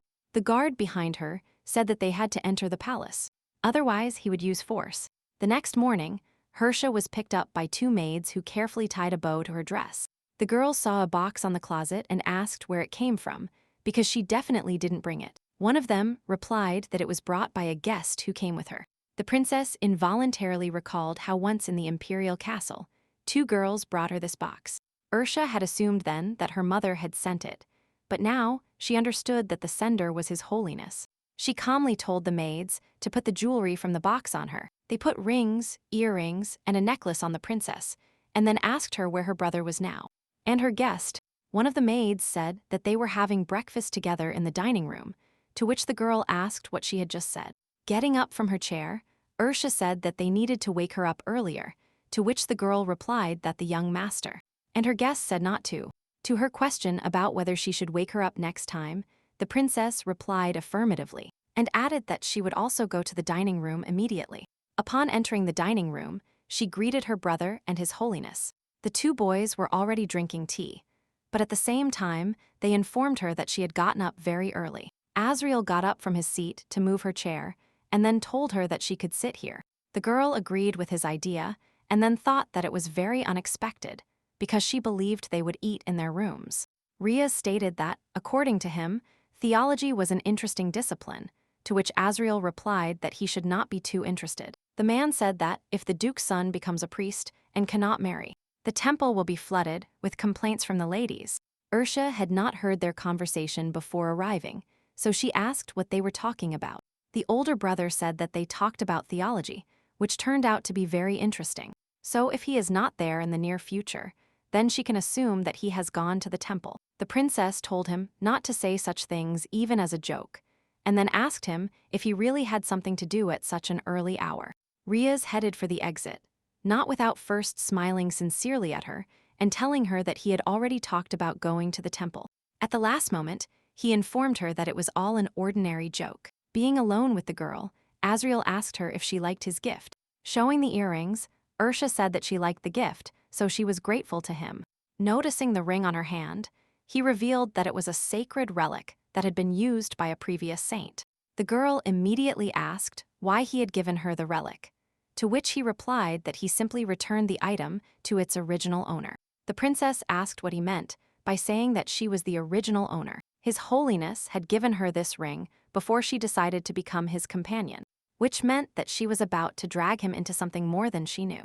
The boy noticed a suspicious look on her face, so he took her hand and told her that the ring looked like hers. Ursa did not know how to respond to such a statement, because she was still trying to understand what he was hiding from her. She returned his hand and reminded him that their relationship existed for the benefit of everyone, so she would no longer care whether he was hiding something or not. The supreme head of the temple asked if, for the sake of profit, she wouldn't mind if he lied to her. Or not. The princess calmly confirmed his words, demonstrating with her whole appearance that she could no longer be fooled by him. The boy decided that it seemed she was telling him that no matter what hidden intentions he had, she couldn't take anything away from him. Azreel mentally laughed at the fact that she was showing him this with her whole appearance, without even suspecting what truth he was hiding from her. He noticed that the girl was not leaving any possibility of regret, so he said that it was time to leave. After lunch, the girl met with her older brother, who told her that her father and her mother would arrive soon. In response to her question about when they managed to leave, the boy said that they left immediately after she was imprisoned in the imperial castle. Ursa suggested that they needed to make arrangements to prepare a room for their parents, to which Riaz assured her that they had other things to do on the road, so their arrival would be slightly delayed. A few minutes later, a maid entered and told them that she had a report ready.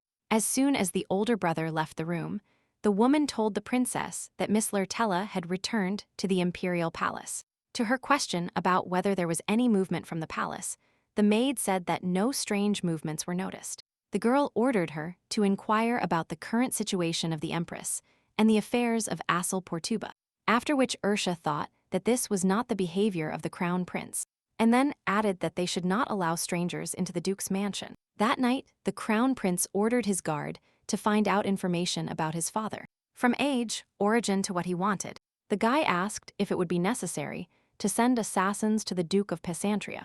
Damian thought for a while, because this was the perfect opportunity to put his ex-fiancée in her place. Having calmed down, he ordered him to first deal with the priest who had stuck to Ursa, and then Navia entered his room. The guard left the room, and the girl said she was very happy to greet Her Highness. The crown prince immediately asked her severely if she understood the harm she had suffered due to her irrational behavior. Lady Lurtella trembled, and then bowed her head and said she was sorry. Damian became enraged and shouted that she was the one who was supposed to become empress, which means she should have guessed that if she disappeared, suspicions would arise towards the girl of the oracle. Having calmed down a bit, the boy said that Ursa would not have acted so irresponsibly, because she would not have done something that could cause her harm. Even more angry with themselves, the crown princes shouted that it was her fault for everything. Moving away from her, he ordered her to leave his room so as not to see her again until the wedding. The next day, Ursa was reviewing important documents that were in her brother's office. Suddenly, she found a blank sheet of paper. Then she heated it with a candle, and then began to read what was written. Riaz suddenly ran into the room, saying that he was not going to hide anything from her. The boy asked her to tell him exactly what she was trying to find in his office. The girl affectionately stated that she had come to find out how she could help her brother. She said that she was going to tell her mother this, because she wanted to ask her to send her those documents until she went to the temple, because she understood this better than her older brother.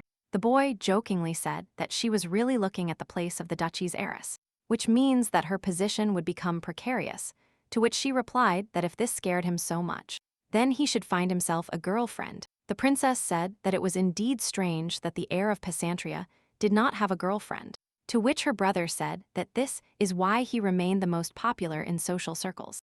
Ursa said that if this continues, everyone will think that the problem is with him, for example, that he likes men. Riaz trembled and listened carefully to her words that he was a bachelor who had never had a relationship. He said that this is one of the biggest secrets of his family, so if someone finds out, they will immediately think of her. The boy got up from the sofa and said that the only women in his life to whom he will always show love are his younger sister and his mother. Ursa told him that she was very happy to hear this information, and then asked him where he was going.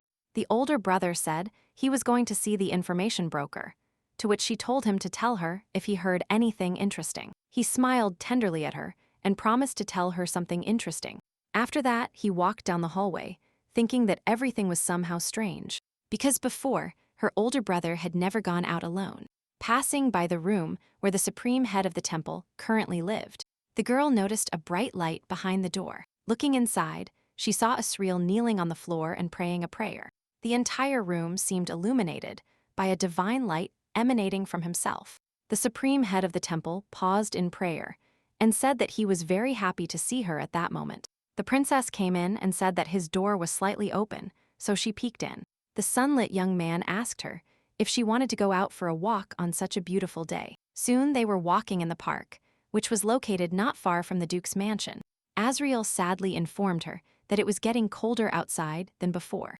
Ursa immediately asked him when he was going to return to the capital temple. The supreme head of the temple asked her if she really felt uncomfortable, to which she asked if the main person could really leave the temple for so long. The boy explained that it had been a long time since he had taken a long vacation, so he should enjoy it properly. Looking at her, he said that during this vacation, he planned to do something he couldn't do at the temple. The princess sneezed quietly, to which he asked if she was really that cold. He sensed the presence of someone else next to him, so he tried with all his might to escort her back to the mansion. Under the rays of the setting sun, he advised her to drink hot tea and wait for his return.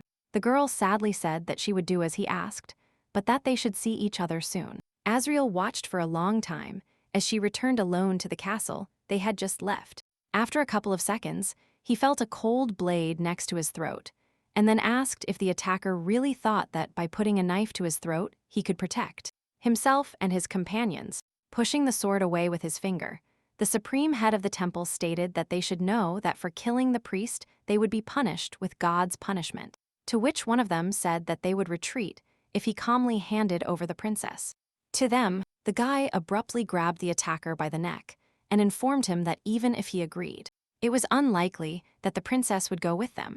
Suddenly, the guards of the duke's mansion started rushing out from the bushes and, in turn, they began to attack the thugs. One by one, the attackers fell to the ground, unable to withstand the attack of the trained fighters. The supreme head of the temple turned around and saw the princess approaching him, who clearly was not in a hurry to warm up. The girl cheerfully asked him if he really thought that she wouldn't find out about the attack. When the guards caught all the thugs Azreel asked her what she would do with them. Approaching them, he told them that if they still didn't understand anything, then he should teach them a lesson, which means only one will remain alive. Ursa looked at him furiously and told him that he should convey his words to the crown prince that she was sorry, but that she could not respond to such an invitation from His Highness. After that, they returned to the mansion, where she asked the supreme head of the temple why he sent her back.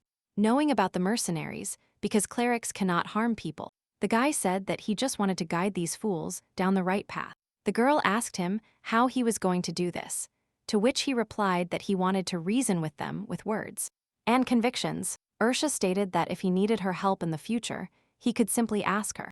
Azreel looked at her sarcastically and said that next time he would definitely tell her. Suddenly, a maid ran up to them, excitedly talking about the fact that the young master had returned. The women added in horror that he was unconscious, so the guards brought him. The knights quickly took the young gentleman to the duke's mansion to help him as quickly as possible. Upon hearing this, the girl was speechless for a moment, not understanding what to do. Having regained her senses, the first thing she did was turn around and run to her older brother's room. The maid shouted to her that she would immediately call a doctor to help Riaz as quickly as possible. Upon arriving in her older brother's room, she asked the guard who had injured him, to which he replied that they were attacked near the informant's shop. Ursa suggested that the attackers were most likely waiting there, because they knew the location of the duchy's informant. When she asked how many other knights were injured, he replied that only 6 were injured, to which she said that they should also receive treatment from a doctor. While giving instructions, the supreme head of the temple approached her and told her that it seemed like she needed his help now. The doctor's assistant immediately got to work, so he began to treat the young master's wounds. And first, he injected him with painkillers. Ursa and Azreel watched as the assistant carefully carried out his manipulations.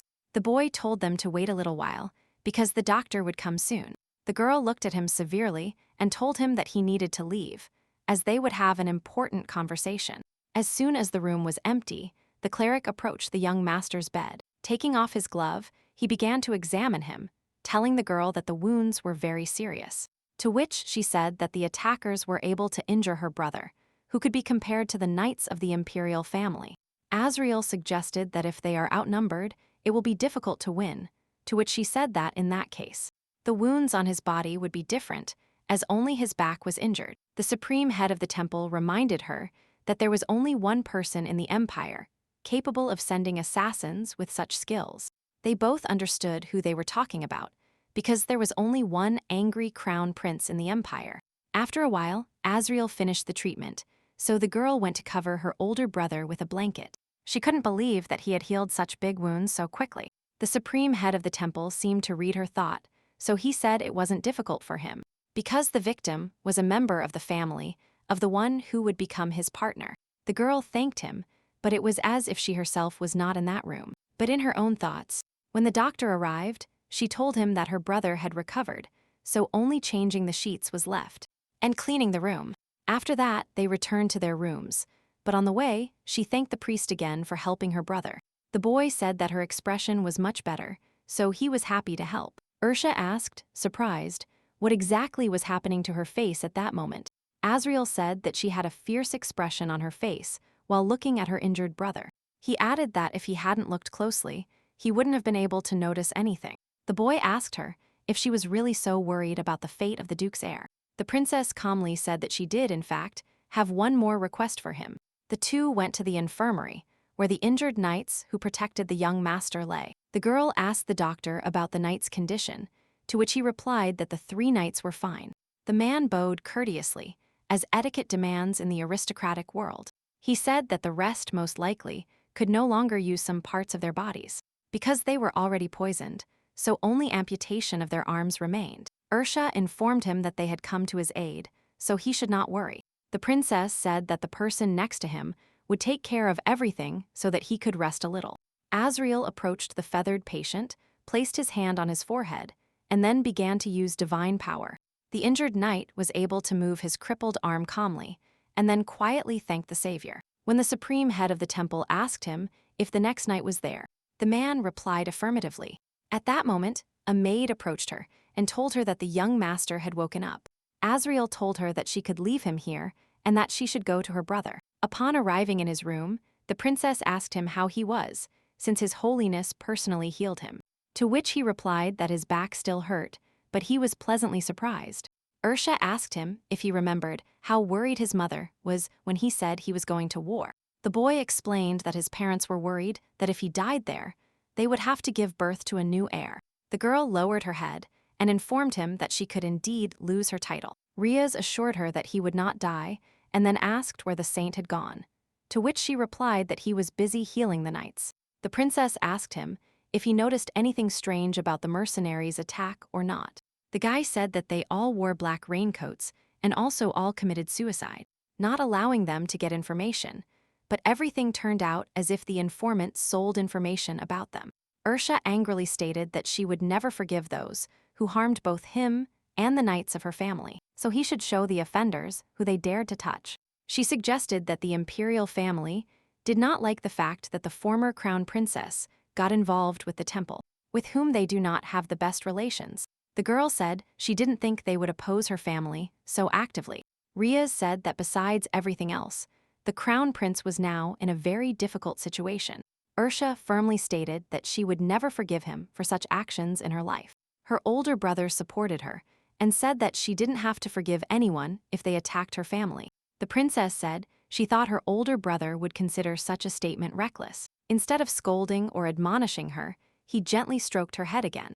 Riaz told her that he completely trusts her choice, no matter the situation. He added that now it is the crown prince who is worth worrying about, not him, so there is no need to rush. Later that night, she went to the park to take a short break from the hustle and bustle in the mansion. She thought that if His Holiness hadn't come with her, many knights would have died. She knew that Riaz's recovery would take much longer than now. Her thoughts were suddenly interrupted by a man lightly touching her shoulder. The princess was very frightened, so she immediately pushed his hand away and turned around. Behind her was the supreme head of the temple, who raised his hands, implying that he was unarmed. The boy mockingly asked her if she would have slit his throat if she had a dagger in her hands. Ursa replied affirmatively and asked him why he was approaching her like that, to which he replied that she did not hear his voice. Azreel asked if she really had so many thoughts in her little head. The princess admitted that she was thinking about how helpless she was. She kindly explained that all people are helpless, so it is very presumptuous to think that if she acted differently, then something would have changed. Ursa looked at him curiously and then realized that she knew practically nothing about him. The girl stated that she did not know his age, tastes, past life, as well as his character, to which he replied that she was the only one who saw him so closely for the first time in a long time. The boy asked her if she was really interested in him, to which she replied affirmatively. Azreel mockingly said that if she wanted to ask him something, she would have to call him by his name. The girl immediately asked who his parents were, to which the boy replied that they had died, and that he was raised by the previous saint. She asked him at what age he had come to him, to which he replied that, unfortunately, he did not know, because the previous saint saw innate abilities in him and then took him to the temple. Ursa asked him if he really didn't know his exact age now, to which he replied that he was approximately the same age as her brother, or the crown prince. To her question about how he could become a saint at such a young age, the supreme head of the temple replied that his desire was very great, so he constantly prayed to God for it. He then asked her if she had any reason to become a saint, to which the man replied that no one knew. Deciding to change the topic of conversation, he said it was time to go to bed, to which the girl said that he had changed the topic too suddenly. Azreel nobly extended his hand to her so that she could carefully get up from the bench. The boy looked at her tenderly and told her that it was already cold outside, so they should return quickly. Escorting her to her room, he asked her to rest well after a hard day. Ursa bowed to him and thanked him for helping her on this difficult day. He watched her wander around the room for a while and then asked her if she wasn't going to bed. The princess honestly admitted that she couldn't sleep because she had experienced too much that day. The head of the church entered and at the same time took off his cloak. He handed her the cloak and told her that she could use it when she couldn't sleep. To her question about whether he really had so many, the boy replied that in the whole world there was only one cloak. Imbued with divine power, Ursa took his cloak in her hands, after which she sank tiredly into the chair next to the bed. Azreel approached her, touched her face, and asked if she wanted him to put her down. The girl tried for some time to understand what was happening around her. Realizing that he was too close, she ushered him out of the room and told him it was time to go. The supreme head of the church walked self-importantly to his room, happy to have helped her again. Ercia felt a long-forgotten feeling of tenderness, which she had last experienced in childhood. At the same time, the knights reported to the crown prince that the saint had not been at the temple for a long time, and that the last time they saw him was when he was heading in a carriage to the imperial palace. Damian assumed that this was one of those people who came before him. He dismissed the servant, saying that they should continue to monitor the temple, after which a mercenary approached him and told him that all the mercenaries sent to the duke's heir had committed suicide. The mercenary added that the princess apologized for not being able to adequately respond to his invitation. Furious, Damian threw his inkwell off the table, causing it to fall to the floor and spill on the carpet. Bowing his head, the man stated that the princess was with the priest, so they could not forcibly take her away. He said that the priest had white hair, wore white clothes with an embroidered pattern, and looked about 20 years old, with blue eyes and a strong build. The crown prince suddenly realized that the person next to him was the supreme head of the temple. The next day arrived. Ursa walked slowly to her brother's room to check on him. To her surprise, Riaz was already completely healthy, so he was getting ready to go somewhere. In response to her words that he still needed to rest, the boy explained that if he just lay down, his body would become completely stiff.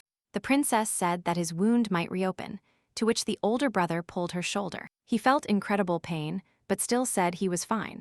His younger sister did not ignore the fact that he sharply grabbed the sore spot. The duke's heir invited her to sit next to him so they could talk. Handing her the paper, he said that he had received it from an informant, risking his own life, because it contained a list of aristocrats who were supposed to be at a banquet in honor of the country's founding.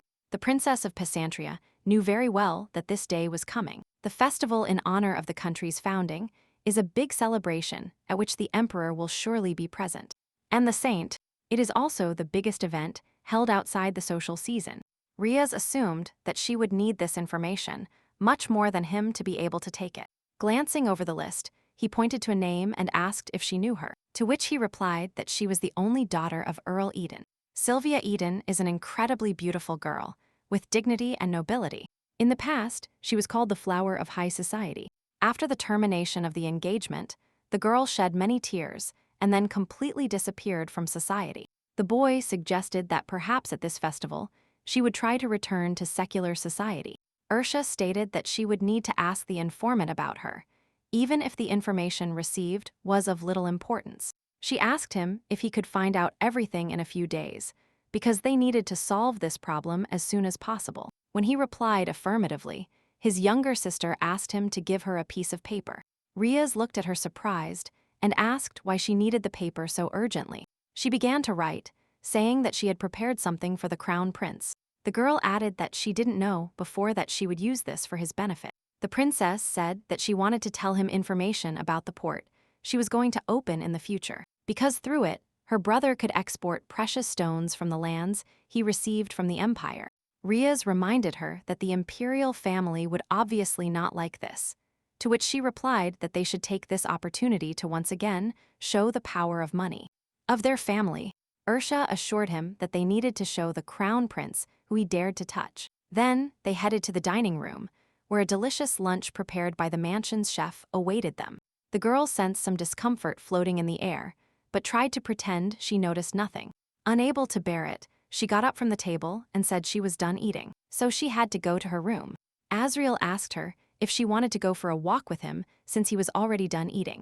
The boy reminded her that yesterday they couldn't go for a walk, so he decided to go today, to which his brother told him that they would all go together. The supreme head of the temple gently took her hand and told her that he was ready to go with them. They arrived at the park, where Ursa finally noticed that autumn was slowly approaching. She told her brother that the mansion's garden was in excellent condition, although the place hadn't been used properly for decades, to which he replied that the garden had been entrusted to a skilled gardener who had taken good care of it. The church walked a little ahead of them and also admired the beauty of the surrounding nature. Looking at him, the girl assumed that he was smiling sincerely at that moment. As soon as she thought it, the boy turned towards them and addressed her directly by name. He asked her if she wanted to see something interesting, after which he took off his glove. He touched the flower, and with the help of divine power poured life into it. The princess was very surprised that he could infuse vitality even into plants. The older brother said it looked incredible, and she said it was the first time she had seen that sacred power was capable of doing such a thing. The man explained that perhaps they didn't know about this, because so far there was no priest who used sacred power for this. Azreel took the animated flower, gave it to her, and told her that it was a gift for her. The girl noticed that a plucked flower could not bloom again, but would simply die. The supreme head of the temple explained that once the flower was in her hand, it would never wither. Riaz hugged her tenderly, and Azreel said it was nothing special, just talent. He continued walking through the garden, humming a melodious song and saying that this time the festivity was especially interesting. The older brother asked if they would like to go on a boat ride. Ursa reminded him that he had many wounds all over his back from the attack, to which he replied that he wanted to do it even more. Azreel decided to support his idea, so the two young men began walking towards the lake. The princess, who lagged a little behind, thought about when these two managed to become friends.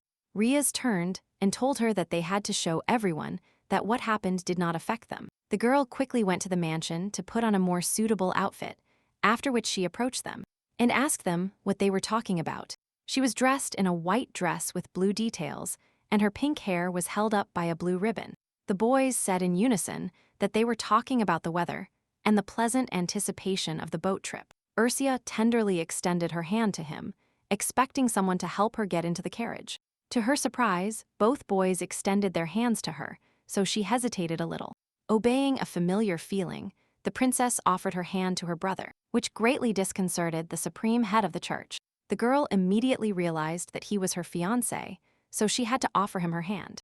Not at all upset, Azreel asked her if she was ready to leave. She replied affirmatively, but then asked if it would be okay for him to go out like that if he was trying to hide his identity. Seeing that he wasn't thinking about it at all, Ursa ordered the maids to bring her a discreet cloak. Changing her mind, she said that they should bring the one he had in his room.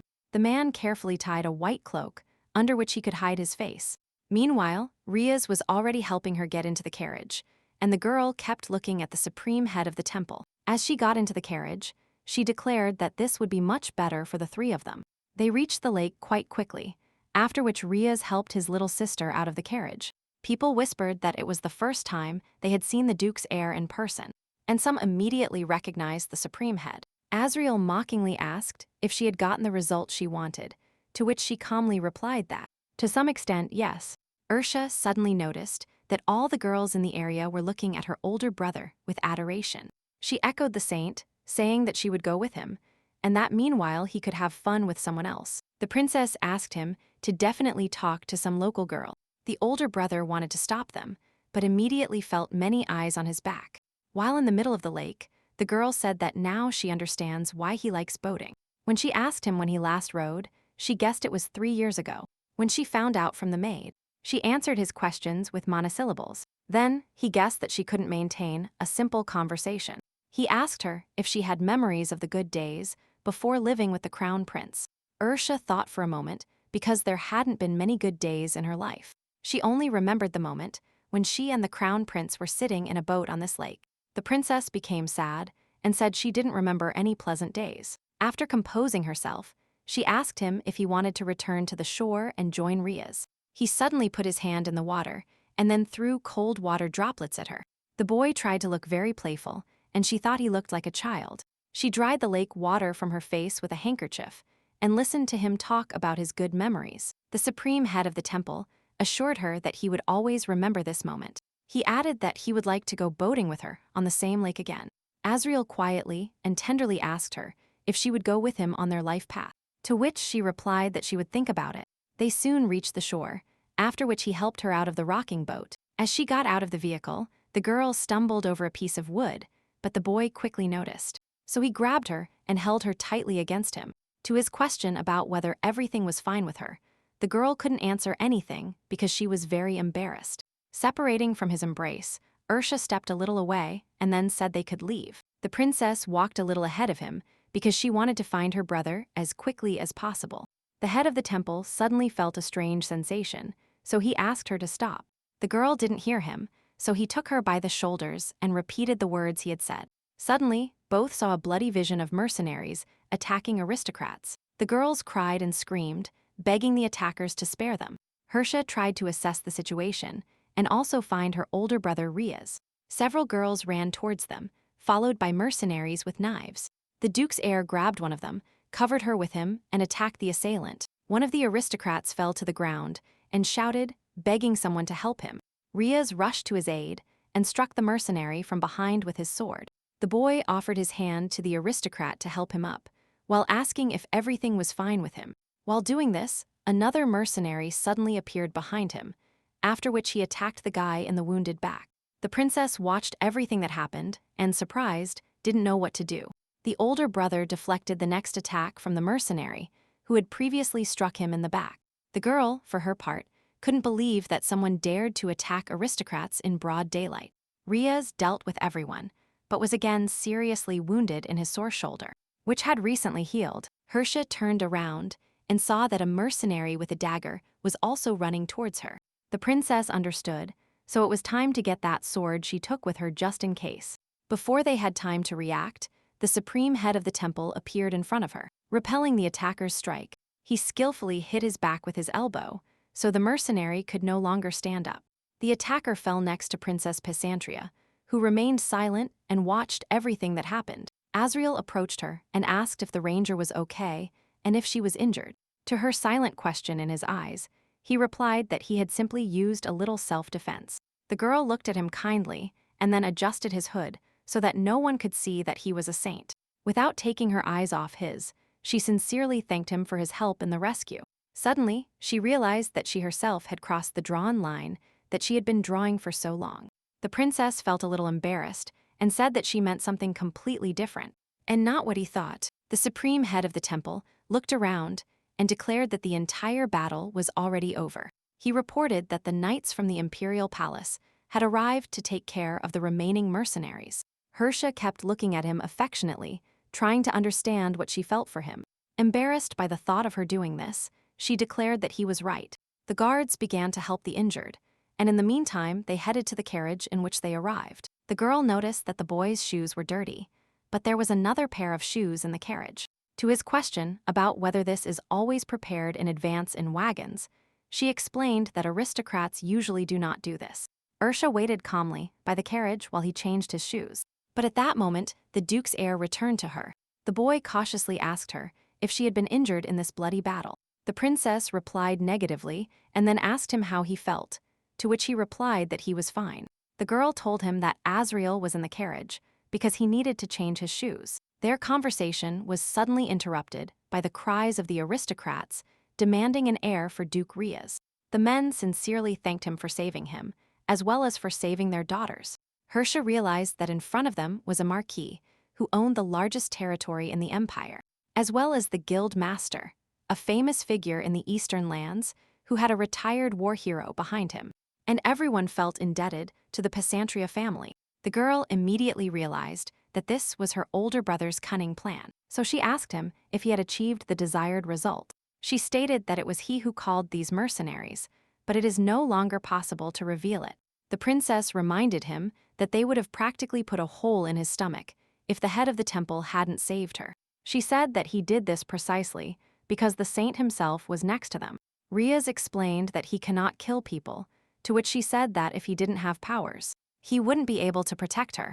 The older brother said that they could only verify it if they could see it for themselves. At that moment, the supreme head of the temple got out of the carriage and said that the shoes fit him perfectly. The boy noticed the tense situation between brother and sister, but he couldn't understand that he was the cause. Ursa looked at him and thought that she had no idea what he was really like. The princess looked at her older brother from head to toe and realized that all his clothes were soaked with blood. She said that he should also change his clothes, to which he replied that when they returned home, he would immediately wash off all the blood. Now he headed to the carriage to change his shirt and jacket. Azreel took her hand, which also had blood particles, and then said that he had gone out for the first time in a long time. And then the chaos began. He decided to change the subject and asked her where she learned to use a dagger, since she did exactly the same the first time they met. The boy smiled mysteriously, trying to buy as much time as possible so as not to answer the tricky question. But in the end, he said that the higher he gets, the more he has to protect. The girl saw his fake smile again and thought that he was constantly by her side. But she didn't say anything, and if she kept questioning him, he would get into her soul. Although she knew that there was only a contractual relationship between them, she still got periodically angry because he hid everything from her. It was a mystery to her why she felt such emotions for a person with whom she was only bound by a contract. Riaz, sitting in the carriage, called them and told them it was time for them to return to the Duke's mansion. The supreme head of the church offered her his hand, indicating that she should sit down first. The princess looked closely at his palm, but she was still angry enough not to accept it so easily. Ursa refused his help, so she got into the carriage alone. The supreme head of the temple smiled tiredly, but didn't say anything about it. That same evening, Ursa convinced her brother to train her.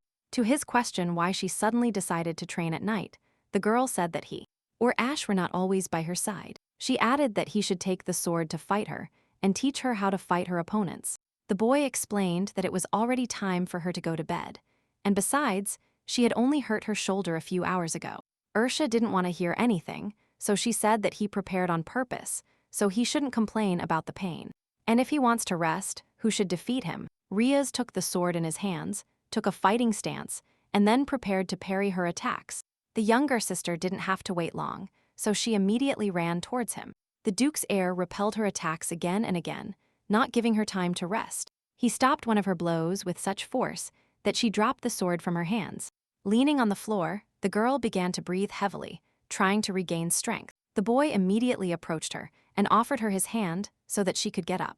Ursa stated that she couldn't defeat the heir, who had been through the war. To cheer her up, she reminded him that his shoulder still hurt, so his skills were much worse. But it's enough to withstand Alfred. The girl completely forgot about the second prince of the empire, who used to be very affectionate towards her.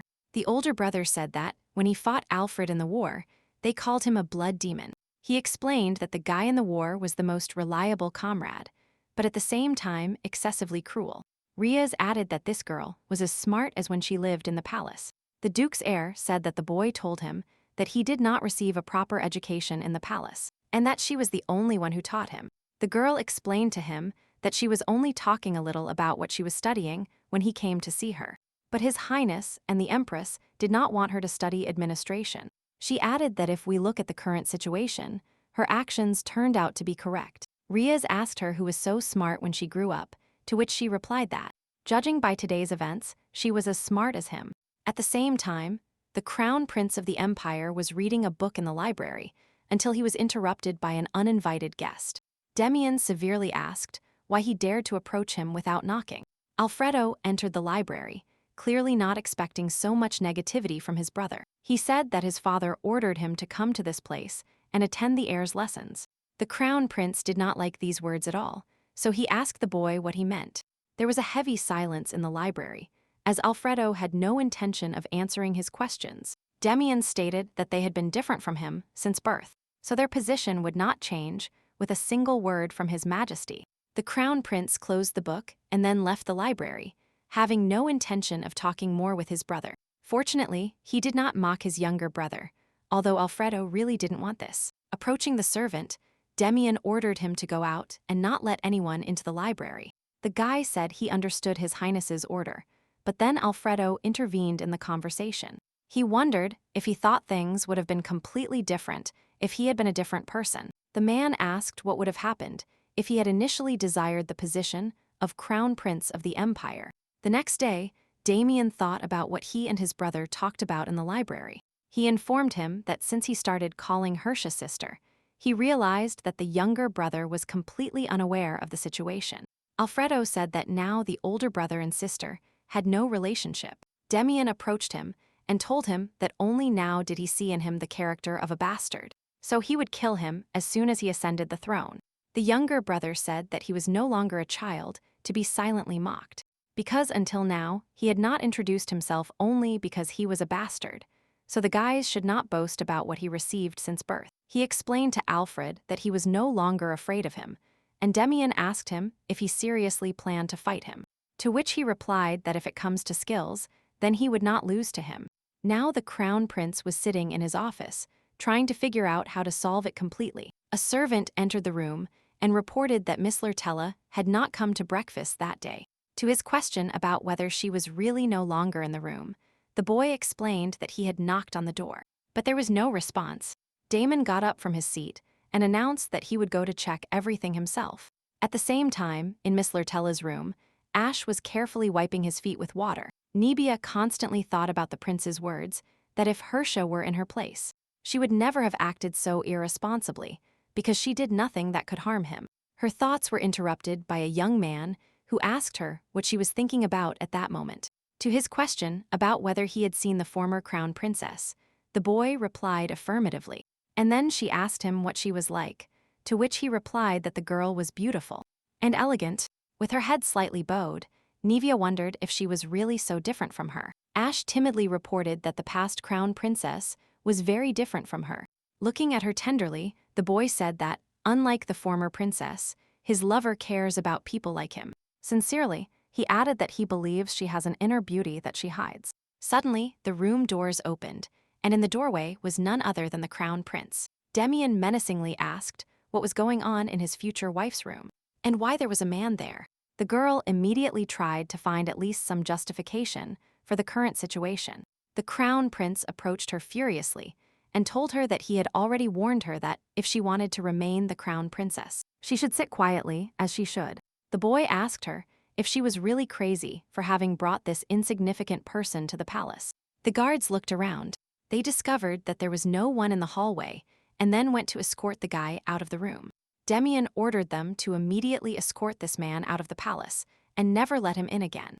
As he left her room, he stated that if something like this happened again, her family would no longer be safe. Realizing how desperate her situation was, Navia fell helplessly to the floor and then began to sob. In the Duke's mansion, Ursa did her best to beat Azreel at chess. The boy had already won 8 times, so he asked her if she was really going to play until the winner. The princess had never lost to anyone before, so she didn't understand how it was possible. In response to his words that he would be the first to defeat her, the girl assumed that he was using divine power. Unexpectedly, Azreel declared that he could easily win even without sacred power. This continued for several hours. The girl thought of any moves she could make, and the boy, meanwhile, enjoyed the time spent with her. After a few more games, she still managed to give him a winning checkmate. The supreme head of the temple said that he still lost because he was arrogant. The girl assumed that she just needed a little time to understand him. But still, it was the first time she had met such a person. In response to his question about whether they could stop now, Ursa said that they would play until they surpassed him in score. Suddenly, someone knocked on the door, after which the girl told the guest they could enter the room. The maid said they had a small problem, but upon seeing a stranger, she approached her and began to whisper. The woman explained that they had received a message from Knight Ash, who was still at the imperial palace. She added worriedly that the message said that he had been expelled from the palace. Ursa listened to her attentively and informed the boy that they would determine the winner a little later. The supreme head of the temple cheerfully got up from his chair and then left. The girl and the maid waited until he closed the door behind him. As soon as this happened, the princess asked if His Highness had escorted Ash out of the palace, to which the woman replied that that was exactly what was written in the message. Hercia suggested that, if the crown prince wanted to catch the people of the Pesantria family, he would have left him as a hostage. The maid explained that they were told that His Highness had seen Ash with Miss Lurtella. Upon hearing this, the girl jumped up and asked if everything was fine with the boy, to which the woman replied that Miss Lurtella had been secretly harboring him in her home. The princess suddenly realized that all this time she had been seducing the boy, and in the end she fell in love. Ursa said that everything turned out well, so she should tell him that he should be ready. She also ordered the maid to find out absolutely everything she could about Navia, after which she let her go and then opened the window, outside of which the autumn rain was dripping. The girl reached out to catch some drops and enjoy the long-awaited coolness. Under the same autumn rain, she and her brother witnessed the hanging of one of the aristocrats. It was rumored that Viscount Mara was the criminal responsible for the aristocrat's murder, and that many knew that he was only pretending, but he himself was doing terrible things. Someone suggested that the man coveted the territory of another aristocrat to carry out his plan.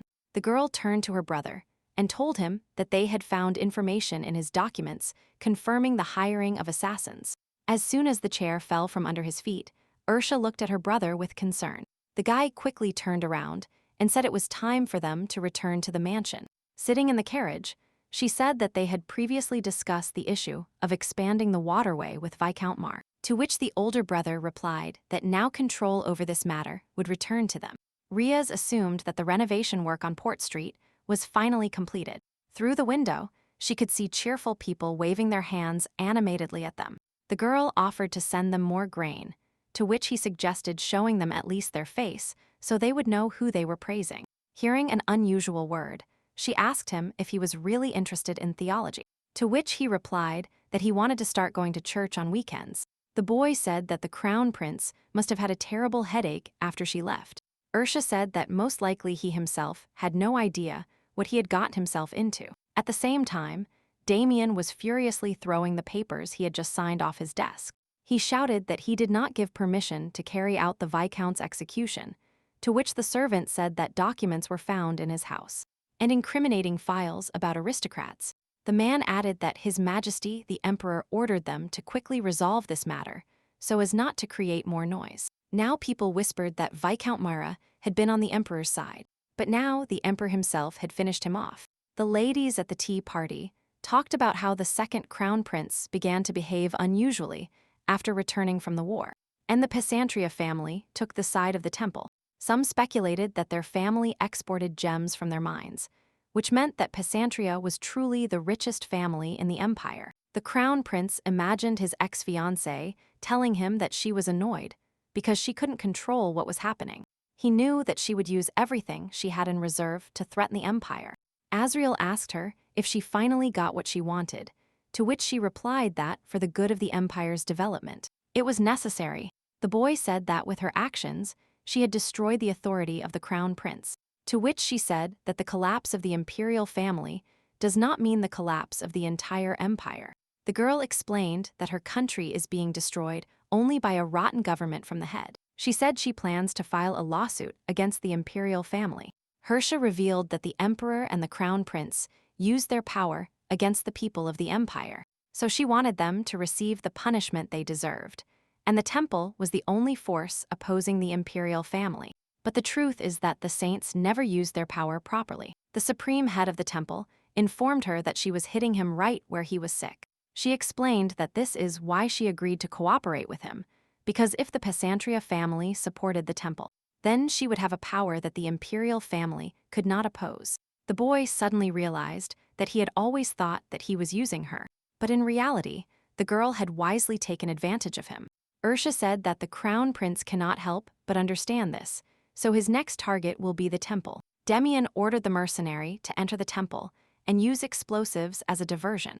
The next day, Riaz finally started working with documents, because before he could not sit for a long time in a chair due to his back. The butler entered his office and said it was time for the young master to get up. Seeing the young man working, he assumed that the boy hadn't even gone to bed yet, to which he replied that he just wanted to finish the job, so he could rest. The man asked if he had written a letter to his precious parents.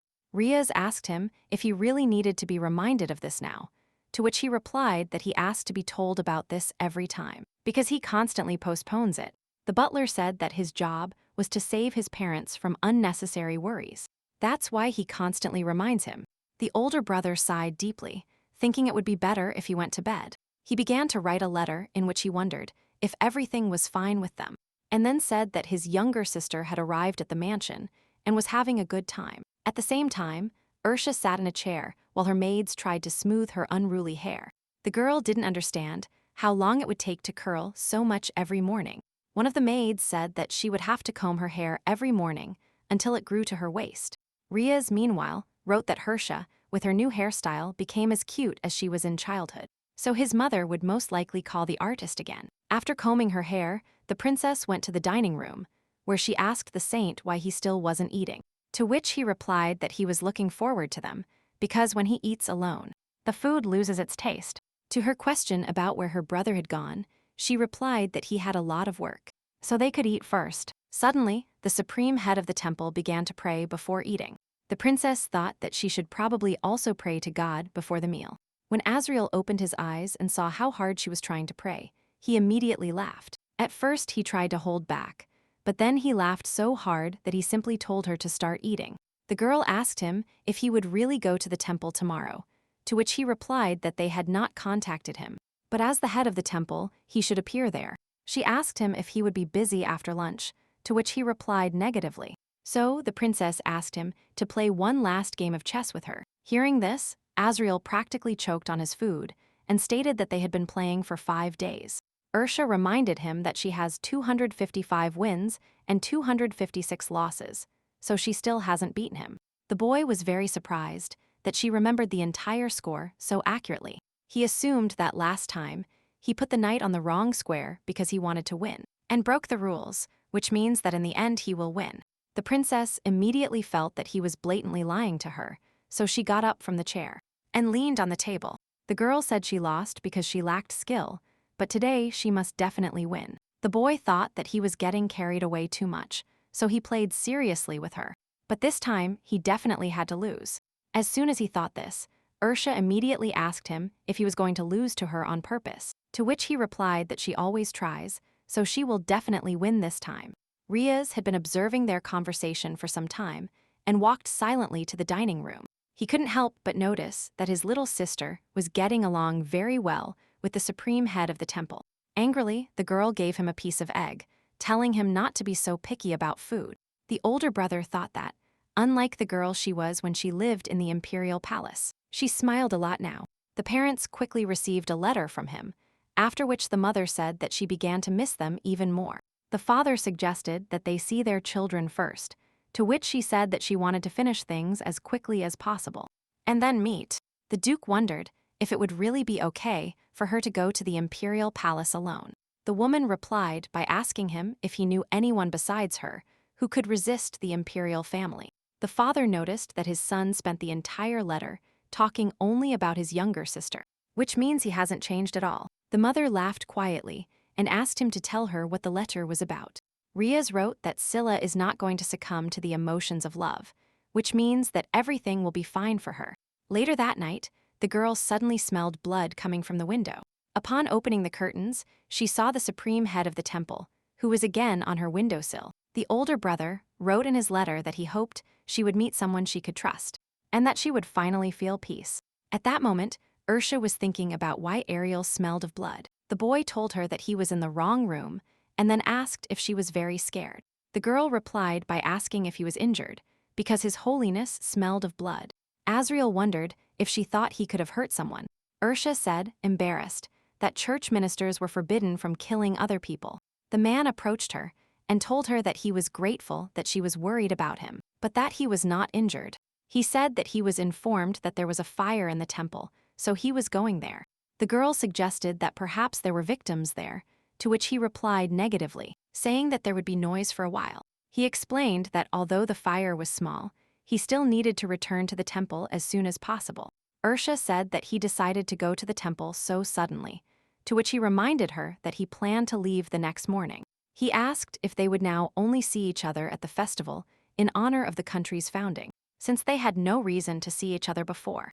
Azreel looked at her surprised. He took a deep breath and told her to go to bed, because there was nothing good in working hard. The next second, the supreme head of the temple disappeared from her windowsill, leaving her alone with herself. The next morning, the girl, as usual, went to his office to sort out all his affairs. The butler cheerfully entered it and told her that it was a beautiful morning. Involuntarily, she noticed that the situation was repeating itself, and only the person at the table had changed. The man said that the young master and the guest offered to have breakfast together for the last time. Ursa said she was very busy, so she needed to tell them that she would eat later. In response to his indignation that the guest was leaving today, the girl asked to call her Lilia. The man obediently bowed and said that he would immediately go after the head maid. After a while, Lilia entered the room and said that the young master had prepared what she asked for. The message said that the girl is now very hurt by the broken engagement, so she leads a lonely lifestyle. Lady Eden has not gone outside for several years, but now she has gradually begun to go for walks. In Hirsch's memories, Sylvia created an incredibly bright atmosphere, and it was hard to look away from her. She could control people with a single word, so she incited everyone around her. Moreover, her ability to guess people's thoughts also impressed her, so the princess wanted her to cooperate with her. The girl announced that she was secretly going to Count Eden, so they needed to prepare everything. Suddenly, the older brother entered the room, looking a little sad because she had so abruptly refused breakfast. The man cheerfully told her that His Holiness would soon leave for the capital's temple. Riaz said that they could go together to accompany him on his long journey. At the same time, the supreme head of the temple was next to his horse, affectionately hugging its head. After a while, the duke's heir approached him without his younger sister. He explained that Scylla was a little busy at the moment, so she couldn't come to him. The boy assumed that the girl was so busy that she couldn't even come out to say goodbye. Riaz sincerely wished him a good journey, and Azreel said they would see each other soon. The mansion gate opened, so he felt a slight hope that the girl would still come down to see him off. But instead he saw a maid. The woman brought him his divine cloak, saying that the princess asked her to give it to him. Azreel calmly took the garment, but did not know how to react to her. When the duke's heir asked him if she really hadn't said anything else, the woman replied negatively. Putting on the hood, the supreme head of the temple declared that in this case, it was time to hit the road. During all this time, Ursa, who was standing by the window of her office, observed the entire procession. She thought that a long time ago, she had decided that she would no longer trust people, but now she felt completely different. A maid entered the room and announced that she had given the cloak to the owner. Ursa asked them to erase all traces of the guest's presence in the mansion, and then the maid asked what they should do with breakfast. The princess did not answer this question because she was already beginning to regret her hasty decision. During lunch, she met the duke's heir, but this time both were silent. The boy suddenly noticed that all the castle maids were busy with something important. 2 maids passed by her door, carrying heavy boxes outside. The princess said that she ordered them to restore order throughout the duke's mansion. She wondered if this was precisely what she had been so busy with since the morning. The girl said that she was told that the Marquis, who had broken off his engagement with Sylvia, was behaving suspiciously, and that the girl had recently started leaving the house. So Count Eden and the Marquis conspired and resorted to the Assassin's Guild. The older brother asked if his own father was really going to kill his daughter, to which she replied that Count Eden was concerned about his reputation. So he was ashamed of his daughter, whose taste was publicly shattered. Riaz passionately asked if his little sister really cared so much about the poor girl. The princess explained to him that she wasn't sure, but she had to meet her as soon as possible. In response to his question about where they were going to meet, the girl sweetly asked him to help her get ready to leave. She asked him if he was really planning to go to Count Eden right now. Ursa jokingly winked at him and told him that they had to meet before she killed her. In Count Eden's castle, many whispered that the owner of his territory was nothing like Lady Pesantria, who helped people in the capital's slums. They talked about how her lover had been abandoned by her fiancé, so she was still sitting alone. After which the 2 ladies were unceremoniously bumped by an unknown lady. One of them shouted that she should apologize to her immediately. Ursa turned around and asked if she really had to apologize for the girl who got in her way. The 2 girls were a little stunned that the unknown girl contradicted them. The princess said that when they go somewhere, they must look ahead and not be distracted by conversations. In response to her statement that it was she who bumped into them, Ursa tried to deny everything and confront them. Turning around, she saw that Sylvia had been watching them from around the corner the whole time. As soon as she realized that her location had been revealed, the girl immediately ran towards the exit. Ursa wanted to run after her, but one of the girls took her hand and asked what family she was from. In response to her cries that due to such disrespect towards her, she would have big problems, the princess whispered quietly in her ear that she was from the Pesantria family. The girl was very surprised that the subject of their argument was right behind them. She almost fainted, so the second girl ran to her aid, and Ursa, taking advantage of the situation, ran after Sylvia. The girl ran with all her might, trying to catch up with Sylvia Eden as quickly as possible. Suddenly, she found herself in the middle of the city, where she got a little lost, because the girl was running much faster than her. She heard the conversations of men mixed with the faint and quiet voice of a woman. The princess did not imagine that the mercenaries would find their victims so quickly, and Sylvia, meanwhile, asked them who ordered them to do it. The thief asked if that was really what she would like to know before dying. and the other said it would be a mistake to lose such a delicate flower so easily. The third one took her chin and asked if she would have fun with them if they saved her. Sylvia suddenly realized that she knew very well whose hands these were, because her lover had lost interest in her. But since he was everything to her, she kept clinging to him. Soon, with his departure, she had no reason to stay alive. The girl couldn't understand why she was still alive, because they could have killed her a long time ago. Deciding that this was her fate, Sylvia broke the clasp and shouted that in that case they would die together. The leader of the thieves dodged it in time and then quickly threw his hand at her. At the same moment, Ursa ordered her maid Lilia and the knight Sober to start acting. The woman immediately plunged her sword into the bandit leader's stomach, causing him to immediately fall to the ground. With the next blow, Lilia repelled the attacks of the bandits who were attacking her, who wanted to avenge their leader. Sylvia fell to the ground, not understanding where the saviors had come from so unexpectedly.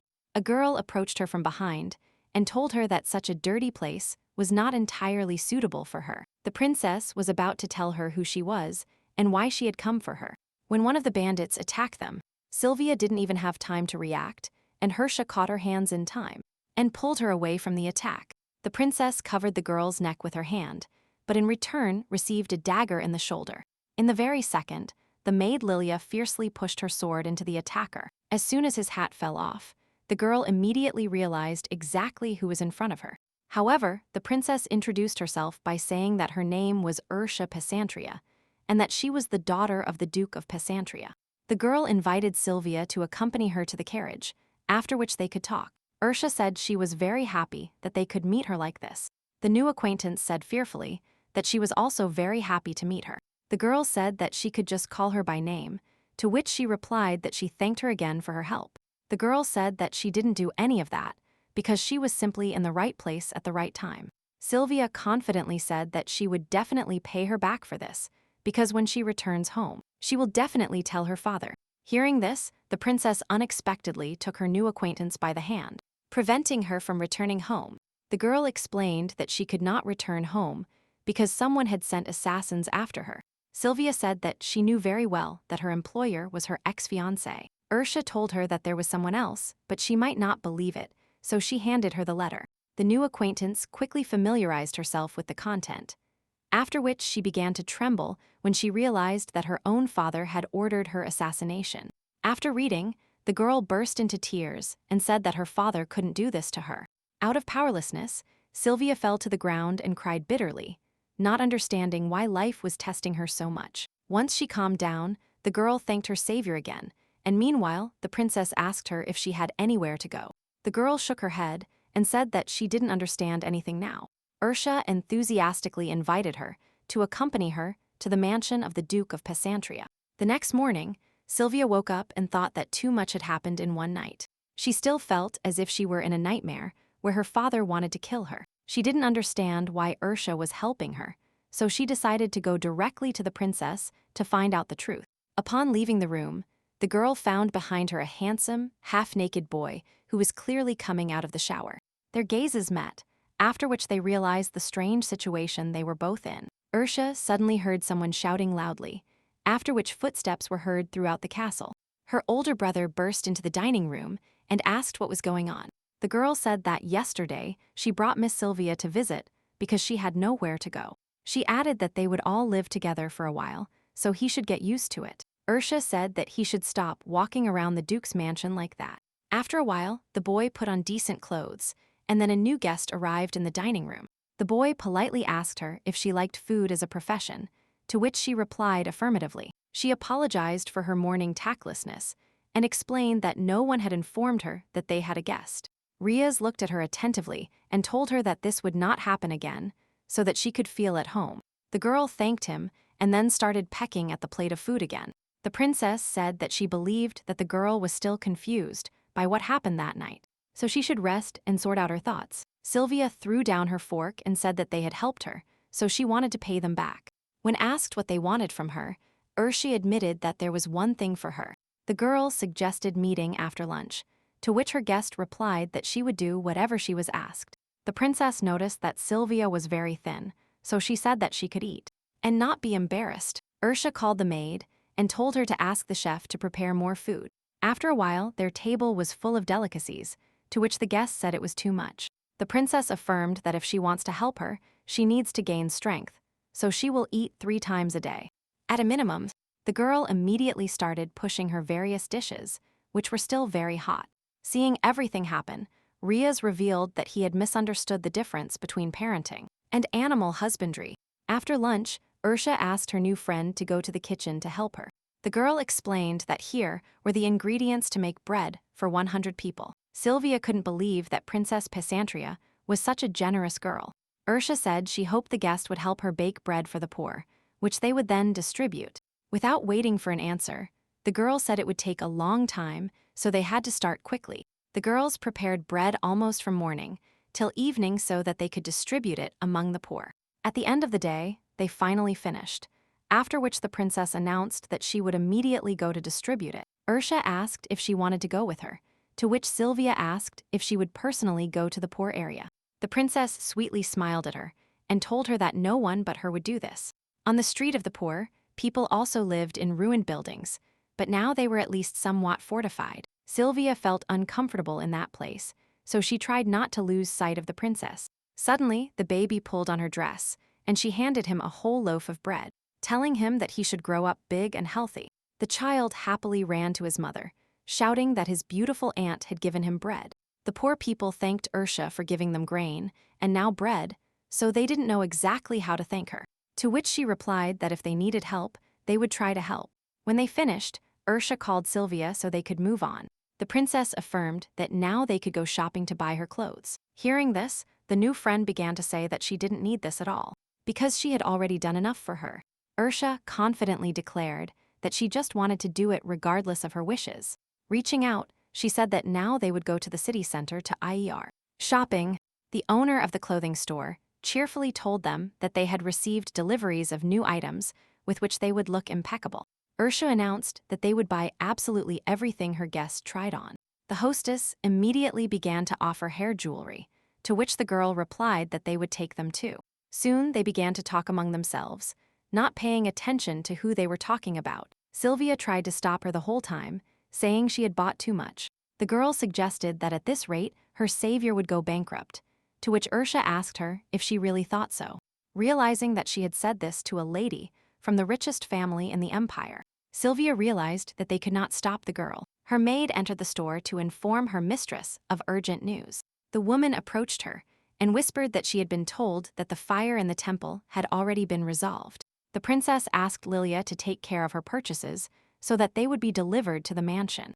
Taking Sylvia by the arm, Ursa left, and the store owner waved at her for a long time. Sitting in the carriage, the girl read the documents and her new friend silently observed everything that was happening. Suddenly, she said that she felt like she was causing trouble for everyone in the mansion. The princess reported that this was not the case at all, and then asked if she felt better. She explained that the girl didn't know what to do or how to live anymore, and in such cases, it helps to get distracted by something simple and fun. Sylvia immediately realized that her friend had been trying to keep her busy all day for a reason. Seeing the understanding in her eyes, the princess affirmed that she perfectly understood her pain, so she knew a way to get rid of it. A new friend unexpectedly asked me why she was so kind to me, because she perfectly understood that the girl would not act that way out of mercy. Ursa thought for a moment, then sighed deeply and prepared to tell her the truth. She revealed that what she really needs is her show-stealing radiance. The girl added that she was going to initiate proceedings against the imperial family. Ursa told her that the girl would have to draw people's attention to the problem. Sylvia asked what would happen to her if she abandoned this idea, because they could win over the count by handing over his daughter to his father. The princess calmly explained to her that she was not going to do anything to her, but she hoped that the girl would not make her mistake. She said that thinking about someone like the meaning of life, and then losing him is very difficult and stupid. Sylvia told her that she was now completely confused about what had happened. Ursa took her by the shoulder and told her that if she doesn't see a lighthouse on the path of life, then she must create one, whether it is to take revenge on her fiancé or her family. The princess asked her if she would use the Pesantria family for her own selfish purposes. The girl smiled sweetly, and tears of joy sprang from her eyes, so Ursa took this as a positive answer. Ursa suggested that they could start by choosing a menu for tonight's dinner. Then they drove for a while in complete silence, each thinking about her own. As she passed the lake, she remembered the day she and Azreel went boating, which made her soul feel warm. At the same time, in the temple, the supreme head of the temple said that the time had come to reveal the truth. The guy told the cleric that he should deliver this letter, personally, to Princess Pesantria. The cleric said that the head of the temple had been waiting in the meeting room for a long time. Getting up from his workplace, the guy went straight to be devoured by the old food. Upon leaving his room, he offered his services to go and resolve all matters at once. The next day, the princess was in her study when someone knocked on her door. A maid entered the room carrying a small tray with a certain letter. The woman said that her lover received a letter from the temple, which was marked urgent. The girl immediately began to unfold the letter, in which Azreel wrote that it had been a long time since they had seen each other. He said that when he returned to the temple, the fire had already been extinguished, so everything there was calm. The man added that he was sure that she was already receiving information about this, but he didn't know if she was waiting for a letter from him. The supreme head of the temple said that he looked forward to it very much, because once again he had thought about their contract. He wrote that he finally understood the reason why she was so cold to him when he left, because she might think that he was dishonest with her. The boy admitted that everything went wrong from the beginning, because their contract was unfair from the start, and he always had an ace up his sleeve, and although it was already too late, he still hoped that she would forgive him if he revealed his cards. At the end of his letter, he wondered if she would like to play chess with him again. After reading it, the girl, embarrassed, asked the maid if they had kept the chessboard. The woman explained that she had not the slightest idea where they might have put it.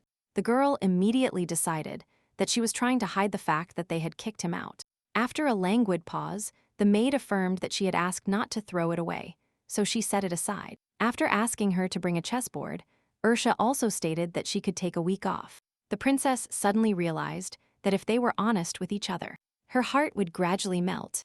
There was a meeting in the temple in which the cleric shouted that they would never do this. He was indignant that she did not want to publish his will, since this was the will of the previous saint. Another stated that the imperial family kidnapped a girl from the oracle, but they put everything back in place. The man asked angrily why their leader wanted to tell Princess Pesantria the content of the oracle. Azreel listened to him attentively and said that everything was exactly as he reminded them. He added that their act was so stupid that they failed to appreciate the importance of the situation. The boy said that the girl from the oracle does not exist, so they should watch their language. He wearily rested his elbows on the table, trying to suppress the headache that flooded him in pulsating waves. One of the clerics asked if Princess Pesantria knew about all this. The boy honestly replied that he had no idea, but he might as well find out.